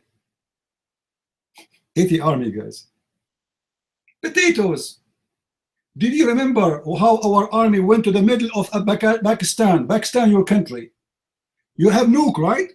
You have nuke. Look how the potato nukes people, they hide our army go inside Pakistan, we find Osama bin Laden, we take him, we throw him to the tuna eat him, and in the, after that the tuna, by the way, the tuna, they have a case against America because many of them getting sick after they ate Osama bin Laden. Where is the Muslim heroes in Pakistan?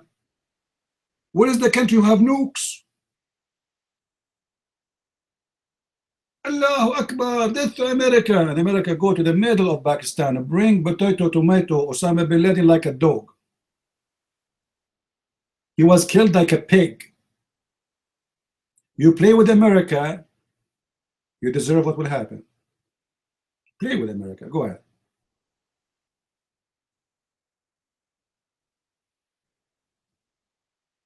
Yeah, and they found porn movies in his room. He was watching porn, and he got 2 goats in his house. He want to make an Islamic state, but he have 2 goats and chickens in the house. The coward, he told his men to go and fight, and he hide in a house between people, and he hide for like he don't even dare to show his head. You see how brave they are?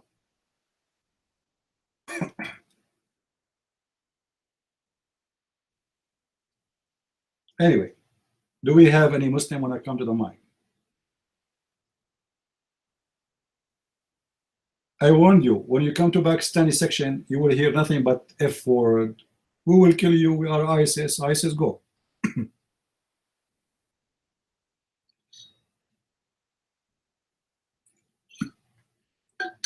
You know, by the way, the Muslims, they think when they make videos of beheading, we are getting scared. I mean, do you see how scared I am? Honest to God, I did join the USA Army after the first beheading video I saw. God is my witness.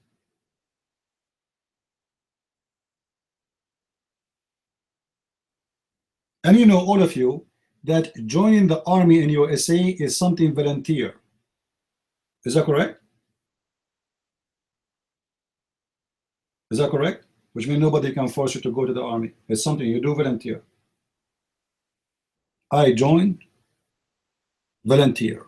We are no cowards. We are the last one to be called cowards. But we are no criminals too.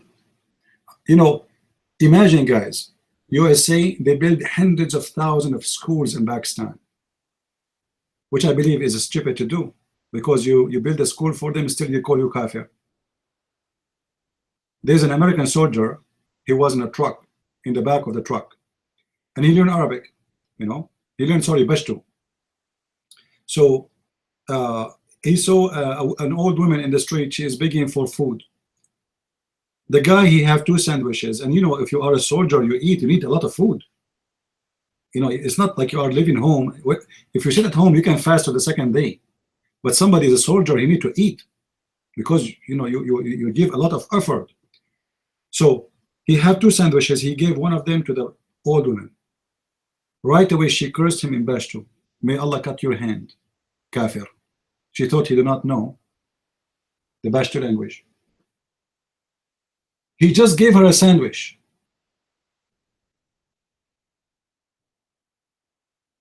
This is how much the brain of those people are poisoned.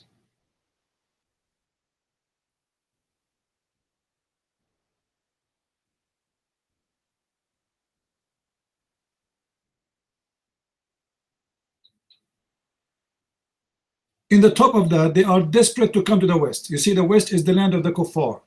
The Americans are dirty. The Europeans are a bunch of whore, and yet they want to come, and they are desperate. They cross the sea, they cross the ocean, they go in the desert, they die in the street, they kiss the shoes just to come here.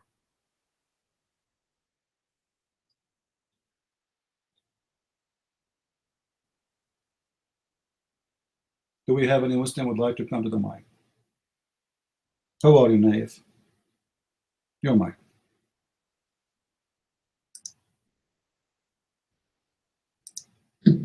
طيب عندي صوت يا اخي ماني خايف يا كريستي، كيف الحال؟ ان شاء الله الصليب عيوني كل الكفار هنا. تعال كيف حالك يا برنس؟ اخبارك؟ علومك؟ تطيب؟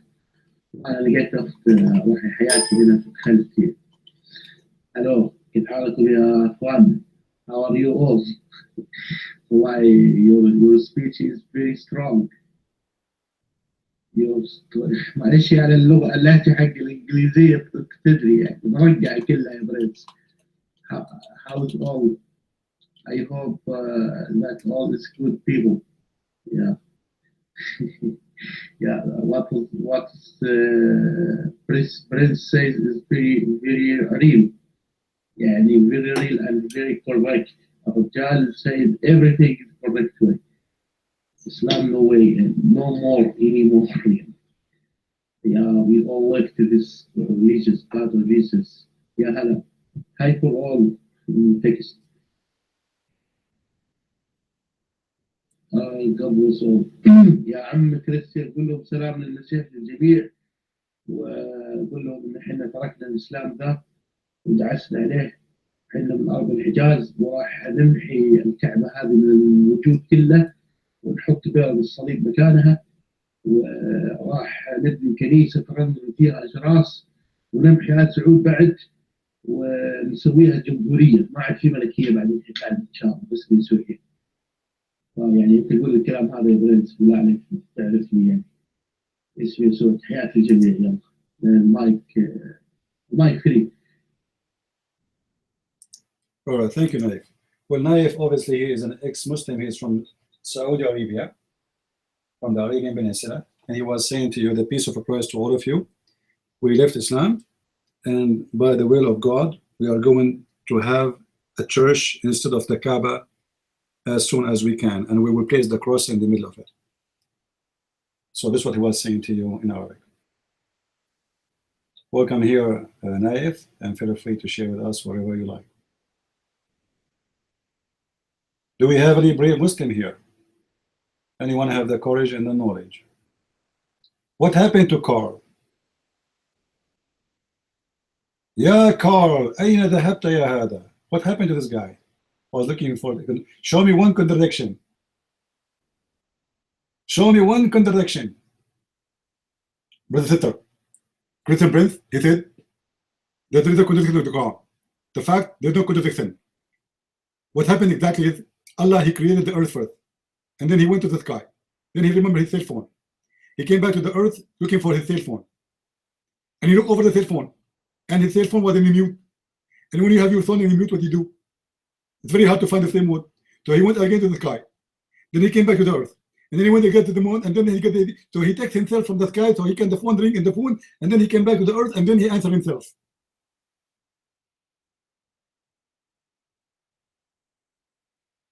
Any Muslim want to explain to us what's happening?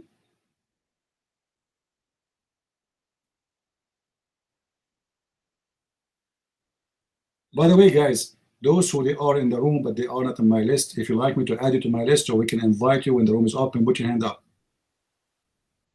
I did not do that for long. Anyone you like me to add you so I can send you a message when the room is open, put your hand up. I don't chat. Remember, I don't chat. I will add you just to invite you. I don't chat. So don't send me messages. Don't send me how are you? Where you been? All those questions, you know. Sharpblade, I think you are on my list already. Okay. Mavis, okay. Okay, guys, you can put your hand down. Don't forget, please, to add me. Otherwise, I will not be able to invite you. Yeah, you know, I mean, people, they ask questions sometimes very silly. Do we have any Muslim here? Do you want to talk? Mavis? Do you want the mic? Or you just want me to add you? I did add you already. The Soul, you want me to add you? All right, put your hand down. I added you already. Don't forget to click at my name and add me, huh? Otherwise, I will not be able to send you a message. How is the Christianity in Saudi Arabia nowadays? I don't know. Ask Naif. Naif is from there. I don't know really. But I know there's a lot of Muslims leaving Islam. But obviously there it's something secretly you have to do. You know? You have to do it undercover. People there are arrested for any reason. If you speak even one verse from the Bible, they will accuse you to be trying to convert people to Christianity, and they arrest you. And I assure you that this kingdom, you see that the new king is this guy, his name, what's his name? The new crown prince, I forgot his name, Muhammad, whatever. I believe that this will be the last king of Saudi Arabia. Because this guy is a stupid, is a kid. Muhammad ibn Salman, yeah. He's an idiot, and I think he will be the last king. And then Saudi Arabia is going to collapse and is going to become many countries. The only reason for Saudi Arabia to be a country today is the British. The British is the one who made this country a country. All of us, we knew that. Then the Americans, they took over.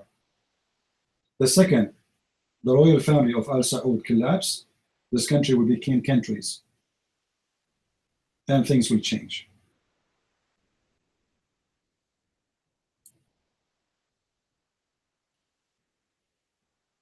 I didn't call for Palestine. You will see, just count my words. This guy, he will be I will not be surprised if he is the one who will announce that he became a friend with the Jews soon. Just because he is worried about his kingdomship, to fix himself, to get the support of Israel. This is the only way for him, or the only hope, to stay as a king.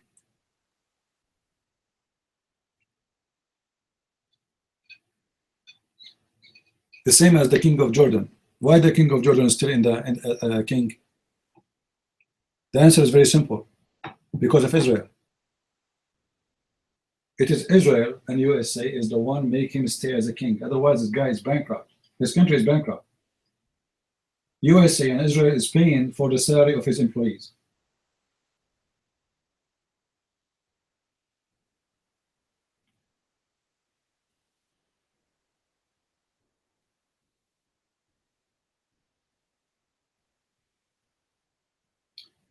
Do we have any Muslim?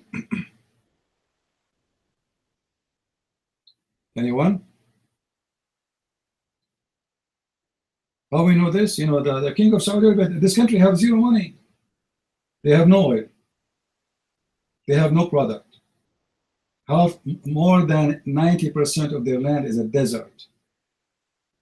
They have some income from tourism, and the rest is assistance.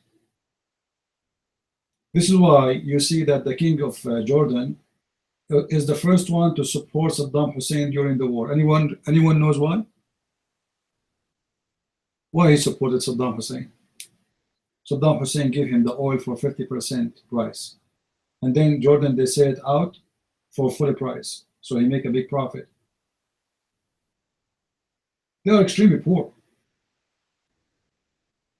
Jordan is extremely poor as a country. For sure, there's rich people there too. But those are rich people, not the country.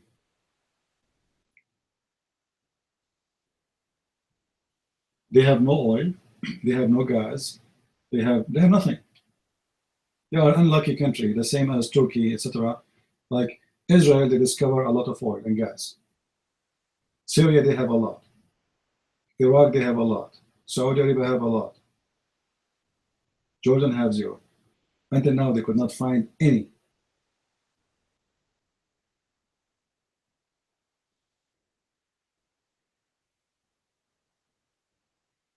Additional to that, more than 80% of the population of Jordan, they are Palestinian. This is why the king of Jordan today, he is married to a Palestinian woman, just to make them, let us say, to feel like, you know what, I am your king, don't take me off. You know, because the Palestinians, they try to take their king, the father, off before. You can go right now and search for something it's called the Black August. The Black August. In the Black August, the Palestinian, they launched a war against the king, trying to take over the kingdom. By the help of USA and Israel, he was able to overcome the Palestinian in Jordan. Otherwise, Jordan will be a Palestinian state from a long time ago. They are the Black September, sorry. The Black September, not August, I think. Yeah. Hold on. Yeah, September. Right, you're right, September. All right, Naif. Take care. Cool. The mic is yours, my friend. You want to talk VSOL, or your hand is up to add you?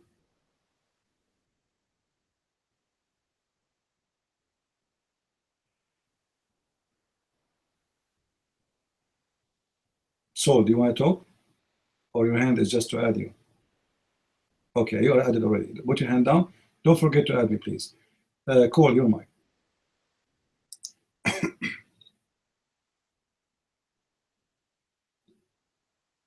Am I loud and clear? Is my mic jumping? Anything like that?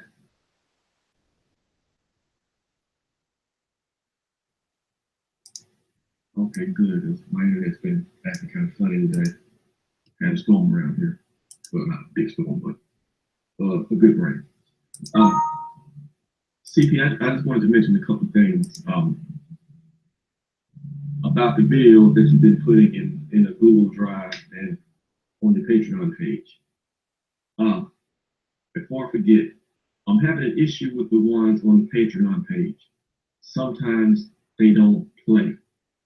And notice for the newer ones, you post a link to the Google Drive, the Google Drive page, and we can go there and watch them there. And I've been doing that. Right. But the other one of the older ones, well, it's not old. You're 7 weeks. The one that you put about who is Allah.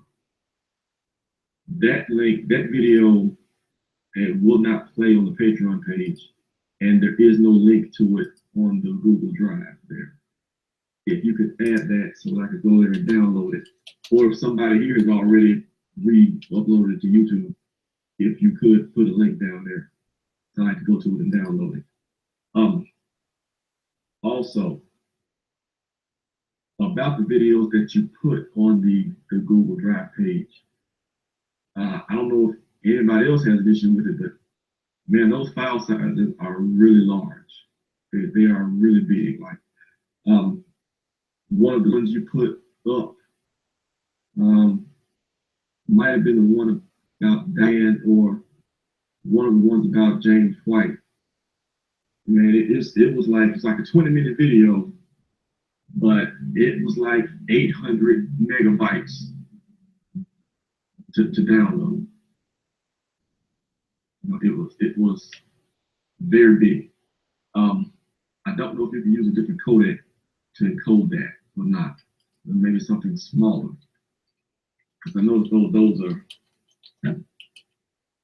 yeah, those were like the extension, like the .mov. Yeah, I think MP4s, they encode at a smaller size.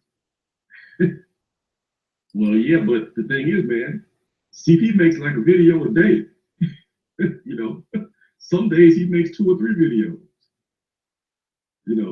And if a 20-minute video is, let's say it was 100, that one, but let's say he makes 500 megabytes. Man, that's going to fill up a terabyte, like that. and now, mind you, those are the small 20-minute videos. Yeah, he does 2, 3, 8-hour sessions a week. Imagine how big this one would be. They are significantly bigger than when you download them from YouTube. Like the marathon, the 7, 8-hour sessions that he puts up on YouTube, those come in at about 1.5 gigs. If you download like the 720p. Yeah, but it's big, but it's like 7, 8 hours of stuff. If he's using the codec that turns in a 25-minute video at 700-800 megabytes, that's going to fill up a terabyte drive, before you know it, in less than a month's time. And same thing if you get 2 or 3 terabytes, it's a lot, and I just wanted to point that out. About needing a link for the Who Was Allah video, and wondering if we could do something file sizes. However you did it on YouTube, they were small, smaller file sizes. Also, I wanted to mention, I saw Dow Man take his issue with Nabil Qureshi. You made a couple of videos about that. And I bring it up because, you know, he made a comment on the bill pointing out Allah speaking from the bush. And then Dow Man, you know, he made his comeback, you know, you're not a Muslim. It's coming from this chapter, this verse, and it makes no mention of the bush or anything like that, you know. And then I thought, you know, so back a year or so, about a year ago now, less than a year ago now, first came in CP's room and he was asking who was in the fire.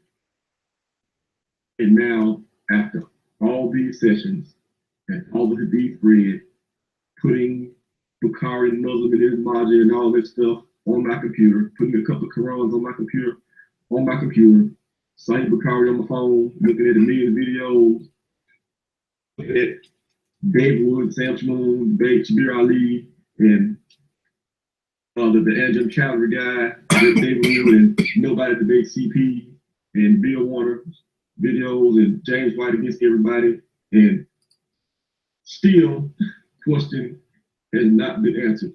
Who was in the fire? Nobody. At this pace, I'm going to know all of Islam, and there will be no Muslim who can tell us who was in the fire.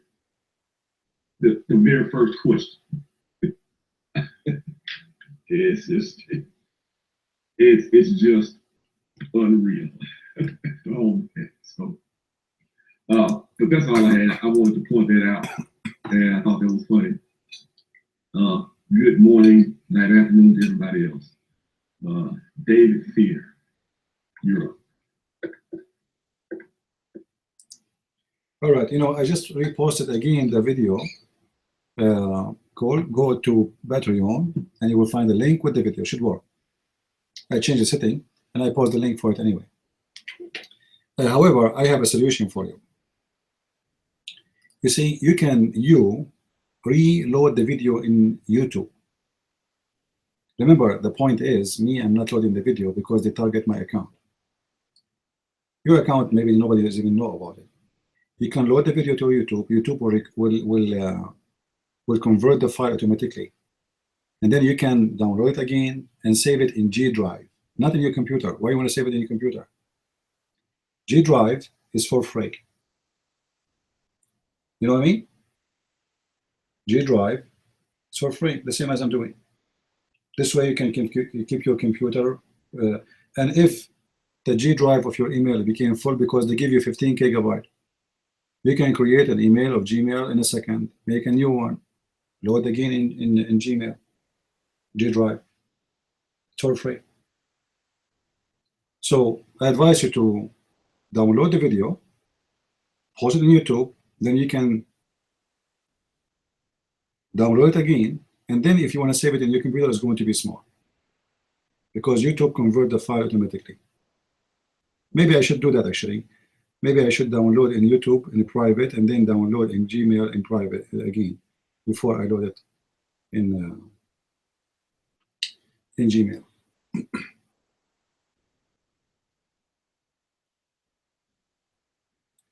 Yeah, you can keep them, but in Gmail call is very simple. However, you can load it in YouTube and make it private if you want, and then you can download it again, and that will make the file so small because YouTube always converted to FLV, I think what they call it, file.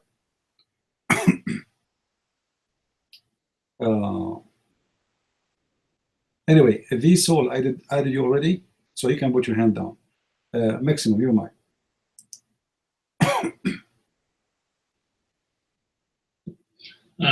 Yeah, I'm sorry, CP. I was gonna say a couple of things that you already said what I was basically gonna say, so no problem. Thanks for letting me have the mic's open. Thank you, sir.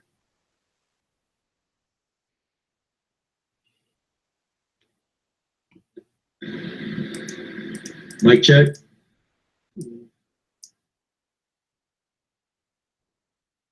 Good morning, afternoon, or evening, depending on where you are in the world. Hope everybody's had a good day at work or school or muta or whatever it is that you were doing. Yeah, sorry about that. I don't know why why the mic is loud and everything. It's weird. It's loud in some instances and then it's quiet. In other ones, I don't know how to make it work the way it's supposed to. But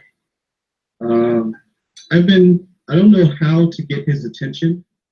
I'm trying to get Mufti Menk, M-E-N-K, to respond to me so that way he will debate CP. I've been saying that for a while, that I hope that that CP debates him.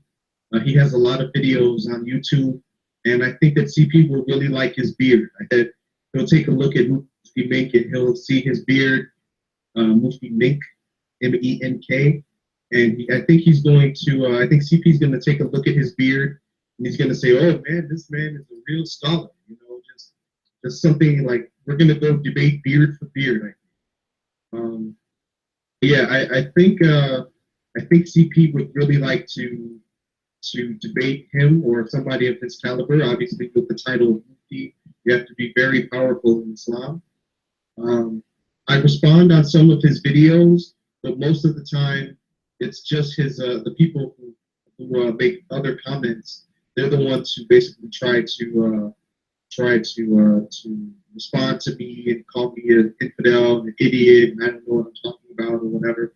So he himself, I don't know if he himself actually sees any of my comments, but I am trying to get him to notice me in hopes that he will debate me, or that CP will watch his videos himself and then contact him directly. I'm sure that once Mufti Menk sees that CP has videos himself, that might make him want to do a battle of beards, as it were. But I am trying. I'm trying to get these two to get into like a pay-per-view event or something, you know, like McGregor versus Mayweather kind of situation. I don't know what else to do. It's very frustrating to try to have conversations with Muslims about debating at all. I'm in probably about 3 or 4 Muslim versus Christian type groups on Facebook, and I ask them to try to, I try to get them in here. I really do, but I spend so much of my time, flattening them myself. I don't think that they really want any more. I don't think there's enough ointment to put on them after the crushing I put on them. And I debate them for almost 8 hours a day while I'm supposed to be working. So, needless to say, I'm trying to get them to come to rooms like this, but I don't know what else to do. I don't know how to taqiya to get them in here. I don't know what to do. So if there's no Muslims in here, I guess I'll have to convert back to Islam again just so I can debate you. Because I feel like, if you don't use your knowledge, you're gonna lose it. And CP, he has so much knowledge, but he doesn't really get to use it because Muslims don't challenge him. So unfortunately for me, that means that I have to convert back to, or revert back to Islam again. So I guess I guess I can ask a question. It's a stupid question, of course, because I'm the one asking it. But why do Muslims have to change their name when they become Muslim? Like, if somebody actually converts to Islam right now, why do they have to change their name? I think that's a reasonable question. It's a stupid question. To me, it proves that their God is not God, because you can be whatever name you have and still worship God. And but Muslims have to change their name. So why do Muslims have to do that? Mike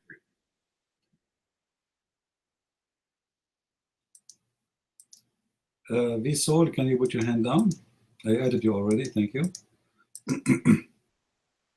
This guy, the Mink Mufti, the one you are talking about, guys, do you remember the video of the guy who was saying, I look at the prophet face and I look at the moon, I look at the moon, I look at the prophet face, I look at the this is the same guy. He's an actor. I look at the prophet's face, I look at the moon, I look at the, he was crying, I look at the prophet moon, I look at the face, I look at the, what the heck?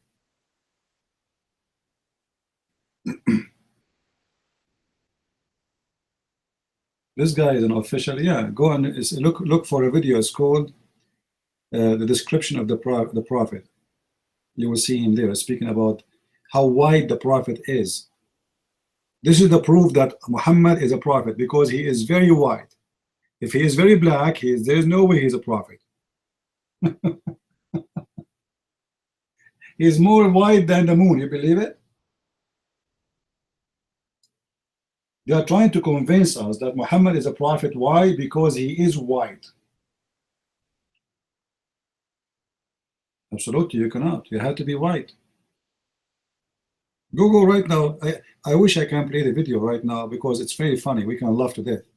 But I'm sure the Muslims, this guy will flag my video and say for copyright. You know, they do that. Otherwise, it's super funny. I look at the moon. And I look at the prophet. I look at the moon. I look at the prophet. I look at the moon. And I look at the prophet.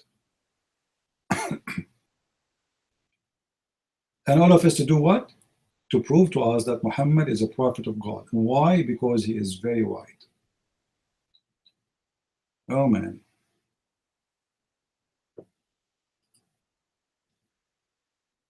How stupid it is to believe that someone he can be a prophet just because he is white.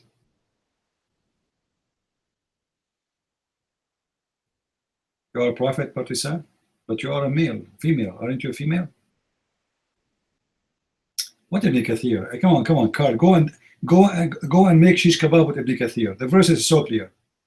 Even Ibn Kathir will get you busted. Stupid Ibn Kathir.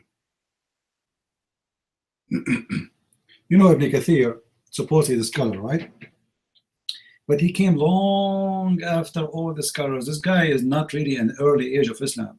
This guy is smarter. He's a Syrian. So he said to himself, look at those stupid Muslims, what they are saying. So he tried to correct it. So suddenly he said the earth is not flat. But the Quran says the earth is flat.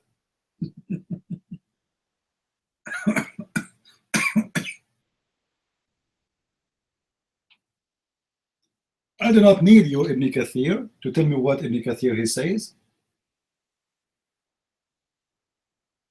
He posted a fatwa. Okay, hold on. Let me read the fatwa.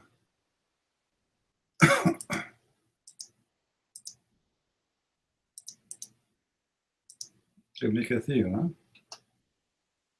Yeah. All right. Can you please answer? This is not referred to me in the fatwa, but okay, in heaven or the earth. What was created first, the heaven or the earth? How do we relate Ayah 2:29, 79, 27, 33, 41, 9, 13? With regard, okay. The answer, let's go to the answer. Many tafsir scholars mentioned that the earth was created first. Then the heaven was created. And then the earth was spread out. That's what I told you. Allah, he went to the sky and then he came back to earth. Okay, hold on. And the mountains, rivers, trees, etc. was created in it. Ibn Kathir said in his tafsir, this is the norm of Allah concerning construction. His first beginning by constructing what is below, and then he created what is above. That's wonderful. Then Ibn Kathir, he said, after quoting the verse of Surah chapter Quran, chapter Fussilat, verse number chapter 41 and chapter 79, the evidence that the recording of the earth took place after the creation of the heaven, as for creation of the earth. Anyone understand anything? I'm getting confused now. As for the creation of the earth, it is evidenced by the revealed text that the earth was created before the creation of the heaven. Okay, we get that. We get that already. The earth is created before the creation of the heaven. The response of Ibn Abbas, like, oh, finish with Ibn Kathir first. What is the answer? Was to the same effect as cited in the Sahih about. Now we go to Al-Bukhari. You see, we could not find the answer in the Quran, so now we go to Al-Bukhari. So what Ibn Kathir confirmed, that the earth was created first. Are you there, Carl? Are you there? Are you there? Okay, I'll read it. Ibn Kathir, he confirmed the earth was created first. Is that true? Is that true?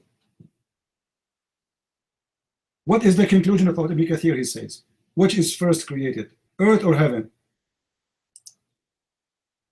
I don't care spreading the earth. I don't care. The earth is spread first after. This is not my question. Abdul, are you stupid? This is not my debate. It's what is created first. I don't care he created after, before, it doesn't matter. Same time, Ibn Kathir, he got that conclusion from where? The verse is so simple, so clear. It says, وَالْأَرْضُ بَعْدَ ذَلِكَ دَحَاهَا. In the Quran, chapter 2, verse number 29, it says, He is the one who created everything in the earth for you. So he created everything in the earth, in the top of the earth, and it was not flat? He make it flat after? And is the earth flat?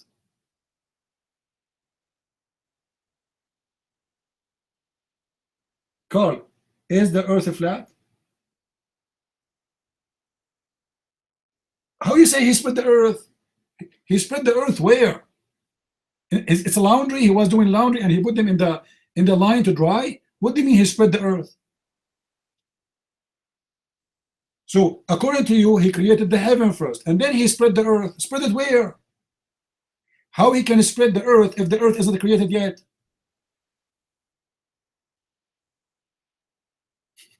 Guys, and then he spread the earth. Okay, which one is created after? So the earth is created first. All right. Then Allah, he went to the star, according to Carl and his theory.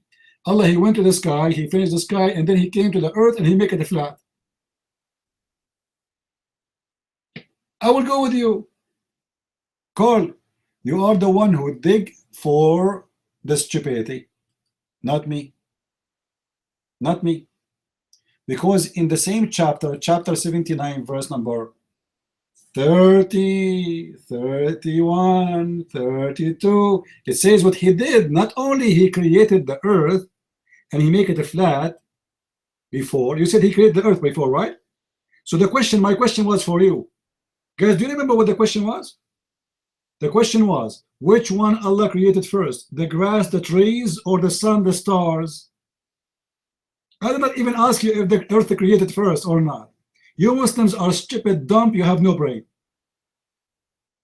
The verses is so clear that here, according to this, Allah created this, the grass, the water, the trees, the substance. Even he made the mountains after he finished the sky. Chapter 79, verse number 27, 29, 28, 29, all the way to 32 says that clearly. It's so clear. Then in chapter 41, it says the opposite. In verse number 41, chapter 9, verse number 9 and 10, it says, it is he who created the earth in 2 days.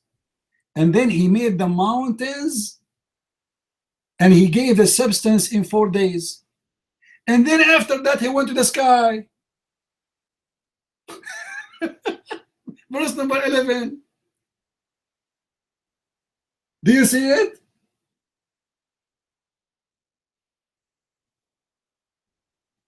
Carl, do you see it?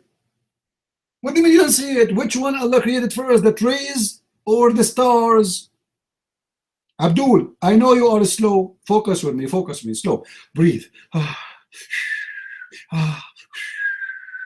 Don't snore, just breathe. Listen, let us read first chapter 41, verse number 9.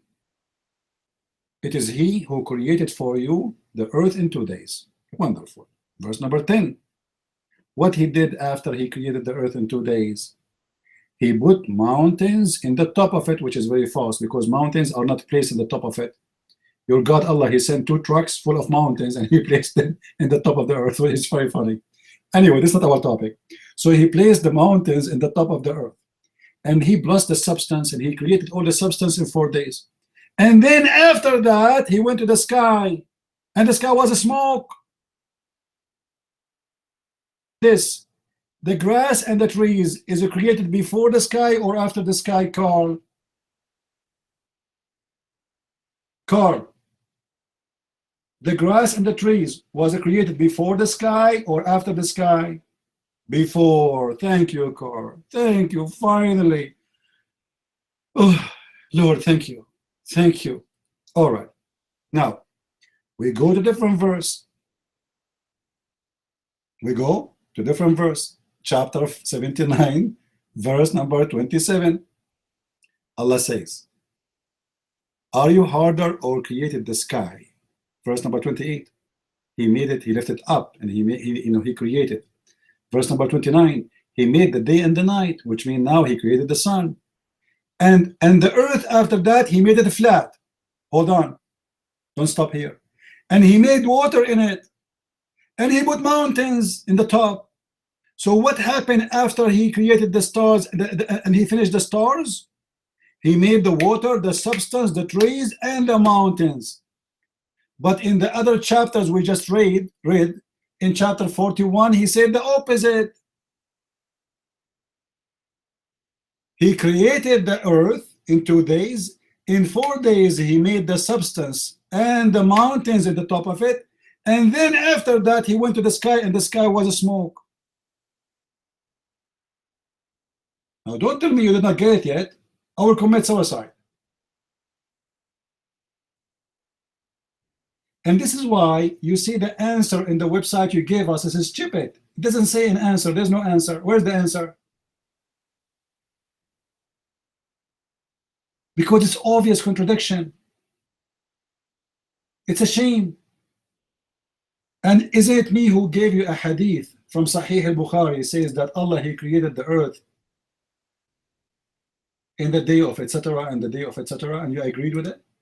Correct, guys? Did he agree with it?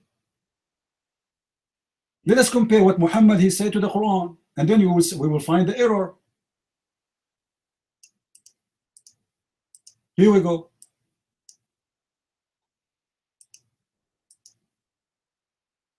Allah exalted the glare, etc. created the clay on Saturday. Thank you, Saturday. So what is the first thing created? Saturday. Then the mountains in Sunday. Then the trees. Guys, which day is the trees? Somebody tell me. What day? On Monday. And then he created things entitled in labor in Tuesday. And he created the light on Wednesday. Which day? Which day? Wednesday. So what is the light? The sun, the stars. And then he caused the animal to spread on Thursday. And Adam, he was created Friday afternoon. Afternoon? So Friday, what he was doing all day. Now look at this disaster. Based on this, Allah took him only 1 day to create the sky. Because what is the story they're mentioning to us? How many days for the sky, guys? In the story we see in front of us, how many days for the sky? No, in the hadith. In the hadith, 1 day. How many total the creation of how many days in the hadith? How many? 7 days. But the Quran says are 6. You see, when I say to you, Muhammad, he do a lot of poo-poo. When a foolish man he talk, he make mistakes. He do poo-poo. Whenever he go poo-poo, he talk a lot. Keep your mouth shut. Have you ever heard, like in the Middle East, if there's a guy he wanna go and ask for the hand of a girl, and he is just stupid. So what his parents, they said to him, when we go there, because the parents, they go with him to ask for her hand, they say to him, don't talk, okay? Don't talk. Shake hands, shake heads, you know? Don't ever open your mouth, because you open your mouth, they will know you are stupid, and they will not give you their daughter. That is Muhammad.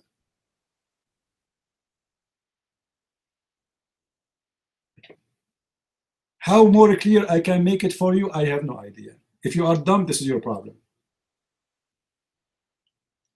And the word in Arabic, thumma, I showed you a video what thumma mean, correct guys? I posted a video made by Muslims, by a Muslim Arabic teacher, who said clearly that thumma is a conjunction of order and extensive time, which means like long time. Something happened right after we say fa. Thumma, you say thumma, it means there's a period. So not only it did not happen, it happened after, it happened long after, a while after. And the Quran is so clear. Verse number, chapter 41, verse number 10, it says Allah, he placed the mountains over the earth before he do anything in the sky. Very clear. But in chapter 79, verse number 32, it says that he placed the mountains after he finished the sky, and he made the day and the night. It's so clear. And this is a very simple contradiction. What kind of God? He cannot remember which one he created first. It's stupid.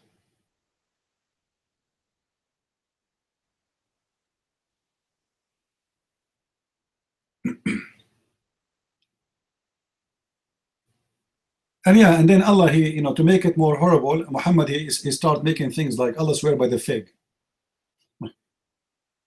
God, your God swear by the fig. Okay, I swear by iPad. It's more expensive. What do you swear by? I swear by iMac. Okay, I swear by I Rose Rise. Okay, I swear by God, he swear by the fig. I mean, God who created the galaxies. Do you know how big the galaxies? Then he put a fig in front of him. He said, "And wat-tin was zaytun." He swear by the fig and the olive. I can guess what Allah he have in his refrigerator now. I mean, you do not need to be genius. You go to the kitchen of Allah, you open his fridge, you will not find any meat, anything. You will find fig and olive.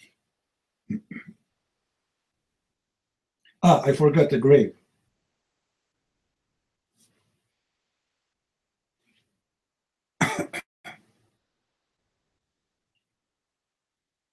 Any Abdul? My God, he swear by Jacob.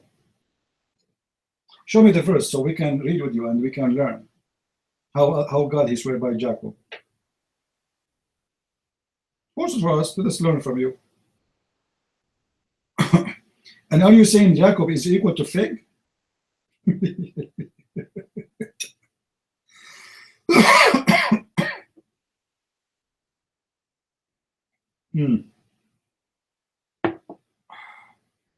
By his excellency of Jacob. This is not a swear by Jacob, is it? Is it? I never saw a Muslim he have deep intelligence. Never.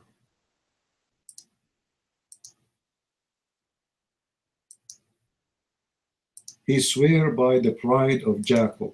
What is the pride of Jacob mean? Can you make it more clear, Mr. Carl?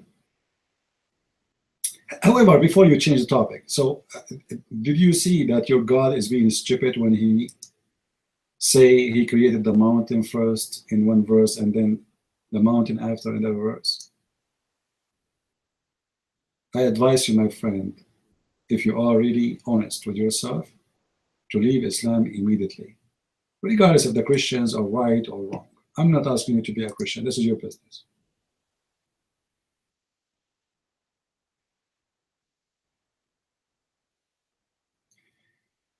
If you see what the Bible says in the verse he's saying, the Bible says that God he swear by his name, the name which is Jacob he is proud about. His name, not the name of Jacob. So where do you get this from, Mr. Carr? Huh?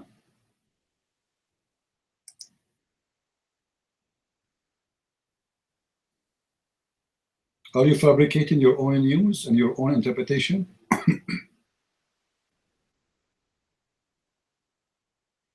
False Muslims?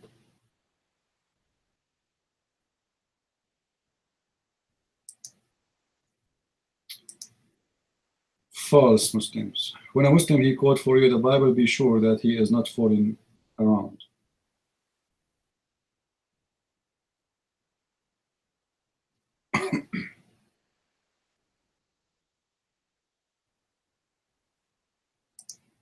What is the pride of Jacob? It is God.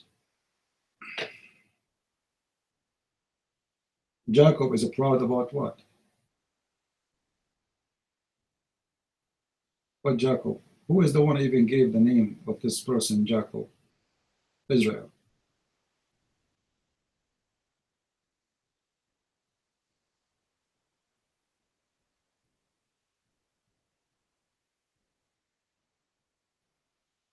Yeah. So he's not swearing by Jacob. You are lying to us.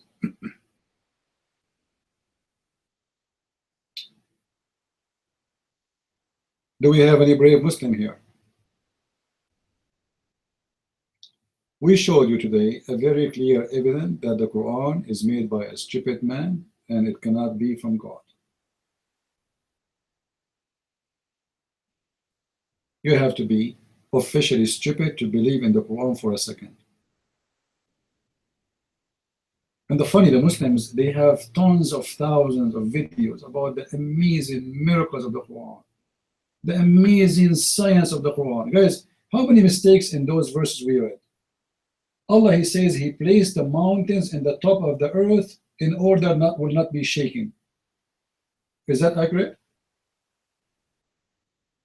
Is the mountains are placed in the top of the earth or they are part of the earth?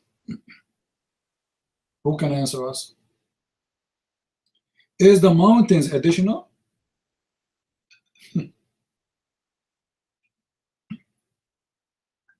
Any Muslim want to answer?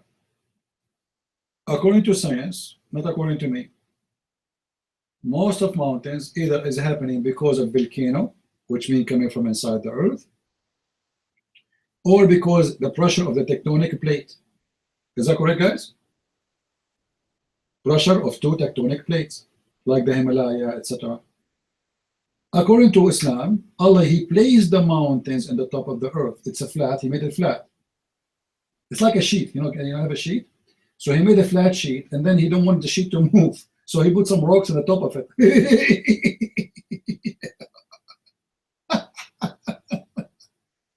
Oh boy. Oh man. And by the way, the earth is shaking non-stop. The earth is moving always. Is that correct? Maybe we don't feel it, but it's moving always.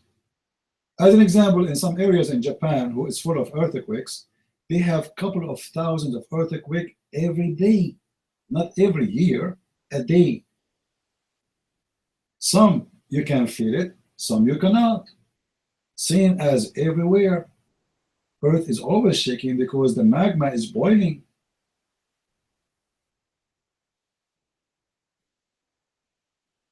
So Allah, he placed mountains in the top of the earth so it's not going to be shaking.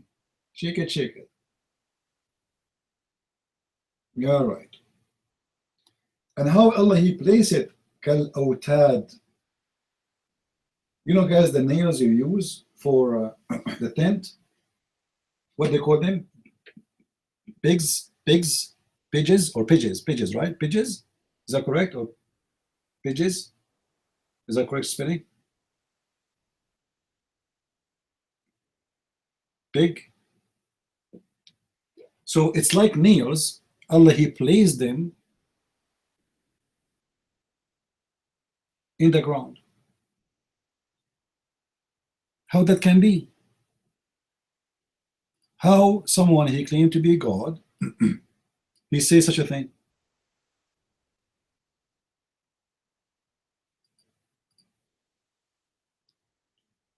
Based on this, the mountains is coming from the top to the down. And this is what he said in chapter 78, verse number 7.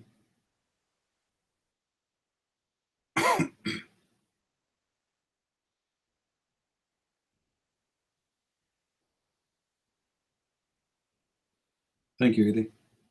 Do you see it?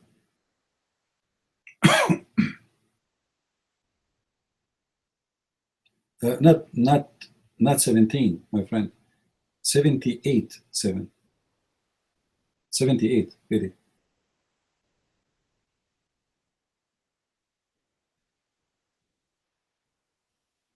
Do you see it? How this happened? Is that a science or this is stupidity? This is science, right?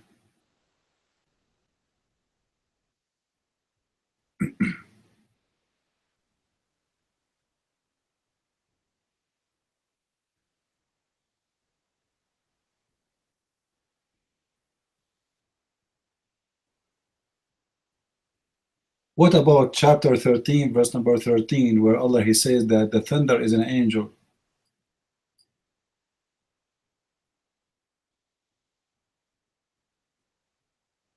Now you cannot say this is metaphorical because the Muslim interpretation is very clear.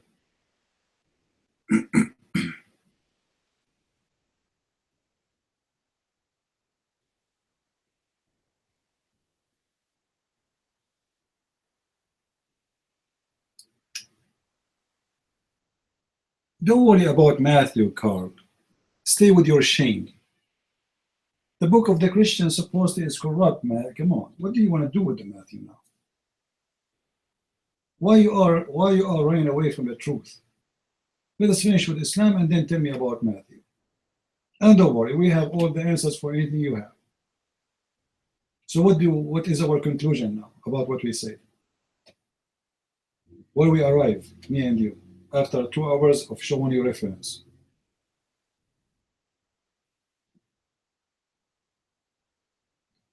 I challenge you to show me someone called Nazarenes. Are you saying your prophet is a liar? Because your prophet, he claimed that the Nasara is coming from the word Nasrani, which is those who they are the helper of the Nazareth.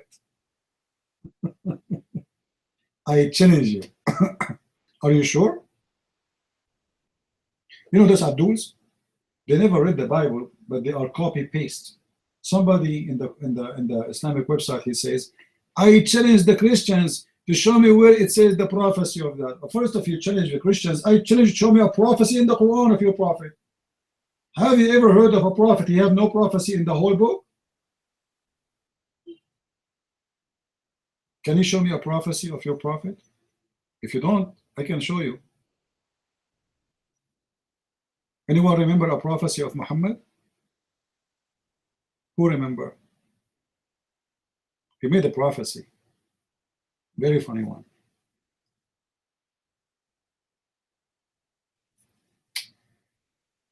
Additional to the moon stuff. Do you remember when Muhammad in this chapter of Al-Anfal, verse number 65, he said to them, 100 of you can fight, chapter 8, verse number 65, 100 of you can fight, sorry, 10 of you can fight 100? Or what is mean like that? So 20 of you can fight 200. So 10 of you can fight 100. The Muslims, they went to war. They came back from the war, they lost. So Allah right away, he gave Muhammad a verse, says, Al-ana alim Allah wa khaffafa. What the heck? Now Allah, verse number 66, now Allah, he knew, now he enlightened your task, and now he know that you have weakness. So Allah enlighten your task. Okay, so 100 of you can fight 200. What the heck? From 10 can fight 100. From 100 can fight 200. So what is the margin error? What was the error, guys? Allah assumed that the Muslims, they can win a war 10 to 100. Then he found out that that will not work. It is 1 to 2.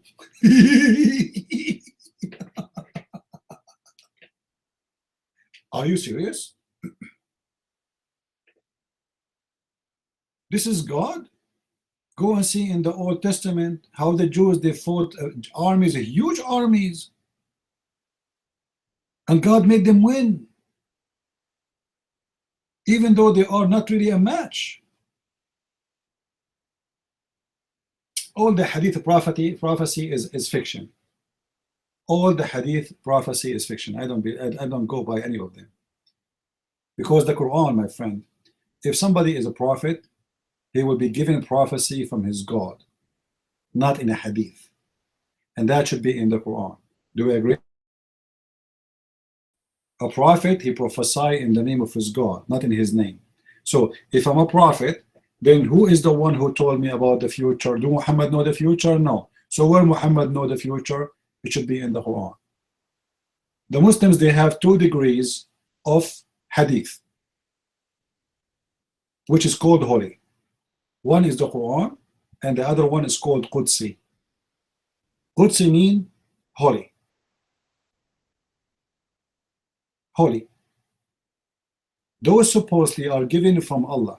So either the Quran is a hadith, and there's other hadith is called Qudsi. None of those is a match for what we are talking about.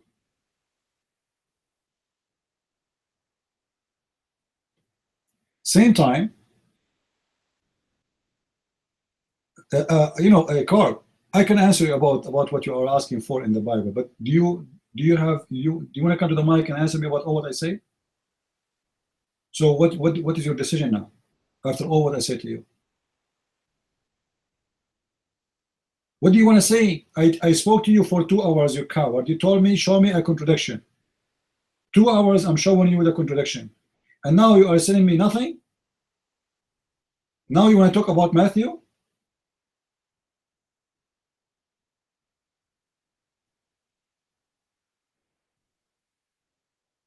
Huh? You cannot answer me about the Quran, so you jump to talk about Matthew. I have no problem to talk to you about Matthew, but I want my answer first. All the time I spend with you doing what?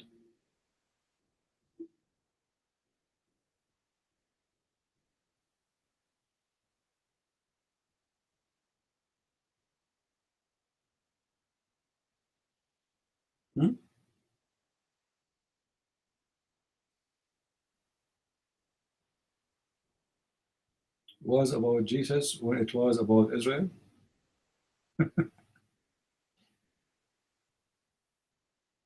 Potatoes. And Abdul.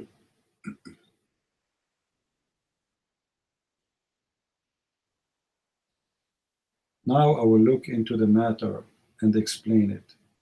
If you explain it, I will ask a scholar or something.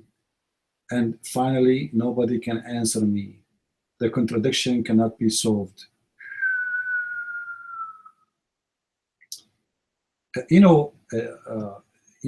Carl, everybody is laughing at you and at your contradiction. If we go back to the Old Testament, Hosea 11:1 says, when Israel was a child, I loved him, and out of Egypt I called him my son.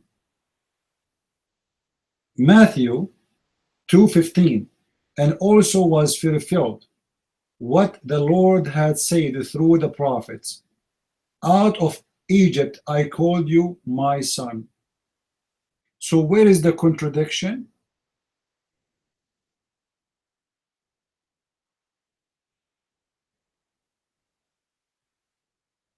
Carl, where is the contradiction?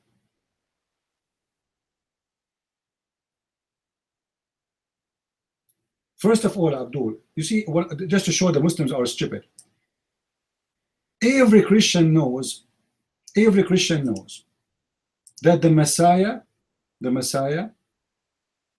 went to Egypt. Is that true that the Messiah went to Egypt? Yes or no? He went to Egypt. So when all the prophecies they speak about anyone, if he is a match, he is a match. If he is not, he is not. So in the Old Testament, it's mentioned and talking about Israel. According to this guy, he said in the book of Hosea, the one who is coming out of Egypt, his name is Israel. Carl, let me ask you a question. Was Israel in Egypt?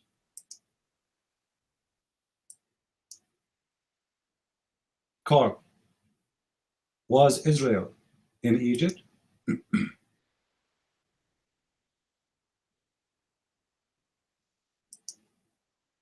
Hello? Carl? He was in Egypt. All right. Is that according to your Quran or according to our book?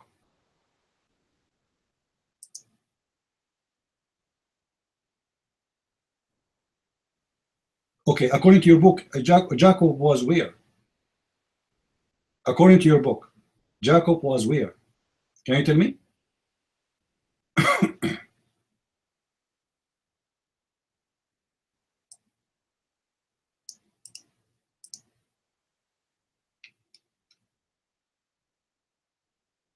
Hello? I know, but I'm just trying to find more contradiction. Hold on. According to your book, Jacob was in Egypt, yes or no? Either you say yes or you say no. What do you say?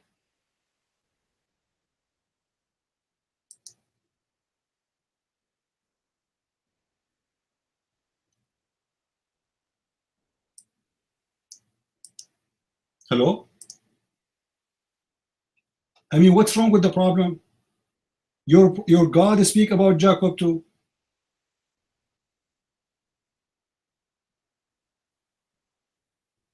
Was Jacob in Israel?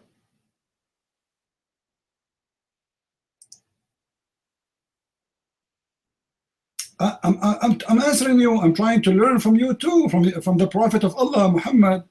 So, was Jacob in Israel? Yes or no? Because if you are trying to prove to me that this is about Israel, and the guy whose name is Israel is Jacob, and he was in Egypt, then you have to show it to me in your Quran. Because your God, Allah, He speak about the same person.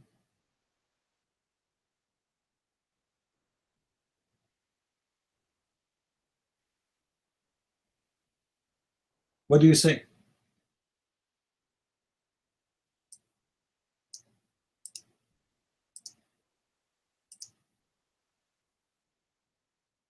Now, let us go back to the original question. You see, when I speak to Muslims, I feel really sorry for them.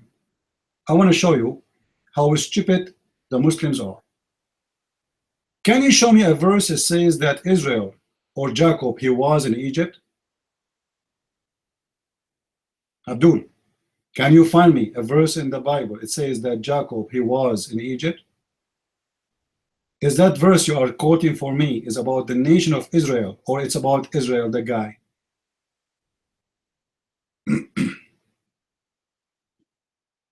I will show you guys how we drag the Muslims to a trap.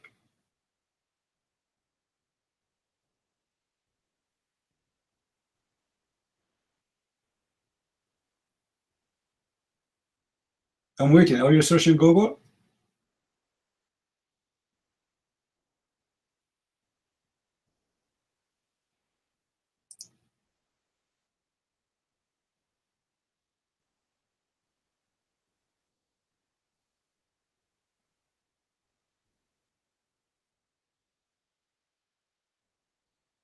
Okay, pause the verse. I want you to show me a verse about Israel. He was the guy, his name is Jacob. This verse is speaking about Jacob was in Israel, right?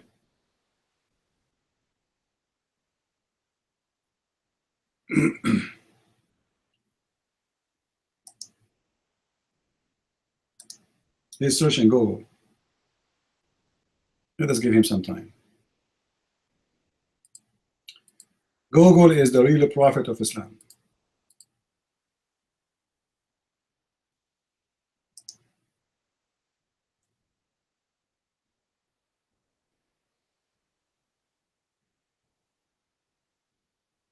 Carl, let me ask you very simple question. Did you read only that verse? Did you be honest with me? Be honest with me. Did you read only this verse? This verse you post for us, verse number 1. Is that the only verse you read from the whole book? Be honest with me. Be honest. Is that the only verse you did read? Okay. So what it says in chapter number 10 then? Tell me. What it says in chapter number 10. Is it speaking about the people of Israel, the children of Israel, or about Jacob?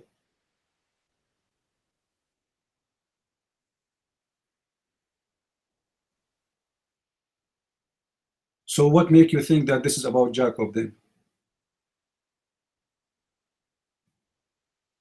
If Israel is a word used for the people of Israel.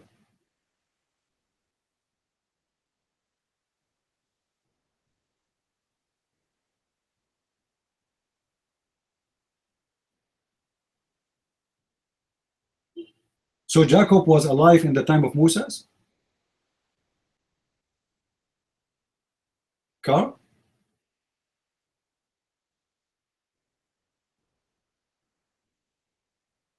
Jacob was alive in the time of Moses?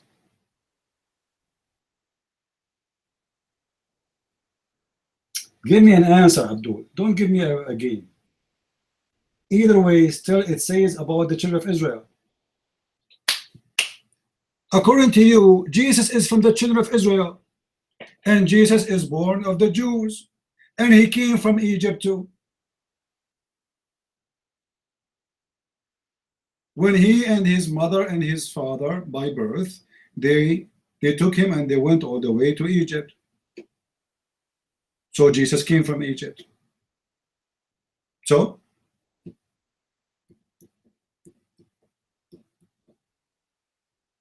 you said this is about a guy, his name is Jacob, and now you are saying you are getting busted.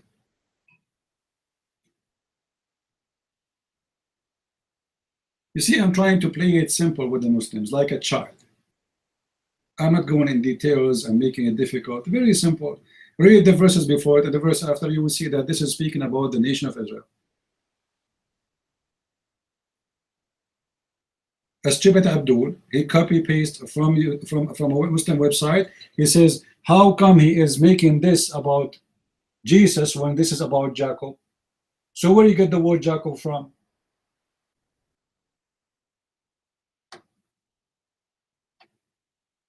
Abdul, where you when you post for us that this is about Jacob, where you got it from? When you say this is about Israel, is Israel as a man or Israel the nation?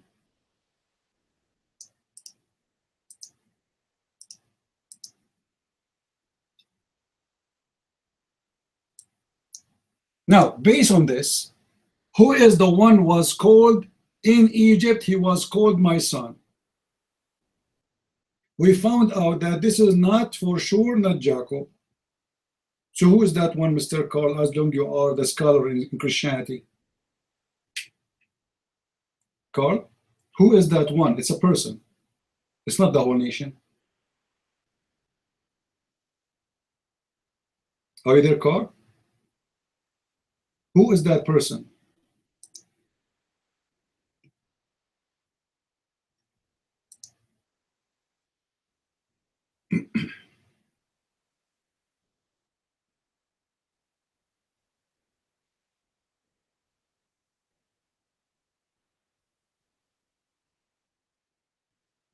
No answer. Anyway, go and search Google. Do we have any Muslim here?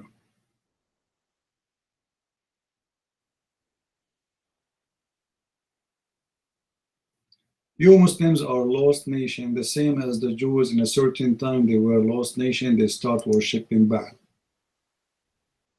You slaughter, in 2 days from now you will start slaughtering for your Baal. Lah. Allah is the moon god in competition with the other moon god Baal, the god of the fertility, the god of sex. In 2 days from now, you Muslims will slaughter millions of animals. You fast for 30 days, and when you slaughter, you give sacrifice to Allah. And yet the Muslims, they say that the coming month, the Eid is called the Eid of Al-Fitr. The fact this is the Eid of Al-Adha. Because they don't do break fasting. They break fasting every day. What they do, they sacrifice. So they have 2 Adha. They have one after Ramadan. Adha means sacrifice. That's what Adha means. You can go right now and search how many animals the Muslims they sacrifice at the end of Ramadan. If the month of Ramadan is the month of fasting, what is the sacrifice for?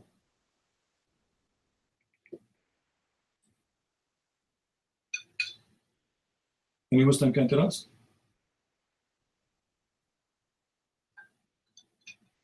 Simply, this is a pagan practice, was practiced before Islam, and they sacrifice after Ramadan finished. They sacrifice wishing that may Baal or La accept their sacrifice, and this is why they fast for 30 days, preparing for the sacrifice. So they fast for 30 days or 29 days, and then when those days are over, the moon comes, and then with the coming of the moon, they sacrifice the animals. They shed blood, so they will not, their blood will not be shed. Stop being a gay, stupid. Stop. Are you going to quote for me verse after verse from the Bible now? Question, question, question. I'm here to talk about Islam. This is my specialty. You want to talk about the Bible, go to Sam Shamour room. He will be so happy to play football with you.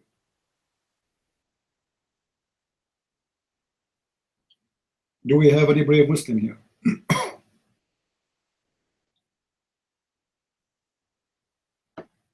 You know, Carl, you have no dignity, because if you have a dignity, you will leave Islam immediately. There is no way, after all what we showed you, still you don't believe that Quran is false.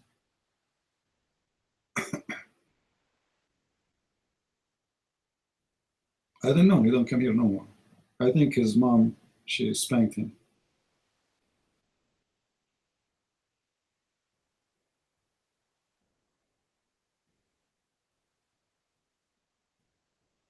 You want Tom Tom?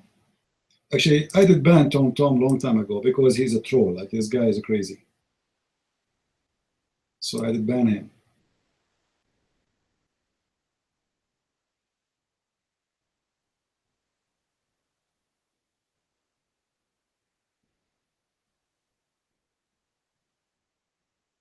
But you know, I don't see his name in the ban list no more.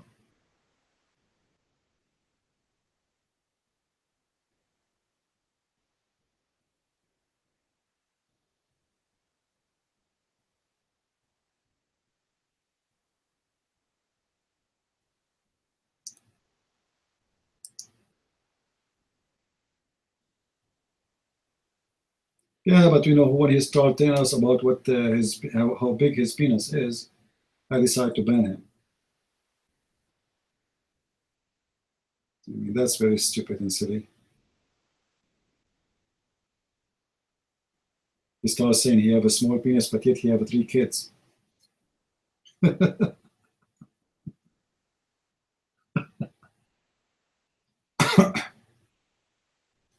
Shabir Ali have 4 kids. I don't know how many have. I'm just guessing.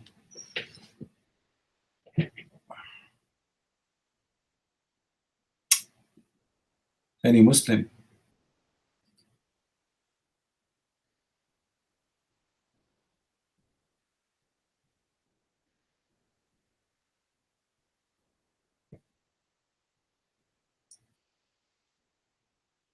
And you know about the Bible is a corrupt book. It's very funny that even that idea proved to me Islam to be false. Why? Because the Quran says that Allah is the one who sent the gospel. Allah is the one who sent the Injil. All right. So Allah, he sent the Injil. Why Allah did not protect his Injil? What the problem? This God, he cannot protect his book?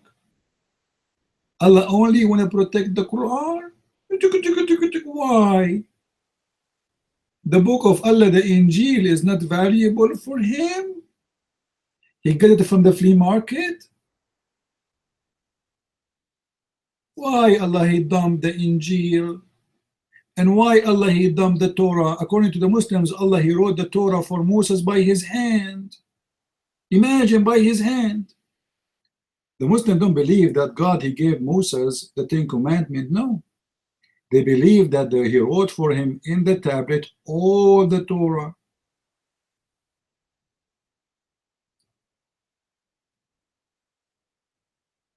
Huh? So Allah he wrote the Torah in his hand, by his hand. And then Allah don't want to protect the Torah which he wrote by his hand. So why he wrote it by his hand?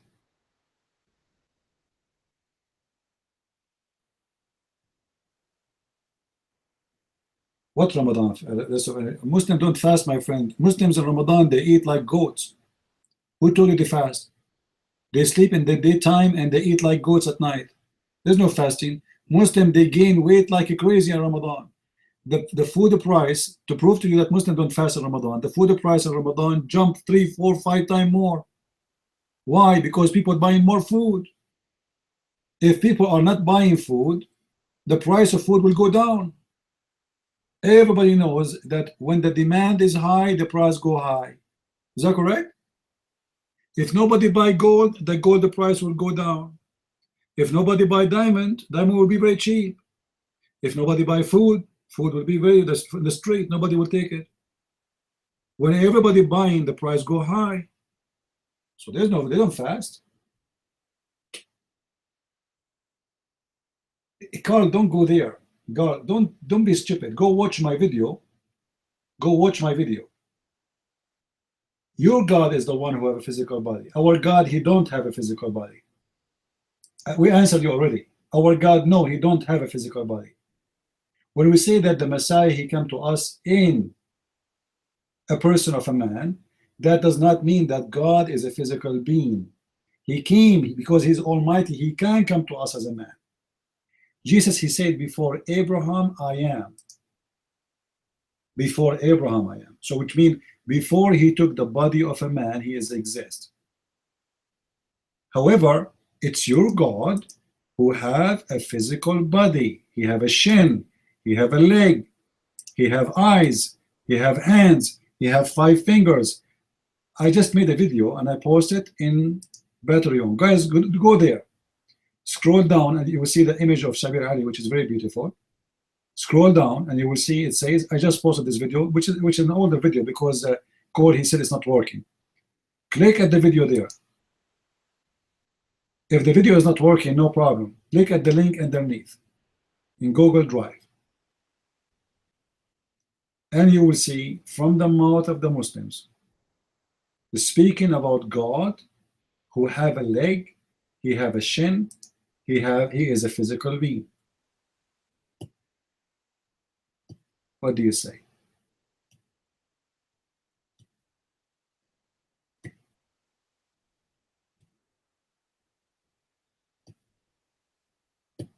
Yeah, nobody can see God and live. This is why he humbled himself and he came to us as a man.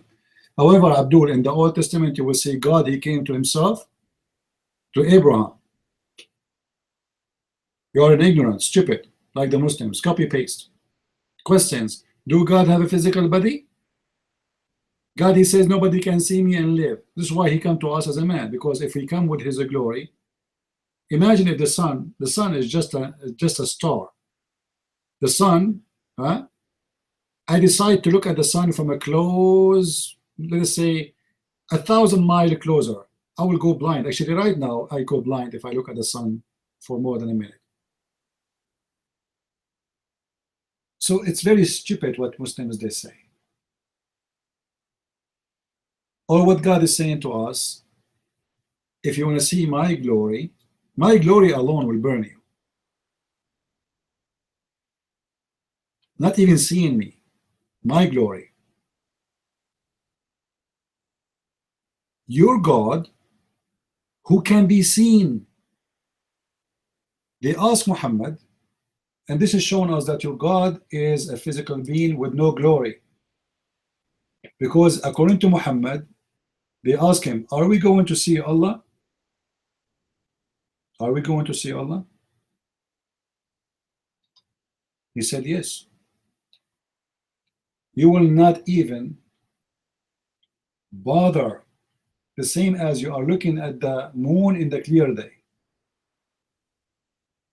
The what? You will see him as easy as looking at the moon in a clear day. So where is the glory of your God?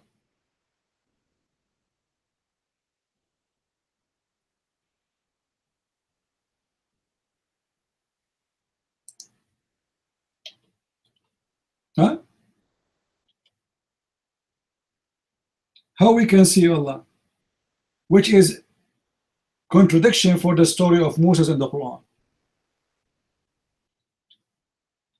By the way, Carl, when you're a prophet, he mentioned the story of Moses. Who is the one in the fire? Who is the one in the fire?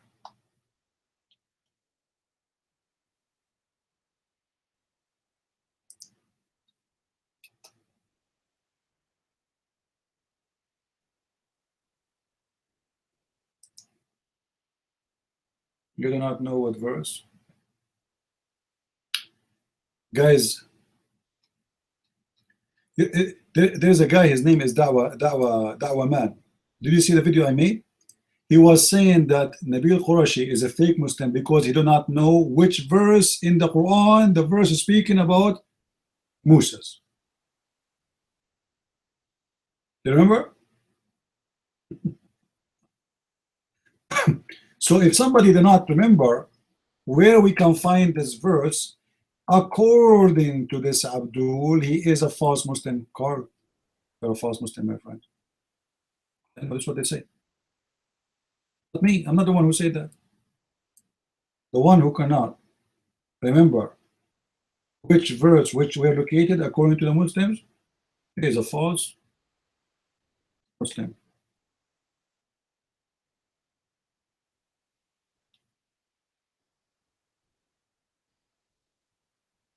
I made a video actually about this. Go and watch it in Patreon. Click at the link and watch the whole video. How this stupid guy is trying to prove to us that Nabil Qurashi do not know what he's talking about, and Allah never, the Quran never mentioned the word bishes. There's no bishes, and the voice is not coming from the fire. How many of you watch the video, guys?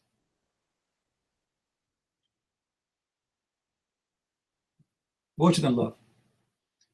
In chapter 28, verse number 30, Carl, it says that when Moses, he came to the fire, he was called from the right spot of the valley, from the holy ground of a tree. O Moses, I am Allah, your Lord, the Lord of the two worlds. So where was Allah when he said that?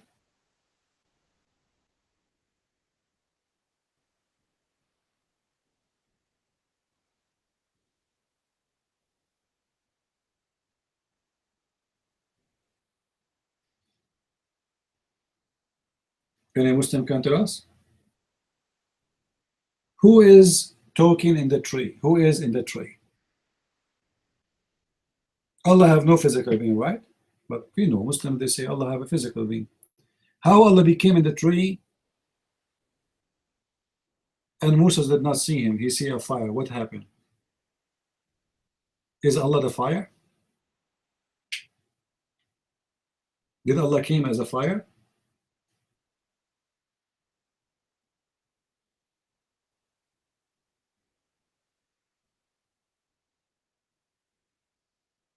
After that, jump, Carol.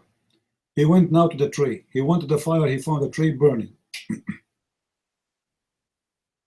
What is that fire? Is that Allah?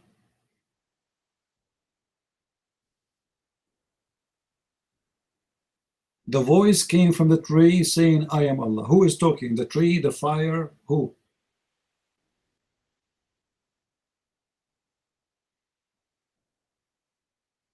We know that your prophet, he's a thief, he is stealing the story from the Bible, no problem.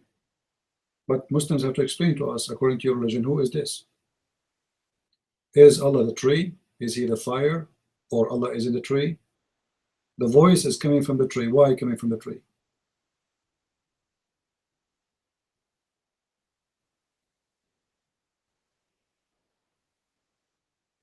I'm waiting for the answer. Don't quote for me the verse. Where's the answer? Who is in the tree? The fire? Is the fire is Allah? Is the tree is Allah? Is Allah in the branch of the tree?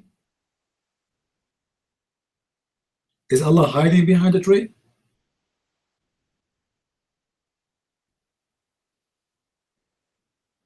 What? You want an answer? Very simple. I mean, what you know?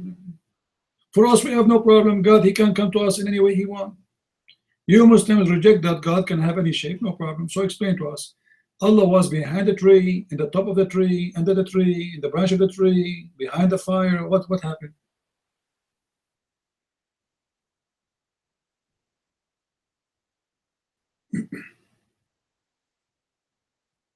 Allah was a tree. I saw once, I was in San Francisco once, many years ago, and I saw a talking tree, honest to God. I was like, what the heck? We enter a place, it's like a Disneyland, and like I saw a talking tree. Tree have a mouth, seriously, and the tree is moving and talking, and the tree tried to grab me. I said, you know, I seek refuge by Allah. The second I say Allah, the tree starts shaking, start doing poo-poo. The tree was terrified. And then the security, they said, did you say Allah? I said, yeah. They said, okay, you are ISIS, let us take you out.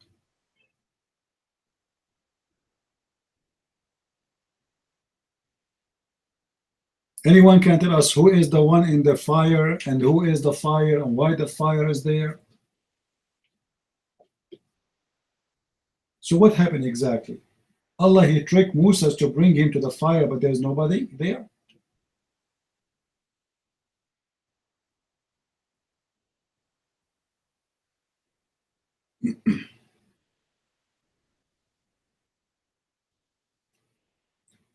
A thief, he copied from the Bible. This is why he cannot explain. Why Muhammad, guys, did not explain those verses to the Muslims?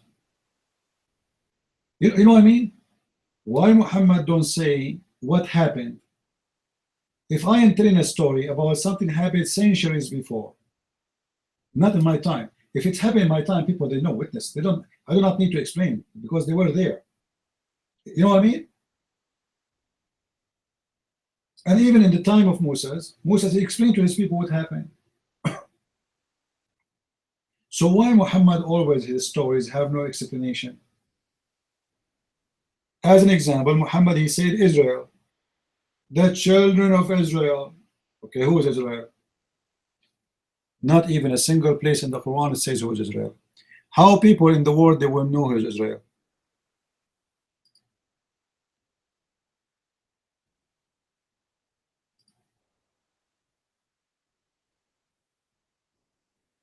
How somebody read the Quran?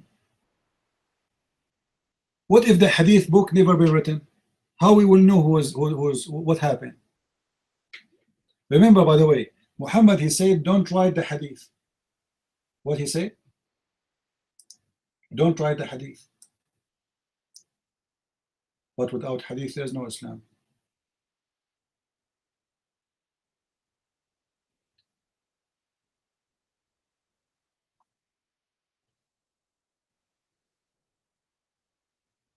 Muhammad, he said, من كتب عني غير القرآن فليمحه.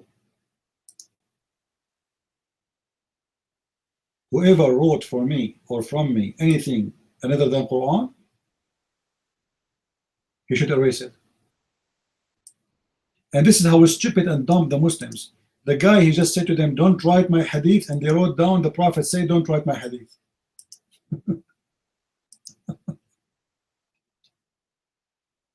You see how stupid they are?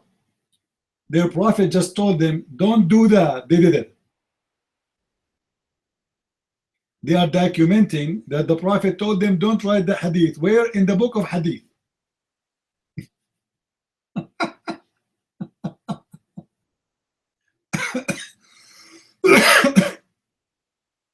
Like if somebody saying to you, don't eat pork, and they are writing in the top of the pork dish, don't eat pork, the Prophet said. Like, idiot, he just told you, don't write hadith.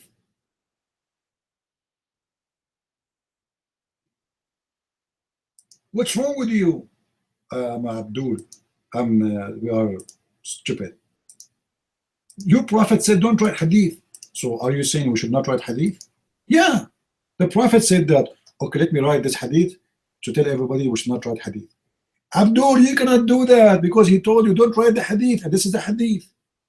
Oh, are you telling me the hadith which it says don't write hadith is a hadith? Yeah. Oh, so we should not write it then, right? Yeah, okay, I'm going to write the hadith to tell my friends that we should not write any hadith. Wow.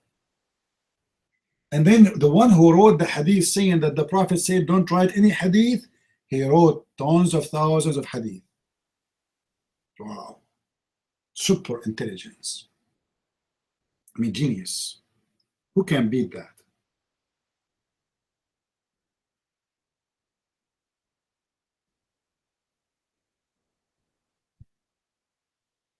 Oh man.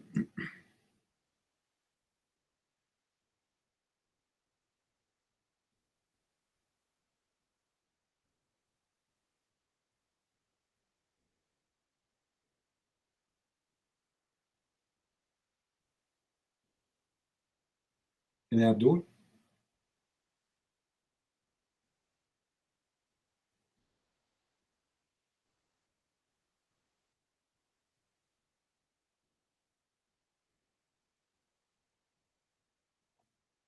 The Muslims remind me of the guy who used to go and eat with me. He used to work with me. So, you know, I speak Arabic, he speaks Arabic, so he found that I am the best company for him. So he go with me and we go to a restaurant, and okay, I order, he order, and he said to the waitress or waiter, do you have halal pork? I laugh, I thought he's joking.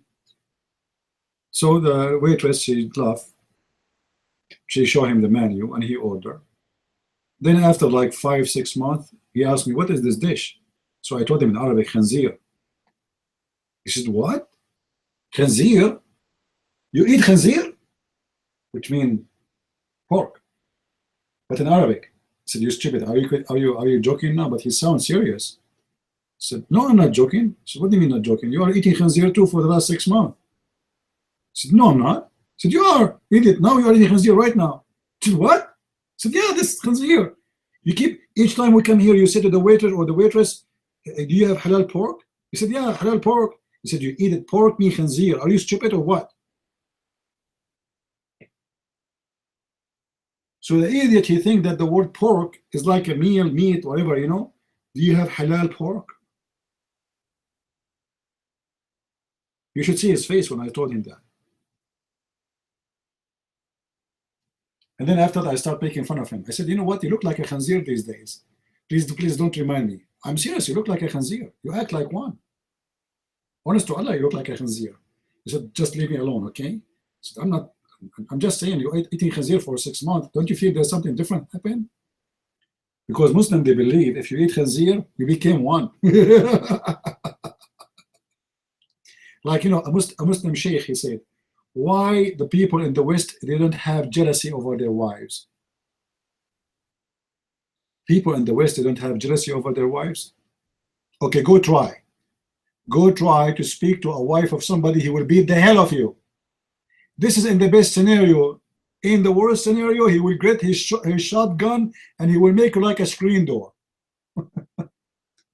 Anyway, so according to them, Western men, they don't have jealousy over their women because they eat pork. Ew, that's deep. That is science, my friend. Why they don't have jealousy? Because they eat pork. Who can beat that? Anyone remember the video of the doctor from Gaza? Anyone remember? The guy who said why we should not eat swine? Why we should not eat swine? Who remember? Because if you eat a swine, you are eating a Jew. and he's a doctor, and he wanted to prove to us that this is true. So what he said, I wish I can play it for you. Otherwise, I made a video to respond to him. This guy, he flagged my video, coward. He said, as an example, the pig have a very aggressive and bad behavior. As an example, the only animal who have sex with his mother is the pig. What the heck? The only animal who have sex with his mother is the pig? Oh man. Hey donkey, do you have a relationship with your mother? Yes. Pigs only once they have sex with their mothers? Are you serious? And then he said, and pigs, they have dirty behavior. He's trying to prove to us that they are Jews. Let me find you the video. You want the video, guys?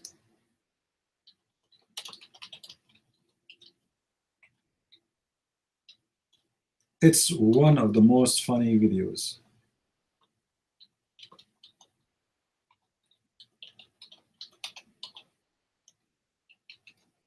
I think it's called Why We Should Not Eat Swine.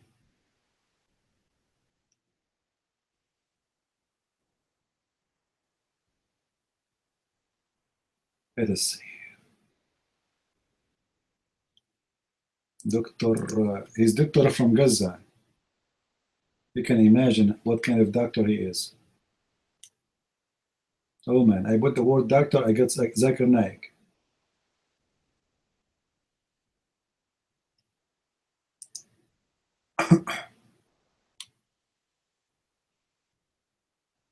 I hope the video is still there, including my video.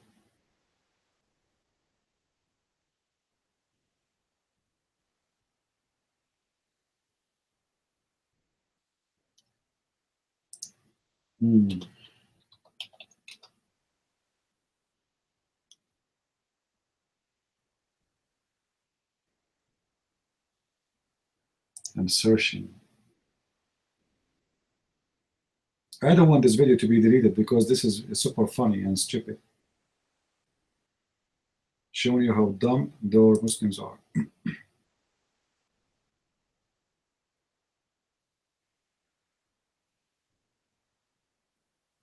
Oh man, I put the word doctor and I got Zakir Naik all over.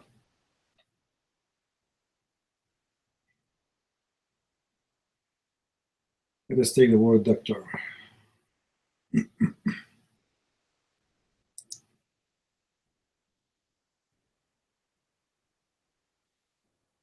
Oh man, don't tell me the video is gone.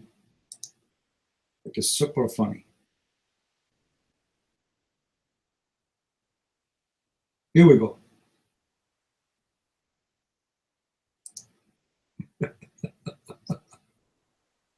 I found my video about it. Anyway, it's good to download it. Here we go, guys. Go and download the video. Just spread it more. Please go and download the video. Actually, I'm going to post it in YouTube, in Facebook.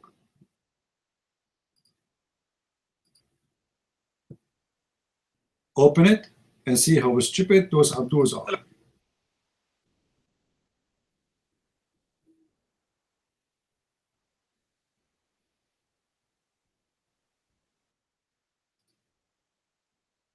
I will download it and I will post it in YouTube.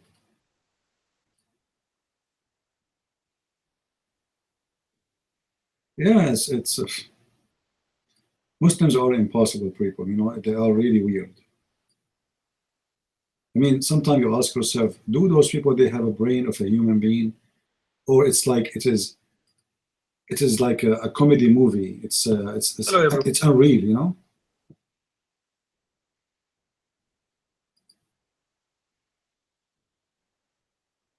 I sound young in that video? No, I just used different mic. At that time I was drinking camel urine.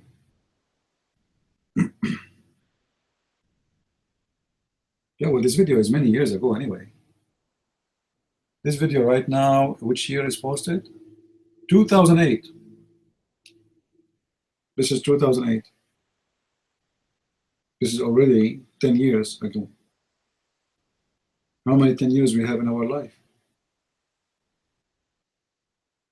But no, it was a different mic. And this is not my post, which means this guy, he copied from me, which means it's posted after I posted too. So I'm not sure which year I made this video. Maybe 2000, maybe 2003, I don't know. But I think I started posting in YouTube maybe 2006, maybe something like this. Maybe, I think, I'm not sure.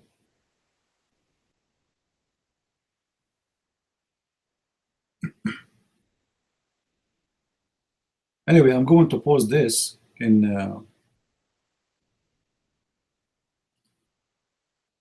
Facebook, so people, they can laugh at the wisdom of Islam.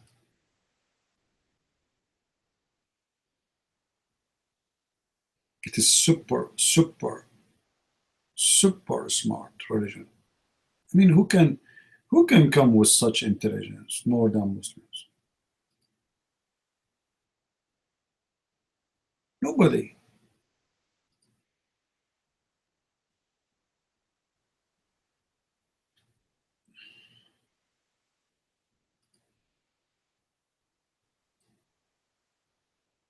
All right, we will call it why we cannot eat pork. Why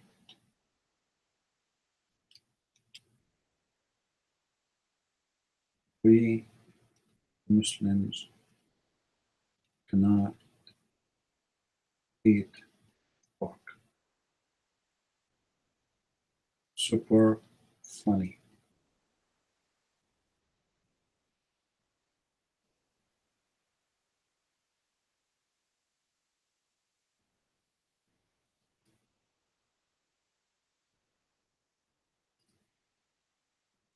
And you will see how much hard he is trying to prove what he is saying.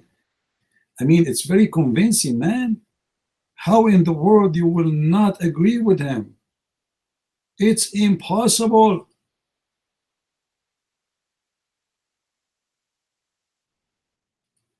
Let us pause the video for those who are on YouTube so they can see what we're talking about. Hey guys on YouTube, download this video. Oh, sorry, not this link. Sorry, by mistake. This link here.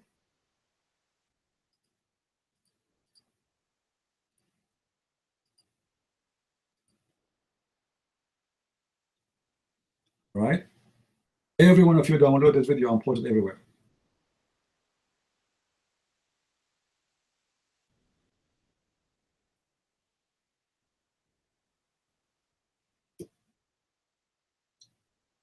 Now, how I can reply to them properly? Reply to what? About the pork? You cannot reply to this. This guy is genius. I mean, how you can debate this guy? He just proved to you that if you eat a pig, you eat a Jew. And how he proved that? Because the pig, he must be a Jew. Why? Because he have sex with his mother. And why? Because he eat his shit. I mean, how you can beat that? This is a pure science. Proven by science. If Abdul say Allah mean gods, how they can say that? Okay, then ask them, what is the name of your God then? If Allah is a word mean God, so what's the name of your God?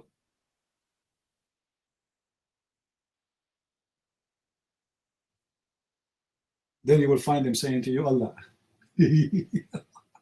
Anyway, go to my go to Patreon. Nick. I made a video. It's called "Who is Allah?" Go watch it there. All right. You will find it right. Like there's a presentation in the beginning. There's a video about Shabir Ali, short one. You scroll down, you will find the video. Who is Allah? Watch it, and you will learn a lot. All right. And by the way, the video there in the page will not work. So click at the link underneath. I don't know why it doesn't work in Patreon. So click at the link underneath.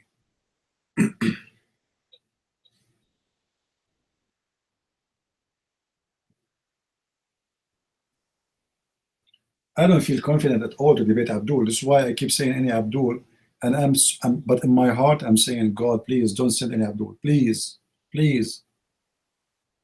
And thank you, God. He answered my prayer. He said, no, Abdul. Otherwise, it's going to be very embarrassing because Abdul, they can destroy us. You see, I came here in the Pakistani section. And do you believe it? After more than 4 hours in the Pakistani section, not even one coward Muslim. Actually, we got one Muslim. He came to the mic and he said he's ISIS and he want to kill us. Just one. We came in the Pakistani section who have tons of rooms and they are full. By the way, those Pakistani, they are obsessed with the chat. And then we do not have one Muslims coming here. Very, very disappointing. I think we should move to the Middle East section. I think so. No. Let us try in the Middle East section. Maybe we can have a better luck.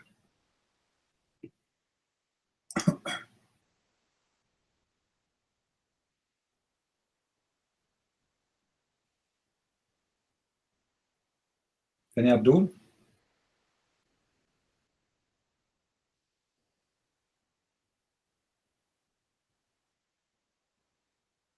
Oh no, I cannot move to Islamic section. They will shut us down right away.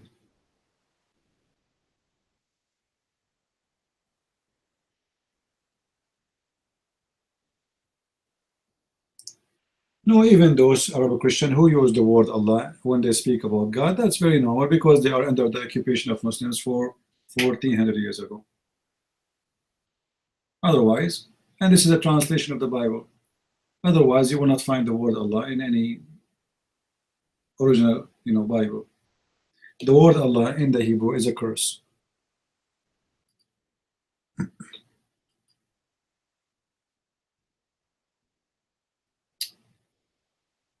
You know what? I'm going to pause this video in Patreon. That's funny.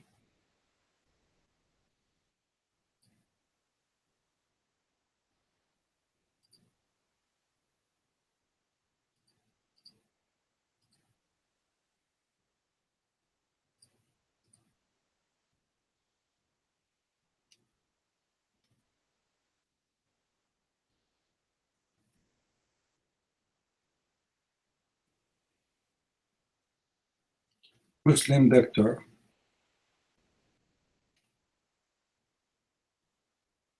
the Jews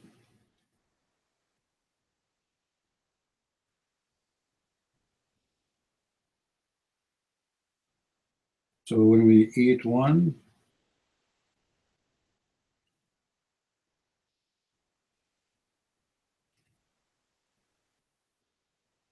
we eat a Jew.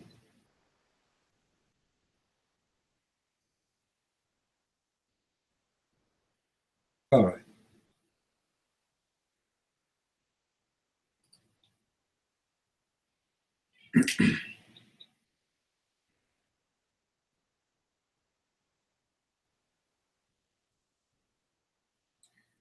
And for me, I don't like to use that word, but I understand people, they grow up in the Middle East, they use that word. But I know what they mean. They mean the word, when they use it, they mean the word God. But this is wrong because all of us, we know that Allah is the name of the God of the Muslims. But I understand.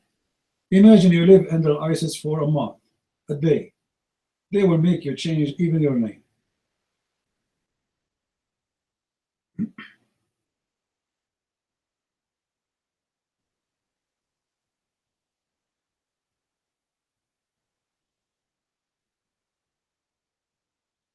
Any Muslim?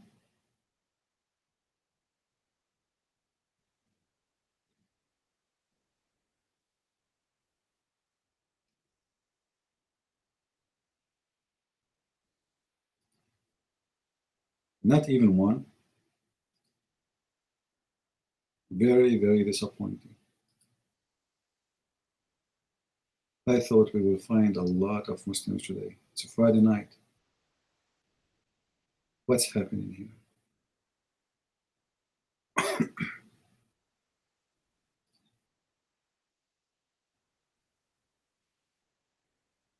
Oh no, SR, they want to convert again. That's one is enough. It was a disaster the day you converted to Islam.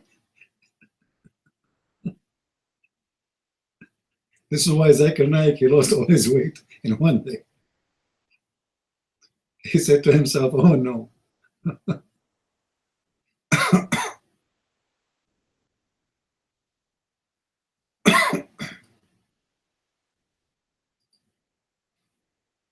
No.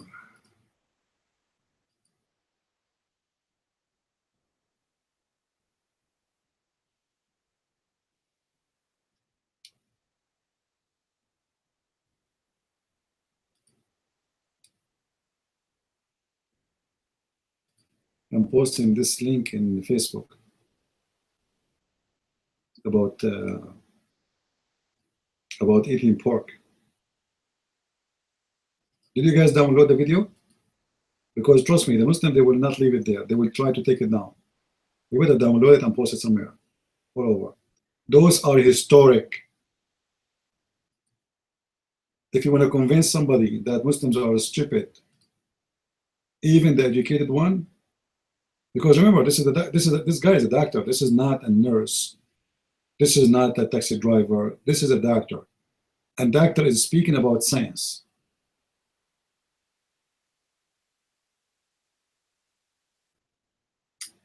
Sharp, please, your mic.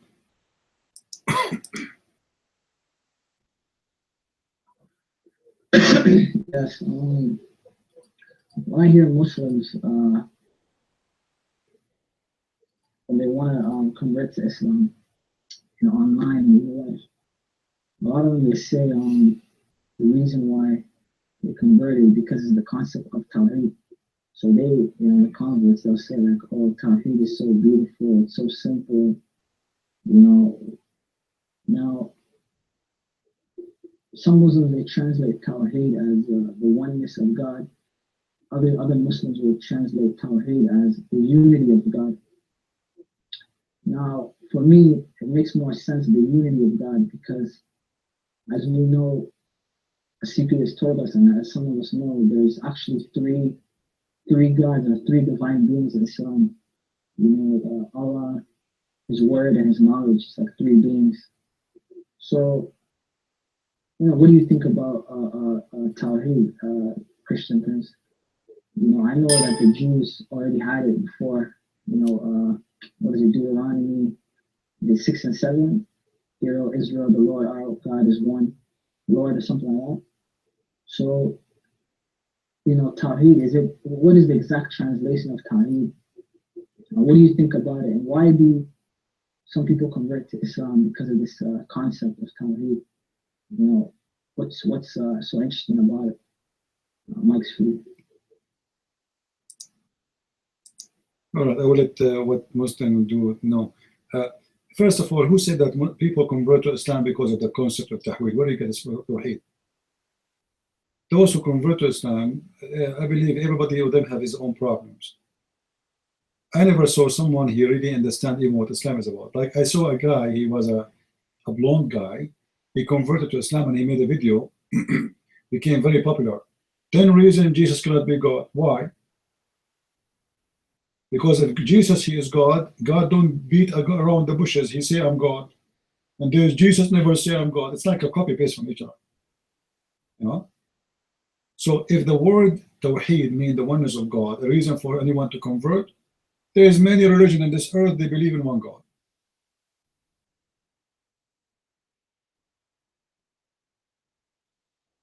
Why they don't convert to Jehovah's Witnesses? Sorry, Jehovah's Witnesses, they believe in a God. What about the Jews? What about the one who worships Shaitan? There's tons. The one who worships the fire, the God of the fire is one God, the old Egyptian God, etc. So the Mormon, whatever.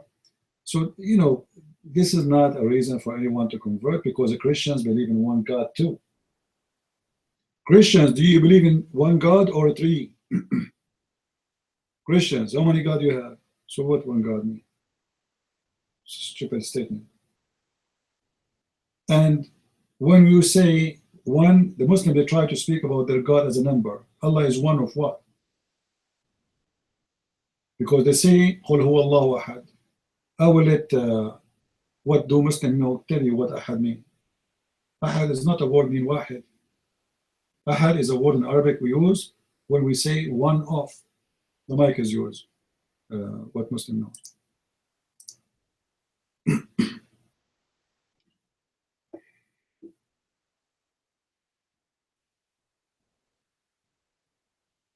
No voice?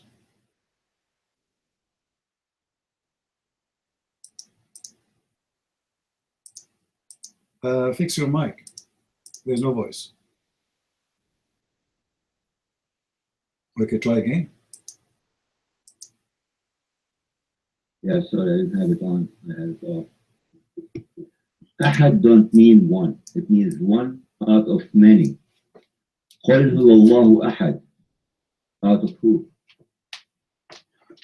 That means there are multiple gods and you believe in one of them. Besides, how can you accept Tawheed when you cannot be a Muslim without adding Muhammad to the equation? You know, if you know the Shahada, أشهد أن لا إله إلا الله وأشهد أن محمد خنزيره وعبده. The wa is addition and. Like me and you are partners. That doesn't make one, that makes two. So where is the oneness? If a Muslim can explain that, then I'll be the first Muslim.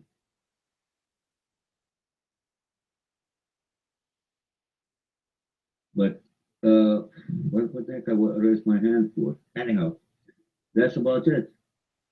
So Sharpie, in the future, somebody tells you, I believe in the oneness of God, ask them where. Can you be a Muslim without accepting Muhammad? Can you say, I bear witness that there is no Allah but one Allah and be accepted as a Muslim? And the answer would be no, you can't. But yet, they tell you, oh, the previous prophets were Muslims.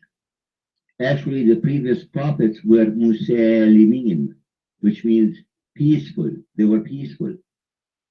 Musalim is not Musallim. Musallim means a submitter. Musalim means peaceful. They confuse the words. But anyhow, CP, the mic is yours.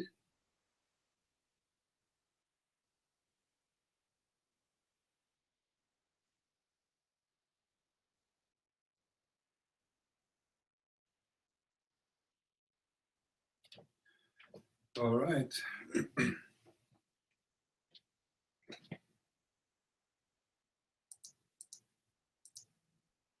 Do we have any Muslim here? I'm just getting my tea. Hold on. I was going to get my tea, but you finished fast. I thought you were going to have something to say. Just give me a second, guys.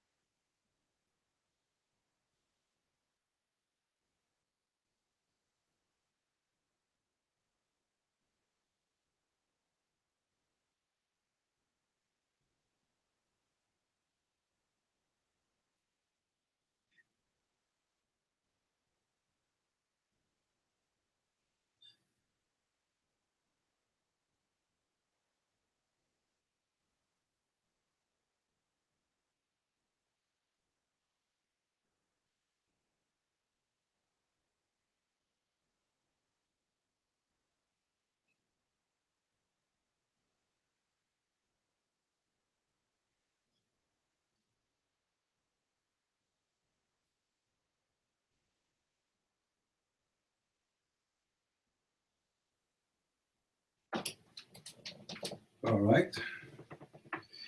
My throat is dry, so we need some chai. In Arabic, we call tea chai. Chai. Anyone want some chai?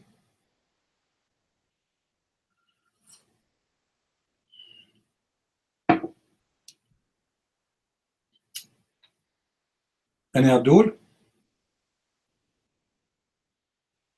Yeah, I think it's coming from somewhere. Everything we have in the Arabic language is coming from somewhere. Arabic is not exist by itself.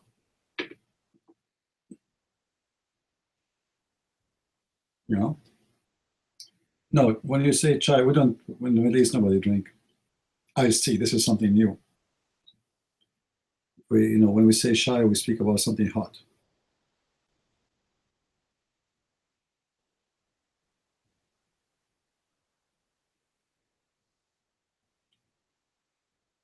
Quran came in clear Arabic. Are you sure?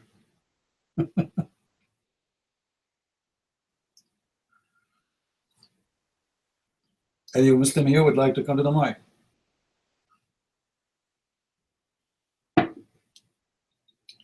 All right, I think we have the room of Brother Sam Shamoun is open. What do you think, guys, if we close and you guys go to the Trinity and Islam? Good, or we stay? I think we are here for many hours already. How many hours we are here? Almost 6-7 hours. I think that will be enough. Yeah, the room of Brother answering is exist in which section? I think in the Christian section, right? Is it in the Christian section? All right, guys. The room of a Brother Sam Shamoun is open in the Christian section. It's called the Trinity and Islam. So if you like to support his room, feel free. All right. Otherwise, you are free wherever you want to go. So thank you guys for being here, and thanks for those who are on YouTube.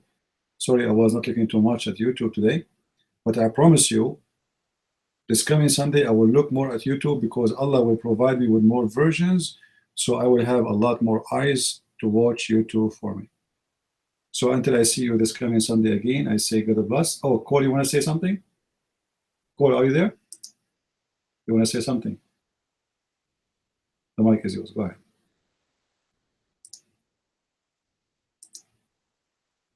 Yeah, man, I don't know how to say your name. Shaq Perry.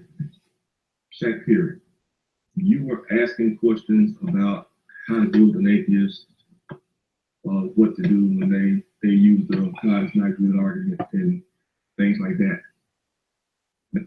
I was going to answer, start at John 1:18, and that in my admittedly short experience, anytime I've tried to justify God without going through Jesus, I've always stumbled.